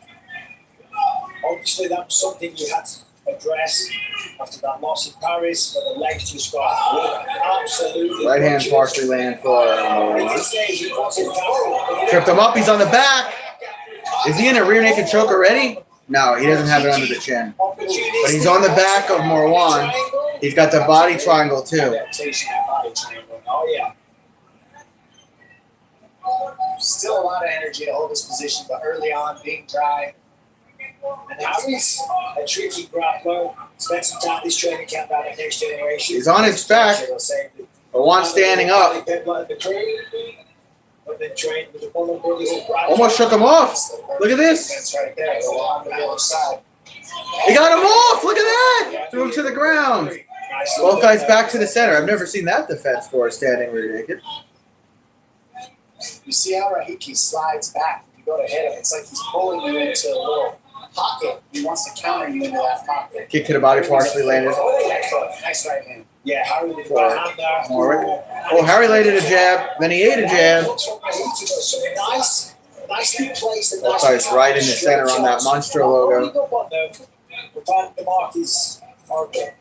Good calf kick there from Juan. Steps off the center line. It's a check hook. It's not conventional. It looks loopy, but he's pulling you into it. Oh, good jab there from Harry.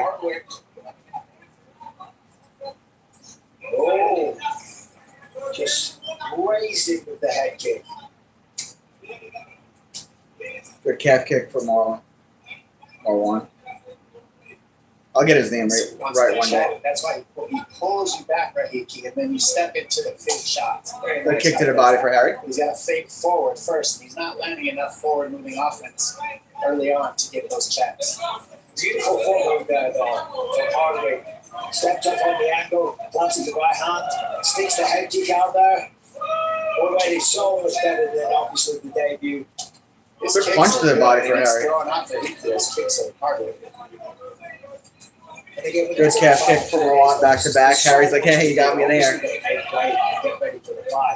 But there's a lot of mental Under 2.5 to go in the first. distractions. You don't do all your medical work and stuff. It's just a blur, you know. So again, like he said, no one's making excuses because he was beaten fairly. But he's looking a lot better here. Both guys straight jabs. Very technical chess match going on right here. Oh, tripped him up. Marwan got dropped for a second there. Oh, then a good knee for Marwan.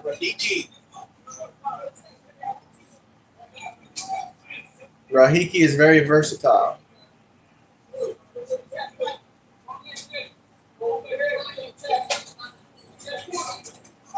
Harry caught the kick and then threw a very light right hook to Rahiki. They keep his shots nicely. He's also flowing really well. Very similar to what Rahiki usually does. He switches stance too. Both sides. Rahiki clipped him there, though.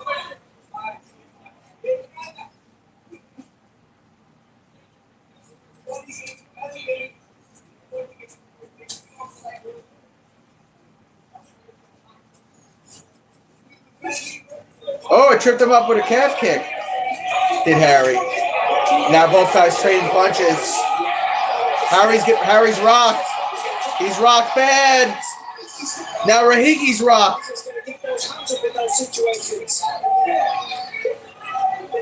Oh my God, they're just standing right in front of each other. Wow. Both guys rocked each other. That's how he ended his Contender Series win. Big adjustments from both guys.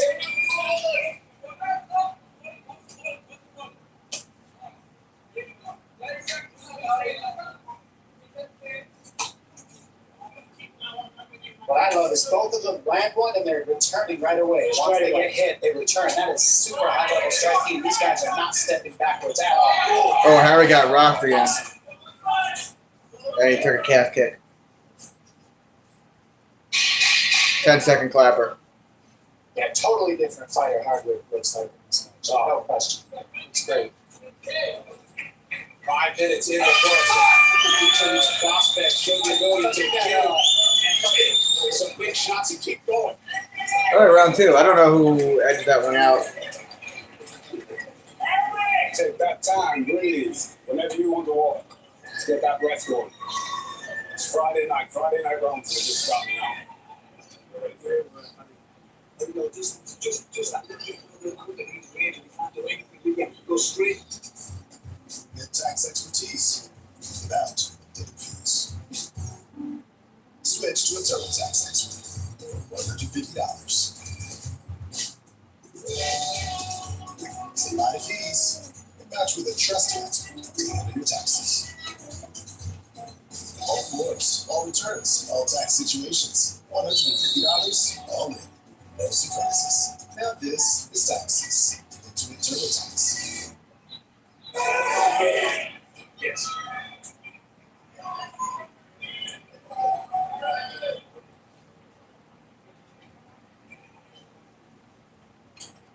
Hardwick and Rahiki ready for round 2.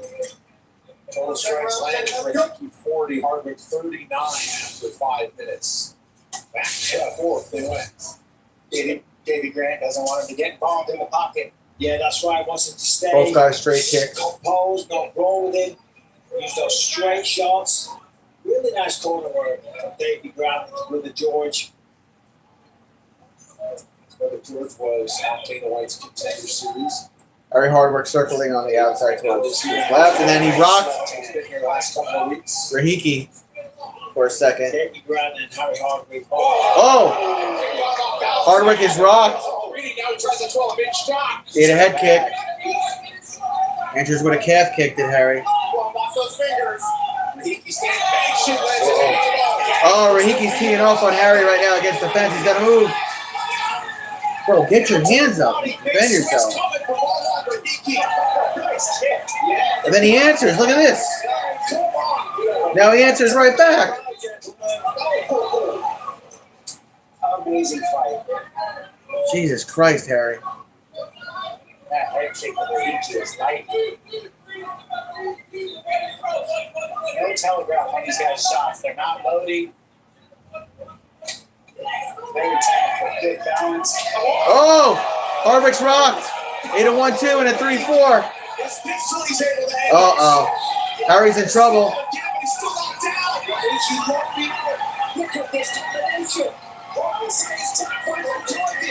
Oh, he answered. He's wearing it now, though, it's Harry.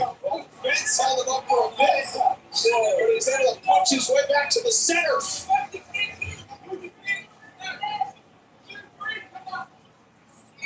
Definitely showing. But he ends up now. They clinch. This is a wild fight, man. That needs to be his nickname. He's proven to be a bit like his buddy Davey Grant. Oh, he just hit a freaking elbow. Like this, but here's Rahiki finding some space again. Harry's wearing it, man. His mouth's just wide open, trying to get air, or his jaw's busted, one or the other. His jaw is fucking broken. Or both. Take the big dog. There's a lot of stuff. Yeah, his jaw is fucking broken. Harry's jaw is definitely broken. Amazing to watch. You guys are awesome. Good body work. Mixing it up, just like his coach has asked him. Hardwick, even after getting rocked like that. Oh, a spinning back kick. Caught the knee. And he takes him down. But then he gives up Mount. Oh, shit, Harry. Rahiki looking sharp. Harry's jaw is definitely fucking broken. He has Rafiki in his guard.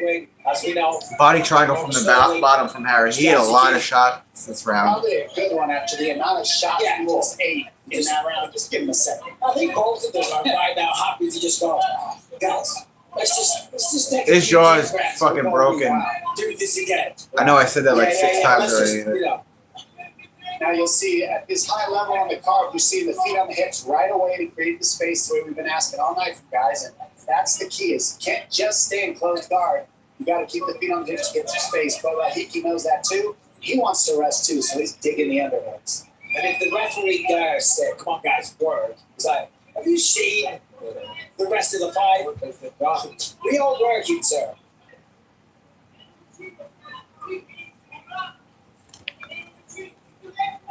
However, Hardwick's going to open that guard, and he's got to try to make something happen here. Yeah, like I said, he's got to get those feet on the hips at the least, or at least get the knee cut through the middle of Rahiki's chest and himself. You got to get something in between you two. Because this body triangle is just keeping him down and stopping Rahiki's damage.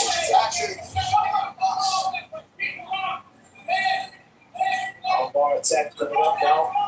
There's your feet on the hips, got a little space, and see what he can do with it. Gotta get out. Barry got up. Backed up by a kick, but he kept the guard high to Hardwick. Now 30 seconds of round 2. Starting numbers in favor of Rahiki in each of the first 2. A bit more here in round 2. After some near fight-ending combinations. But Harry Hardwick still battling. And we'll charge into a third round. Going to the round. Going to the final round. When the game moves, look for them. Buy or sell your predictions live. All game long. Put your sports IQ to work. No house odds. Just you versus the market. Sleeper is the sports super app. It pays to know sports. Pick more or less on top players. Discount pick available for new users. So start winning now. Pick anytime across all sports, pregame or live. Over 13 million users are already on Sleeper. Make your picks count and score up to 1,000 times your cash. Download Sleeper today for a new user offer. Get $20 entry fee. No deposit needed. Just sign up and pick now. Welcome back. This fight has been called. Marwan Rahiki by TKO. Harry Hardwick in his corner broke his jaw. This is what They stopped the fight. His jaw is broken.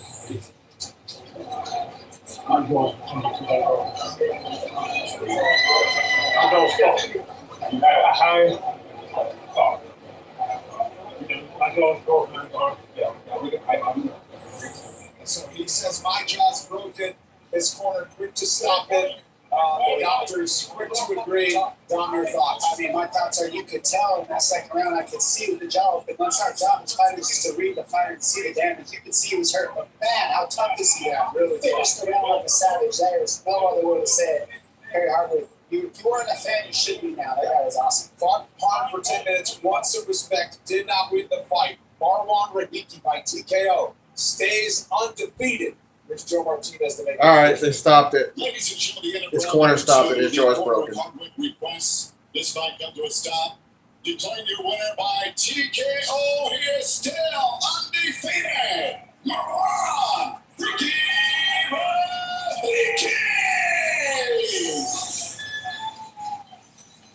I'm here with the winner. Thank you so much. You are good. You are good. I'm here with Marwan Rahiki. Wow. What a way to make your UFC debut. Back and forth affair. Ridiculous combinations up against the fence. And then in the end, you break the guy's jaw. Man, this is what I've been training for. You know, I was coming to win. No matter what, I wanted to put him away in the cleanest way, make my debut like historic. But you know, we still got the job done. Broke his jaw. I didn't want it to be like that. I wanted to get a quick knockout, get out of here. But another lesson I learned. He really made it hard for me. Made me fight myself. I always say the fight is against me. So I had to dig deep and again, another finish. With fights like that, you only improve as a fighter. You're now 8-0. You're a young man. That was your UFC debut. What does the future hold for you when you want to get back in here? Man, I want to get The back head here kick as might soon have as broken his possible. jaw. I'm training hard every day. No fight. I'm always training. Or that Like, punch since might my have last broken his fight, I jaw. had some time off and I came back training. I was getting ready for the Sydney card and I didn't end up getting a fight. I went back home in Morocco and the first day I landed there, I got this fight debut and I was like, well, I was coming for a holiday, now I got to train every day. And I started training there every day, even in the holiday. So, and that's the moment that I was telling myself every day at this camp, like, this is the moment that I worked so many years for and sacrificed a lot. So it's just so good. And hopefully today in the end, like, I get that bonus too. That will change my life and my family's life too. So they waited for me in Morocco and gave him a lot of promises. So I'm trying to make this worth it, you know? Well, the hard work is paying off, my friend. Shouts out to all your family in Morocco. Big shout out to all my fans in Morocco. Dimam Ghareb, Kenbeku Kemli, Shukran Astor Dierkom. And I want to say to all my fans in Australia, I love you guys and thank you. And I appreciate all the support. And I love you guys. Ladies and gentlemen, your winner. I think the Andre Feely fight is next. Out for the bright future of Marlon Rodriguez, now 8-0. Gets into the UFC debut TKO after he stopped after 10 minutes. But man, he was close to finishing it within the second round. And full marks to Harry Hardwick as well for the toughness he showed. He will be back in the octagon as well. Coming up next week, London. Title eliminator at 145 pounds between Movsar Yaboya and Lerone Murphy.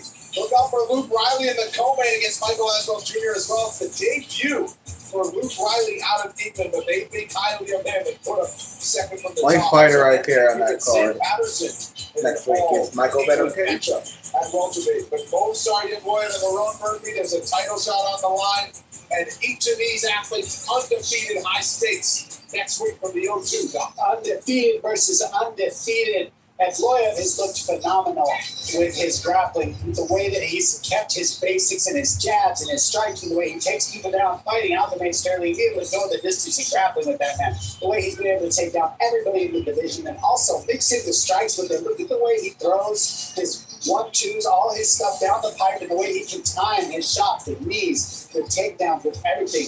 What makes Loyev so particularly special is his cardio, his grappling, his striking, and he's the full package. But we're not talking about anybody different. We're also talking about my man, Lerone Murphy. And Lerone Murphy, 17-0. He wants that title fight, and he's got to go through Movsar Yaboya to get there. He's beating some tremendous competition. Look at this against Dan Ige. He's got knockouts, spinning back elbows. He's got decisions. I mean, the man really can do it all. Miracle by name. Miracle by nature. He's an incredible athlete. He's got a ridiculous gas tank. Look at that knockout right there. London is going to go crazy next week. I'm going to be there. I cannot wait. Well, it's Movsar Yaboya, who's dominated all 9 of his UFC opponents. Lerone Murphy unbeaten in the UFC in his 10 fights. Only one. It's a matchup with Alexander the Great for the title. It will be determined next week. Special start time. 8 card, 4 p.m. Eastern. Pre-show starts at noon on Paramount Plus. Inti back with more on What's Next. Hey, thank you, Brendan. Jose Delgado brings plenty of finishing upside, and we're seeing that reflected in the total set at 1.5 rounds. However, he's going up against one of the most experienced in the featherweight division. Andre Feely brings a lengthy UFC resume, and with that level of experience, I'm expecting a technical showing, and I'm looking at this fight to go over 1.5 rounds at -115. Brendan, back to you. Thank you very much, Vinci. Upset with his performance in his last outing, Jose Miguel Delgado has focused on visualization, getting up to the mountains, just getting weird in preparation for this one. His mind is now clear. He'll look to get a little help from Father Time in this one with Andre Feely. For more on that side of the equation, Jose Miguel versus Andre Feely. Thank you very much. Back in the locker room here with Danny Castillo in the corner of Andre Feely. Now, you've been around Andre for a number of years, and he's been in so many battles. Where do you think his experience shows up most here tonight? Experience is everything. He's the vet. This kid's a rookie. The experience is just priceless. I like the matchup. I mean, there's no easy fights in the UFC. There's favorable matchups, and I love the way we match up with this guy. Why? Well, the experience. They're similar in both in ways where they both switch stances. I think Andre's been doing it longer against higher quality opponents, and where he's at right now with the headspace and his brand new son, I just love it. You know, sometimes his fights can get a little chaotic. What's key in the chaos for Feely? I think he just needs to find his flow state. You know, he's good in those chaotic moments, and I just think he just need to go out there and have fun. That's one thing that I want for all my fighters, to have fun. Remember why you started. Remember why you're doing it, and enjoy yourself. Thank you so much, Coach. We really appreciate it. From the locker room, fists are going to fly at featherweight, and it's coming your way next.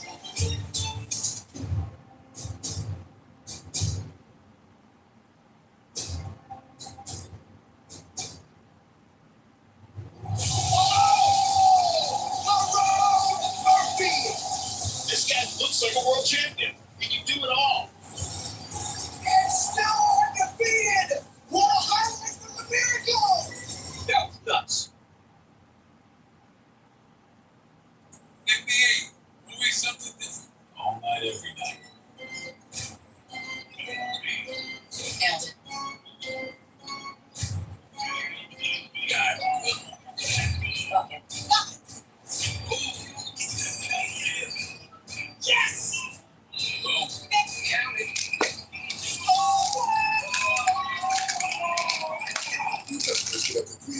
back in bonus bets every day for 10 days if your bets don't win.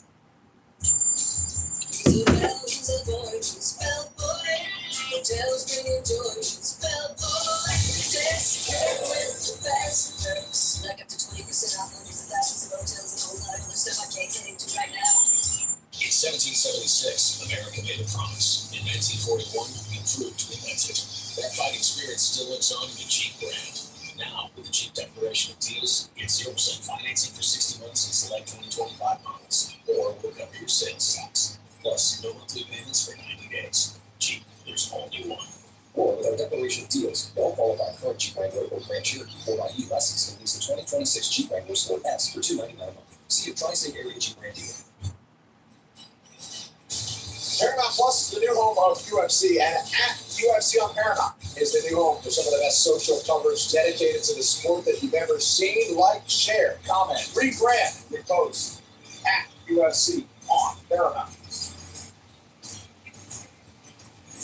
Another featherweight matchup is straight ahead. Odds are brought to you by Bet365, the official sports betting partner of UFC.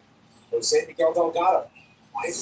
Fili versus Delgado. Battle-tested veteran who shared the octagon with some of the best in the division. Andre Fili begins his 2026 in search of a second straight win as he takes on Jose Miguel Delgado. Having already logged 25 appearances inside the octagon, there is little that Andre Fili has not yet encountered to this point in his career. And coming off a hard-earned win over Christian Rodriguez, the dangerous divisional mainstay looks to earn consecutive wins when he takes on Jose Miguel Delgado. A member of the vaunted Contender Series class of 2024, Delgado began his UFC tenure with consecutive stoppage wins over Conor Matthews and Haider Emil.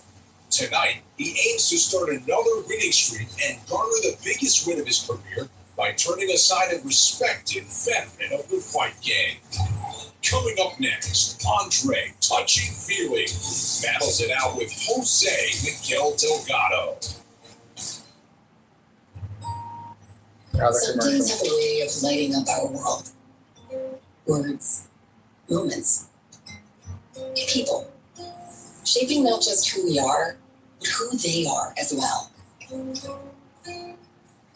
With loved ones who faced Alzheimer's disease, our Team USA athletes want to shine a light on Kisunla, an anti-amyloid treatment for early symptomatic Alzheimer's disease proven to slow the progression of the disease. Kisunla can cause amyloid-related imaging abnormalities, or ARIA, which is temporary bleeding and or swelling in the brain. Your doctor may test for a gene that raises its risk. ARIA doesn't usually cause symptoms, but can be serious and fatal. Symptoms may include headache, confusion, dizziness, vision changes, nausea, difficulty walking, or seizures. Tell your doctor if you take medications to reduce blood clots. Do not take if you have a known allergy to Kisunla or any of its ingredients. Serious infusion-related and allergic reactions can occur. These are not all of the possible side effects. Call your doctor right away if you experience any side effects. There's a light within us all. Visit Kisunla.com to learn about evaluation and testing to see if Kisunla may be right for you. Have you been diagnosed with breast cancer or prostate cancer? And are you one All of the right. 500,000 civilians or responders exposed to toxins and 90 seconds till the next fight starts. 9/11? If so, you may qualify for $250,000 and free health care. If you have or had prostate or breast cancer and were below Canal Street on or after 9/11, or lost a loved one from these cancers, call now for a free consultation. 69 cancers are linked to 9/11 toxins, including prostate and breast cancers. They can take years to develop. Other cancers include skin, lung, colon, and blood cancers. Thousands have had their cancers linked to 9/11, no matter their family history. Barish and McGarry proudly represents over 40,000 victims of 9/11, both responders and civilians. Call Barish and McGarry at 1-800-239-6310 or visit 911actnow.com. Call 1-800-239-6310 or visit 911actnow.com. Infuse life into your garden with 40% off spring at Hobby Lobby. Spring is in the air, and it's time to make the outside of your home feel as stylish as the inside. Add pops of color to brighten the neighborhood. Details that make you smile. And special accents that feel inviting, intentional, and so you. Enjoy your most vibrant spring yet. Shop 40% off spring at Home Depot. We never asked them to be the best. We just expected them to do their best. Sports has always been a foundational part of our family. And so that's what drives me. Love you. Bye-bye. Family is the most important thing.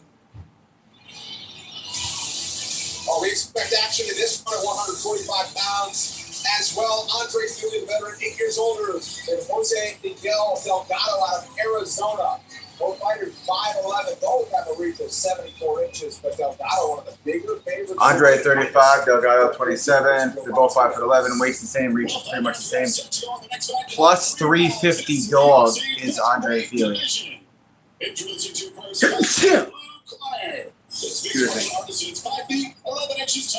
Delgado 10-2, minus 450 favorite. Fighting out of Phoenix, Arizona. Here is Jose Miguel Delgado.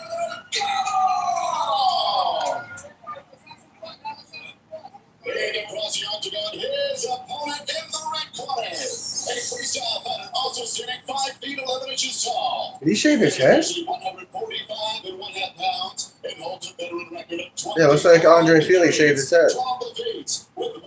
25, 12, and 1 is his record. Vegas, Nevada, here is Andre Fili.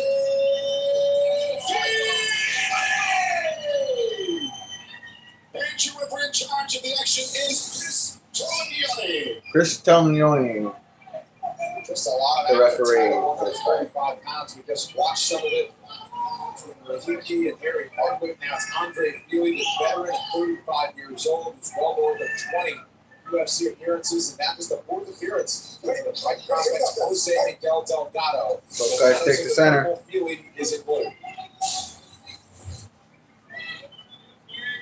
Calf kick's going to be a big thing for both of these guys, I think, because they stand so wide, as you see right off the bat, straight to the inside, and they both use them well.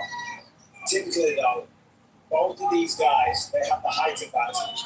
Featherweights that get 5'11", they're both 5'11", so it's going to be interesting to see how they deal with that.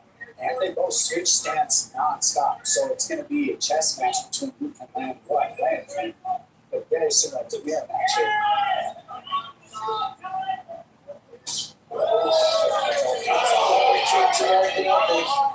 Those are the punches I was talking about, Fili, that makes it tricky. Good kick to the body for Delgado. He sets up heavy punches down there. You end the combination. They got Delgado back off. Nice right hand from Fili. Answered by Delgado.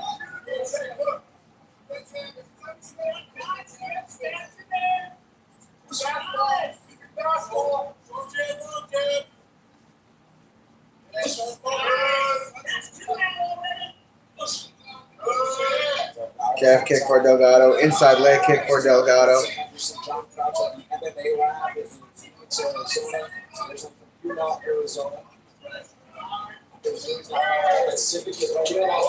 Oh, Delgado's rocked. Let him up, Fili. Let him up, Fili. Come on. Right. You had him hurt. Delgado looking to shoot. Stuffed by Fili. It was the right hand that dropped Delgado. And then a left. Right hook straight left is what dropped Delgado. Looks like he's recovered now.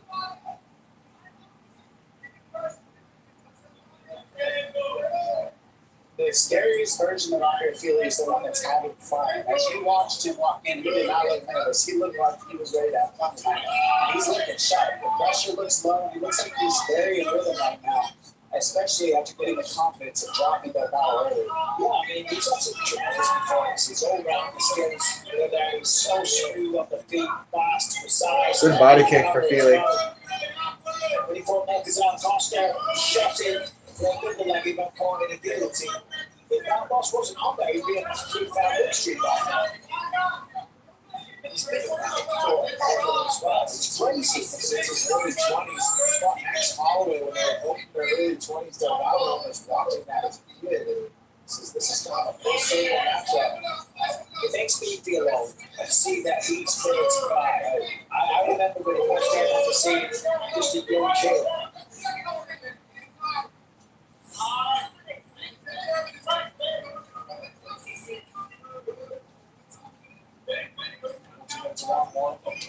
Able to stand that barrage of Fury. Yeah, I think that right hand though definitely takes some time to recover from. The alpha has been reduced for Delgado. Also, the way that Fury, like I said, when you try to drill at Fury like Delgado, you're down the center line, he steps off, he counters you. So now you're hesitant to fire down the center line if you go down there. It's just not. See right there, he gets clipped every time he fires. Flash your heads there. They're all right.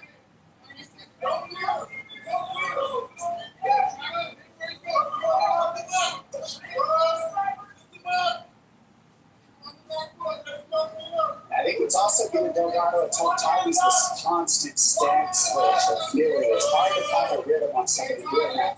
Delgado usually faces guy on one stance. Usually one of those examples of the step out hooks that Fury does. He's setting those Yeah, up. he landed another right hook to Feely.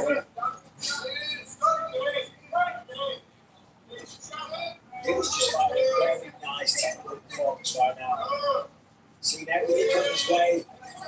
Don't worry about this. Throwing him out there touchy. Fury's always stepping off that center line. And when you come, he switches stance and then checks. Check hooks it. And that's why you always see him backing up and switching stance. It's trickier. I feel it. He's setting up traps. Oh, good right hand again for Feely. 18 seconds to go in the first. Nice timing. And he takes him down. So you grew up to get Delgado to fire back and then you countered with the take. Delgado got up. Feely's got him from behind, pushed up against the fence. To keep the rhythm up, you do like damage, but it throws off the timing and the rhythm and makes Delgado think. That's round one, Andre Feely.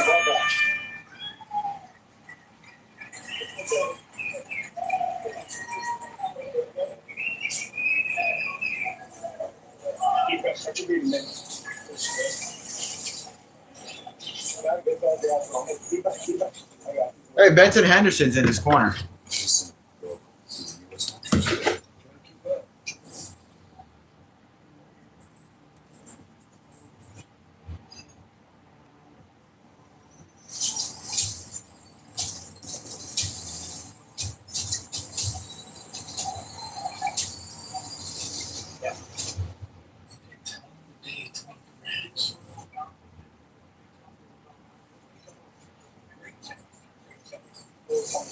So here we see Andre Feely. Beautiful little check on there. Delgado misses with the right. But Andre Feely doesn't. Sits him down. A beautiful round one. The veteran Andre Feely. Delgado started the fight as a minus. All right, round two. He's got a point for now after 5 minutes. Second round, here we go. Based on what we saw in round number one, and Delgado, the frustration that he talked about mounting in his last bout as the fight went on, his patience that he preached appears to be tested now. Well, the frustration starts to build, and then you start getting more desperate, and you start to make mistakes, and you start to load a bunch of shots, telegraph it to your opponent, and then your decision making goes out the window as well. You start doing, unadvisable things, making bad judgment calls.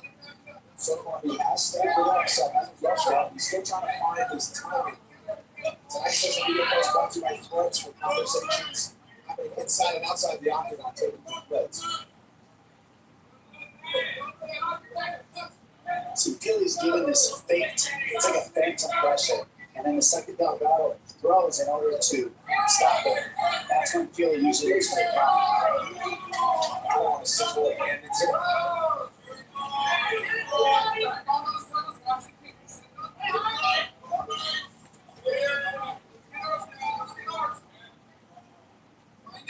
And now he's not getting Delgado to fire the way he wants, so then you start seeing Feely move forward and build his own offense rather than debate to counter. And it's just a back and forth gap that's keeping Delgado from knowing whether he should roll or wait.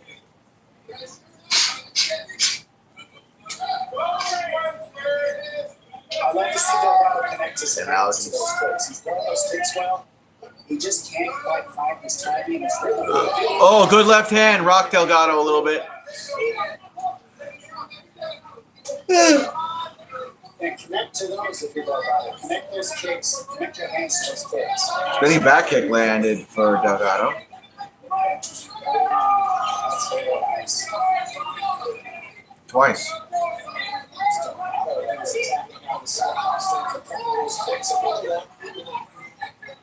Really nasty touchdown from Feely.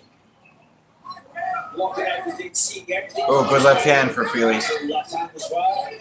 High kick attempt for Delgado gets blocked. Nice right hand. Oh, Delgado's landing a couple of combos and a flying knee and an elbow and an elbow. Now we're trading in the clinch. Feely against the fence. He's in trouble. Ate a knee, ate a knee, ate a knee, ate a knee to the body there. Then he answers with a knee of his own. Delgado making his claim here in this fight as well. Nice body there for him.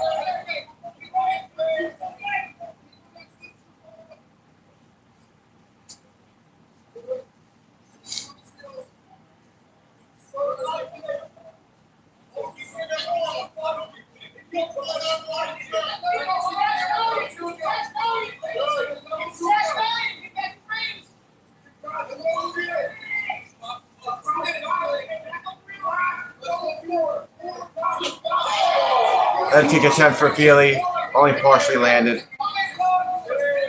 Under 2 minutes to go in the second round.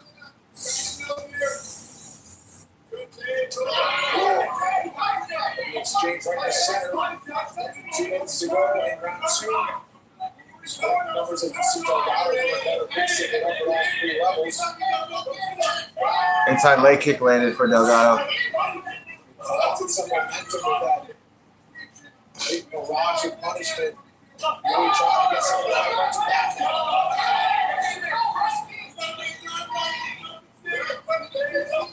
Delgado's getting his rhythm a lot better in the second round. He landed a lot more. Delgado going for a takedown. He's got it. This is going to be his round, I think. Minute to go, yeah. In this second round, it's going to go.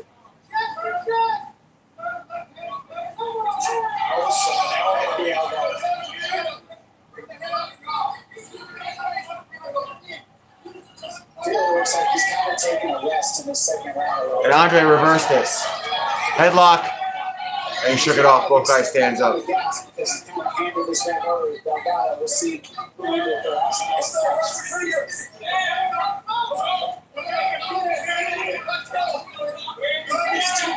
This is still like a fight.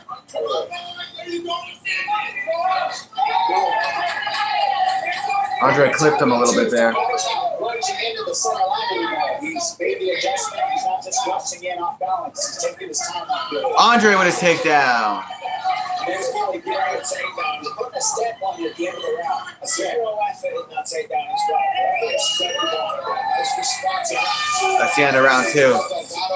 I don't know who won that round. Maybe it's a round apiece. Round apiece. Hey, Jerry, from open stance, you send in that head kick, right? Every time you're in open stance, you send in that head kick. So when you go to open stance, drive by. Drive by. Every time. So for the kick, so every time he switches, I start touching him with that drive by. That was a closer round. This is the fight right here. We're around the one right now, okay? We don't have to lunge on anything big. I want you to kick, and I want you to run hands afterwards, okay? Hey, beautiful. Our kicks are running out. If you can get him on All right, third and final round of this fight. Now I can take the takedown.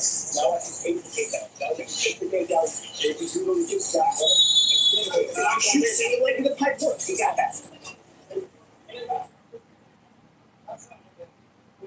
Michelle Pfeiffer and Kurt Russell star the Madison Academy Award nominee Taylor Sherrick's new series. One loss in the light of that deals the Madison new series streaming March 14th. That would be today. That's our next loss jumping out for the fights, of course. Final round. Might come down to this final round. Andre's chasing him down.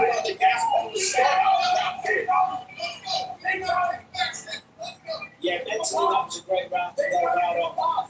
Good calf kick for Andre. Just to prove that he's still in there. To keep that fight.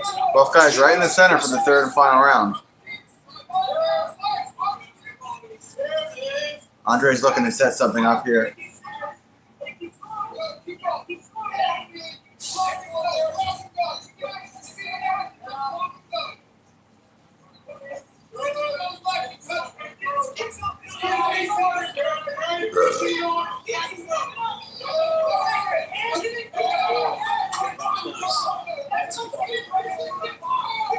Delgado's just keeping a higher lift rate. He's just riding on the higher clip right now. First round of field is about to make nice adjustments as the fight's gone on.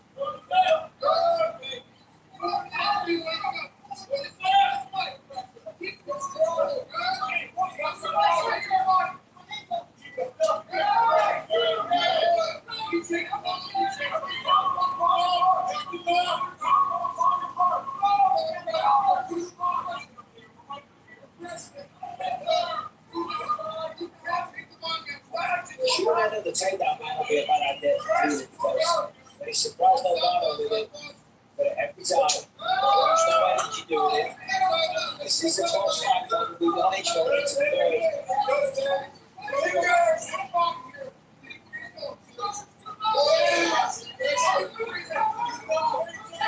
Right hand landed there for Delgado. Calf kick lands for Delgado. Right hand landed for Feely.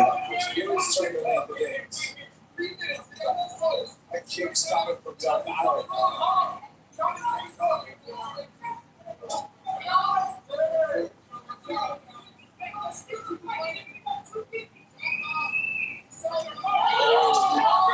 These guys have a tough time finding each other in this third round. They really made all the moves you can. Yeah, but Fury blocks it and cuts straight away.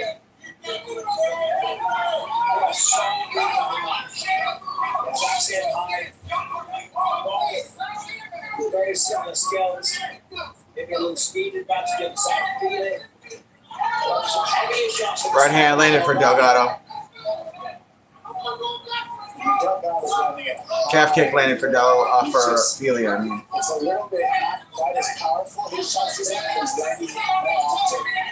Feel like I'm ready to see what this goes. Takedowns and everything else.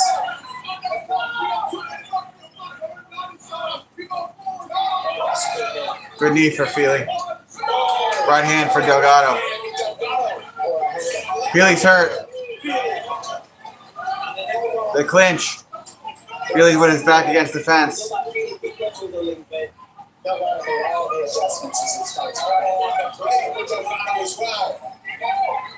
Minute 35 to go. You know, Delgado's last fight, he kind of slowed down in the third. And this fight, he's made the adjustments, and he's got sharper as this fight. He's got more blocks. He almost had to Kick to the body for Delgado. Exactly. And learned from that indeed and responded perhaps 2 or 3 as he Right hand landed for Delgado.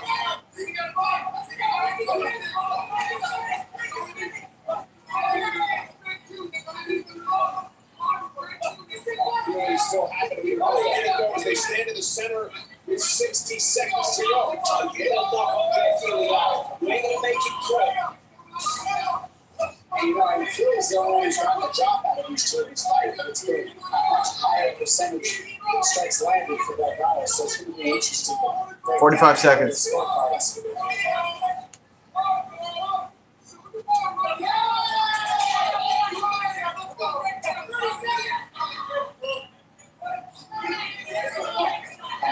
Andre Feely with a takedown.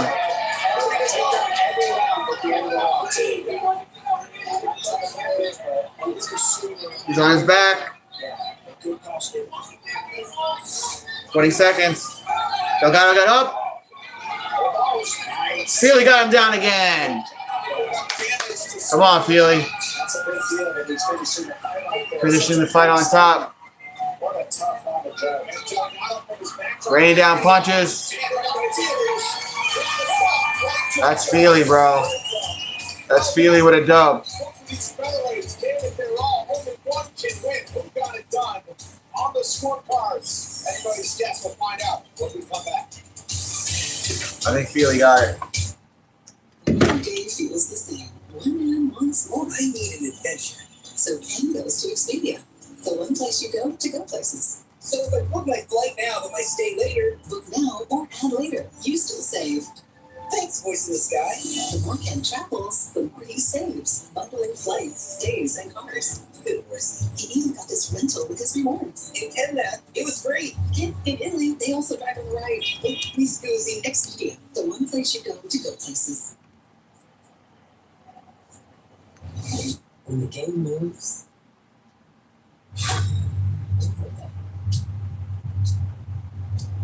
buy or sell your predictions live. Put your sports IQ to work. No one has odds. Just you versus the market. Somewhere out there, someone's paying $30 for a single plate of steak and shrimp. What? At Lobster Tail, and you're pushing $50. Really? But here, it's only $7.99. And here we're all. It's actually fire. What is it? Yeah, fire. Yeah, it's fire. It's firewall. Academy Award winner Billy Bob Thornton and Academy Award nominee Demi Moore. They talk today on watching season that Esquire says drills even closer to greatness. All episodes now streaming only on Paramount Plus. Let's get the scorecards with Joe Martinez. Well, ladies and gentlemen, after 3 rounds, we go to the scorecards. Judge Bell scores at 29-28. Delgado. Delgado 29-28. 29-28 for Feely. Feely 29-28. 29-28. 29-28 for Winaway split. Split decision. Jose. Wow. I don't know about that.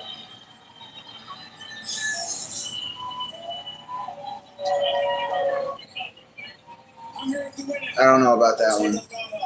Jose, tremendous fight, split decision. What was going through your mind there as they were announcing the winner? How confident were you? Man, it was all fine. Shout out to Andre for the man watching this. I was 14 years old. I watched the comebacks all week long. I should have put fire to me. I wanted to be here to fight in this cage. It's the biggest honor of my life. And to share with Andre for the legend. It's a big honor.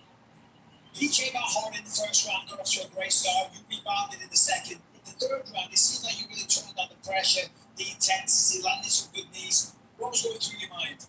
Oh, man, I was just thinking about the last fight. I've been sitting with the loss in my mouth for months now, and I hate it. I'm a competitor. I'm one of the most competitive people you'll ever meet. I want to be the best in the world in this. I want to showcase every time I step out here. I just knew I need to get it done. I had to find a way. Dirty performances I fully want. I want to dominate. I want to showcase that I'm a pound-for-pound guy. I'll get there. But I look forward to watching. I don't know. I thought Andre got that. Enjoy the victory, my friend. Judges gave it to Delgado. So doing enough to get it done by split decision. Jose Miguel Delgado, his family in the house. His corner's going to celebrate with him. He, of course, wants statement wins, highlight reel wins. But what a performance against a game veteran and a tough luck user tonight, Andre Feely. Because one of them, only one, could get it done on the scorecards. And it goes to Jose Miguel Delgado. Hey, Eric Blanchfield, the team of Fly. One for Jersey, one for New York, but a couple of rising contenders. Blanchfield, perhaps. Come on for a title shot at some point in 2026. We'll see what's next for both of those ladies. Throughout March, we're proudly spotlighting our female athletes not only for their achievements inside the octagon, but also for the barriers they've shattered across the global sports landscape. And that includes, of course, our co-main events, which comes in the strawweight division, which is where Amanda Lemos finds herself. Amanda Lemos, 15-5-1. Wants to do so again, holding off going up against Jillian Robertson. For that, Jillian Robertson believes this is the moment where everything she's been building finally comes together. 16-8 for the Canadian. Women's MMA built her game around relentless pressure and the ability to find and tap out once the fight hits the mat. High stakes at strawweight, our co-main event. Coming up next.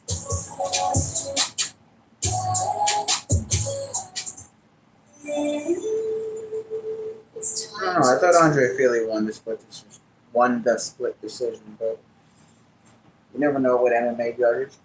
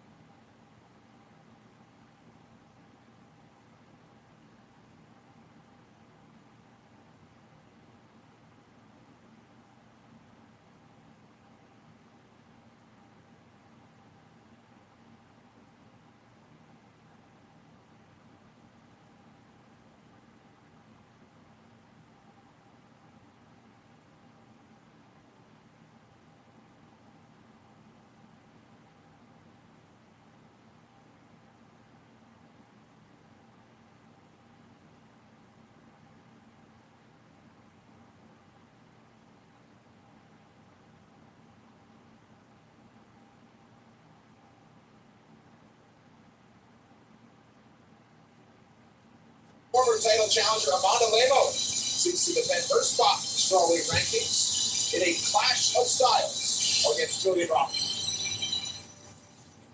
One division that saw a big change last year was at 115 pounds, where Mackenzie Dern now sits on the throne and a host of talents continue jockeying for position in the title chase. Two such hopefuls collide this evening as former title challenger Amanda Lemos squares off with surging finisher Jillian Robertson. The statement I'm looking to make with my performance tonight is just make myself undeniable and make sure that they know that I'm the next one for that title shot. Categoria principal está bem bolada. Mais uma vitória contra a Jillian Robertson, coloca uma posição boa de novo também no teste. A staple in the title picture who fought for gold at UFC 292, Lemos remains entrenched in the top 5 and already owns a win over the new champion. As she opens her 2026 campaign, the 38-year-old Brazilian hopes to slow down Robertson's momentum and build some of her own in order to potentially challenge for the belt once again. Janeiro é campeã, da atual campeã Mackenzie, e eu vencendo hoje, me coloca na posição boa de novo, para mais um momento me colocar de novo nesse treino. The owner of the most submission wins in UFC women's history, the ascending Robertson has been showing the development of her game during her current 4-fight winning streak, with TKO wins over Juliana Viana and Maria Rodriguez standing as the bookends to her success. A winner of 6 of 7 since returning to the division, Robertson looks to punch her ticket to title contention with a win over the tender Brazilian contender tonight in Las Vegas. I think that having a 5-fight win streak automatically makes me undeniable for my title shot, and I think going out there and just being me is all I need to do.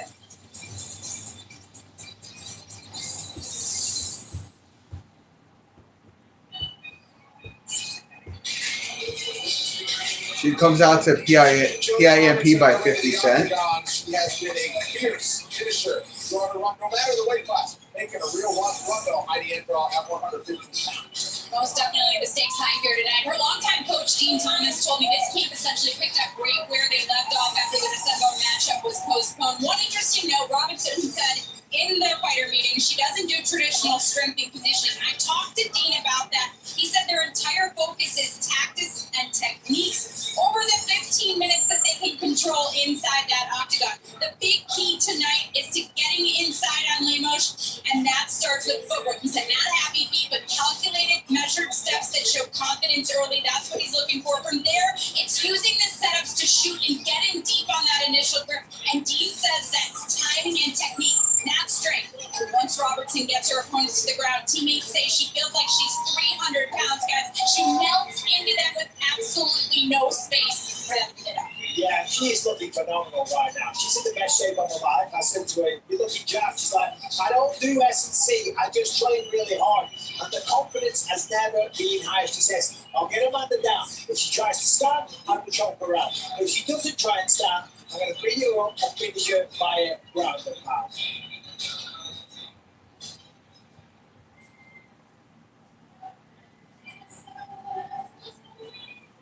Amanda Lemos Robertson walking is out. known for her standout grappling and her submission skills. Amanda Lemos is known for her power, which sticks out when you're in this weight class at 115 pounds. And you have the most knockdowns in strawweight history with 6. She's got several TKO wins. She's got some main event appearances. She's been through. She's fought for a championship. She wants to get back there before it's all said and done. Holding off Julian Robertson is a tall task, but if she can do that, then she can go right back to the top. Yeah, Lemos says, look, she's not used to somebody as aggressive as me, and the damage that I'm going to accrue on her from round 1 to round 3 is going to be so much that she won't be able to get the takedown because I'm going to hurt her to death. That's the idea.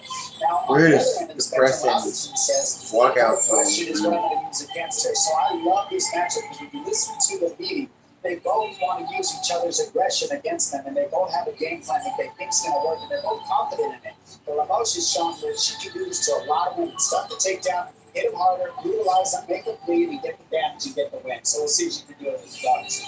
Yeah, the meeting was really interesting because on one side you had Jillian Robertson that was just utterly convinced, I'm finishing her regardless. And then Lemos comes into the meeting and she's like 100%, I'm knocking her out. Make no mistake. And I'm like, this is going to be a great fight.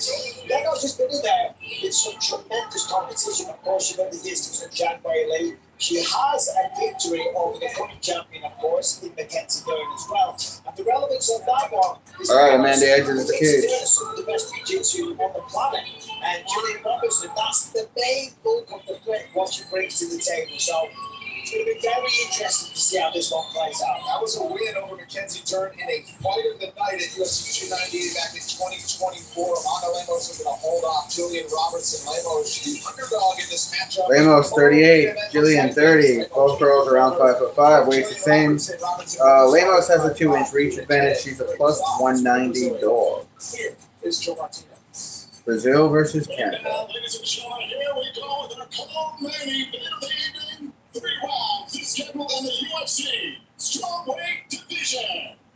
Introducing you first, fighting in the blue corner.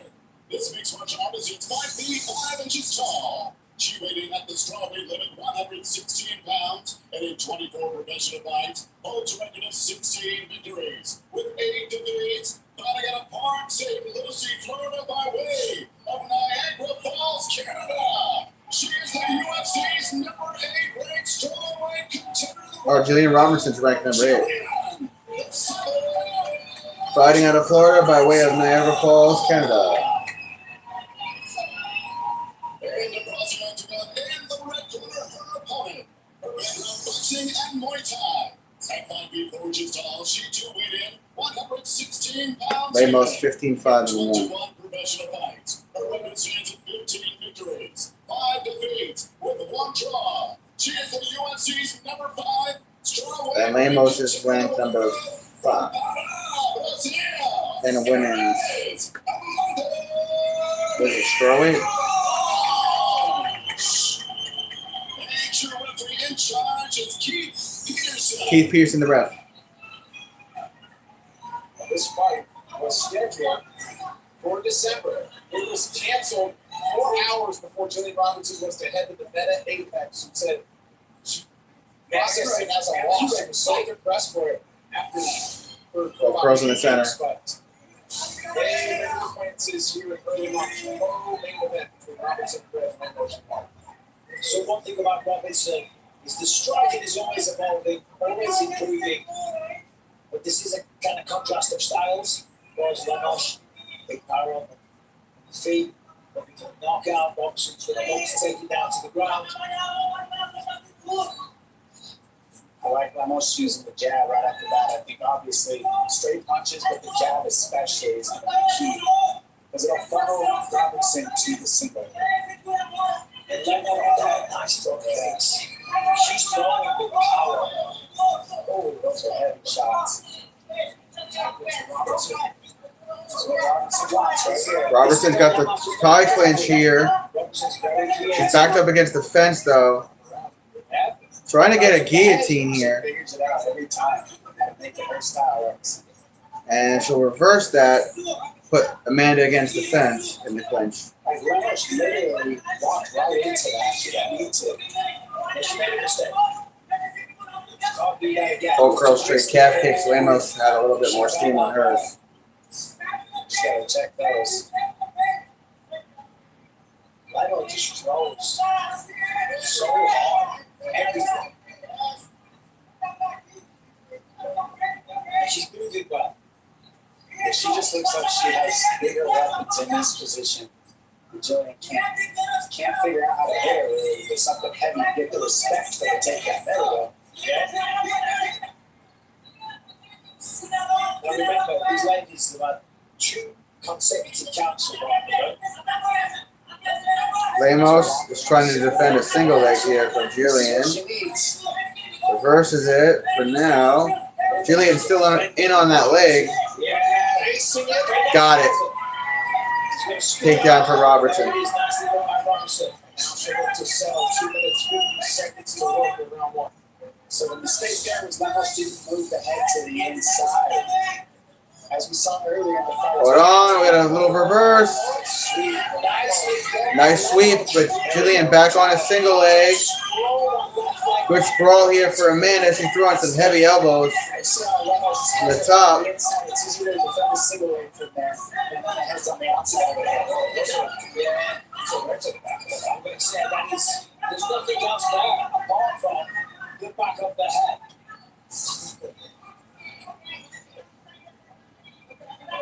Like ChatGPT. Julian on the single leg. Just ate a bunch of elbows to the side of the head again. Reversed. Amanda gonna get on top, it looks like. That's legal. Yeah, that's the foot to the head. Otherwise known as the face.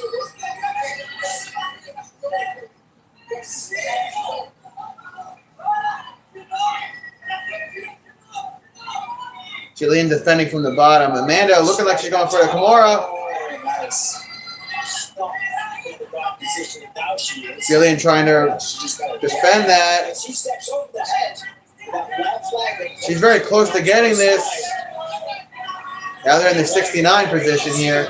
And Robertson reversed it on the bottom. She just put herself in a rear naked choke almost. She's got to turn, and she turns. And Jillian's on top. Good job, girl. Now she's on the back partially of Amanda against the fence. Great job with Robinson because on the feet she doesn't have the same weapon area as Lamoche with the punches and the kicks and the weapons, but she always finds a way to get the fight. A little bit of a stalemate here. Jillian on the back of Amanda against the fence. Yeah, but it's not very often that when she takes them down, her opponents are able to get back up like this and inflict the amount of damage that Lamoche has done so far. 45 seconds. Jillian's a little busted up around that left eye. And again, Robinson's splitting the fence so Lamoche can't peel her off on the fence. You see that so often. They twist 32 seconds. And then you peel them off of her back. Well, Robinson's throwing that inside hook so she can't do that. But Lamoche gets it back. Let's see what's next. She's got to get in front of those knees. Jillian's rocked. You got to circle away here. Trying to shake out the cobwebs. I think she's okay. 5 seconds. Jillian's like, what? What do you got? It's the other one round. I'd say that's Amanda's round. That left eye is busted up of Jillian Robertson. She's got a knot on her forehead, too. We are in a fight, okay? You need to see it, Stace. Just once. You married a city mouse, Sonny. I never came because I thought I'd be bored. That's snake. Will they sting you? I have a very small window to keep this, and that's what I'm going to do.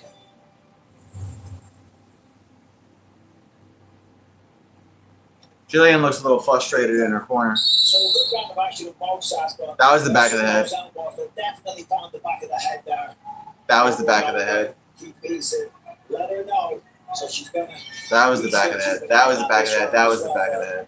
Back to the action we go. 4 elbows to the back of the head of Jillian Robertson. Thomas down Jillian Robinson in the corner. We need a clean shot. It's a takedown attempt. When he says, even if you have to go to your back, we just want to get to the mat. When they work. Yeah, that tells you that Deep Thomas doesn't like what he sees on the front. So interesting. If we all see that. Nice calf kick. The team kicks of the nation, the jabs and the straights. That was right there. The team kicks are just crazy to watch. They're hard. Killing deep. And to be fair, that is the attack game plan. It's always the game plan. Nice timing. There's the shot. Robertson with a takedown. Nice. Deep Thomas spoke about it, said it's going to be all about timing, not strength. And that is an example of that exactly.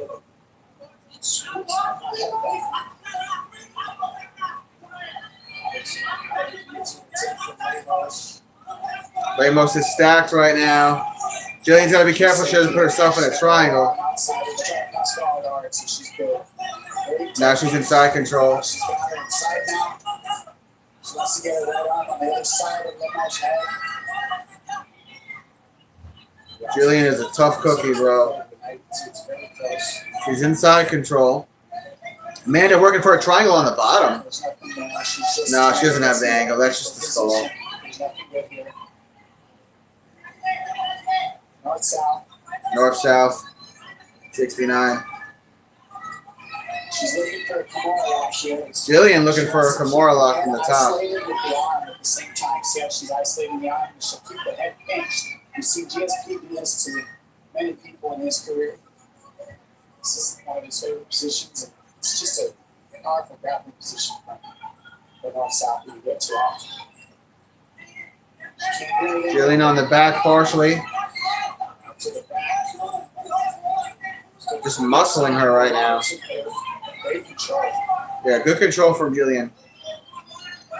Under 3 to go in the second. Easy to Robinson, so she's making Limoges carry all her weight there until she gets to half guard. And when she gets half guard, she sprawls out and she pins that knee down to the floor right there. So Limoges can't. Robertson in half guard again. No side control. Is it half guard or side control? If you're Limoges, you want to get that wide leg out of the half guard. Right It's half guard. So suck that leg out of there. Robertson raining down short elbows. Robinson. Yeah, Lemos needs to get on that right elbow and try and get to the right hand and build the base. Suck that right leg out there. Doing a good job with that pressure. Lemos just got to be careful with that left hand though. Almost sits him out there for Robertson. Robertson on top, and then Amanda sprawling here. Rolling. She is, but she's trying to lock in the darts right now. Looks like Robertson's looking for a dart. It's tough. It can be done. It's tough. It's tough to get the leverage you need for the arm lock on the dart stick. But see how she always keeps the legs involved. Now she's in mount. And that's down to the floor because her legs are involved. It looks like mount for Jillian. Now she's trying to get to the back, maybe? Nope, side control. Jillian just floating with the position. So she's going to hold her. And just to survive, Jillian Robinson, as we know, typically in these situations, she's finishing you. All right, well, there's nobody here, so I'll catch you guys on the next one.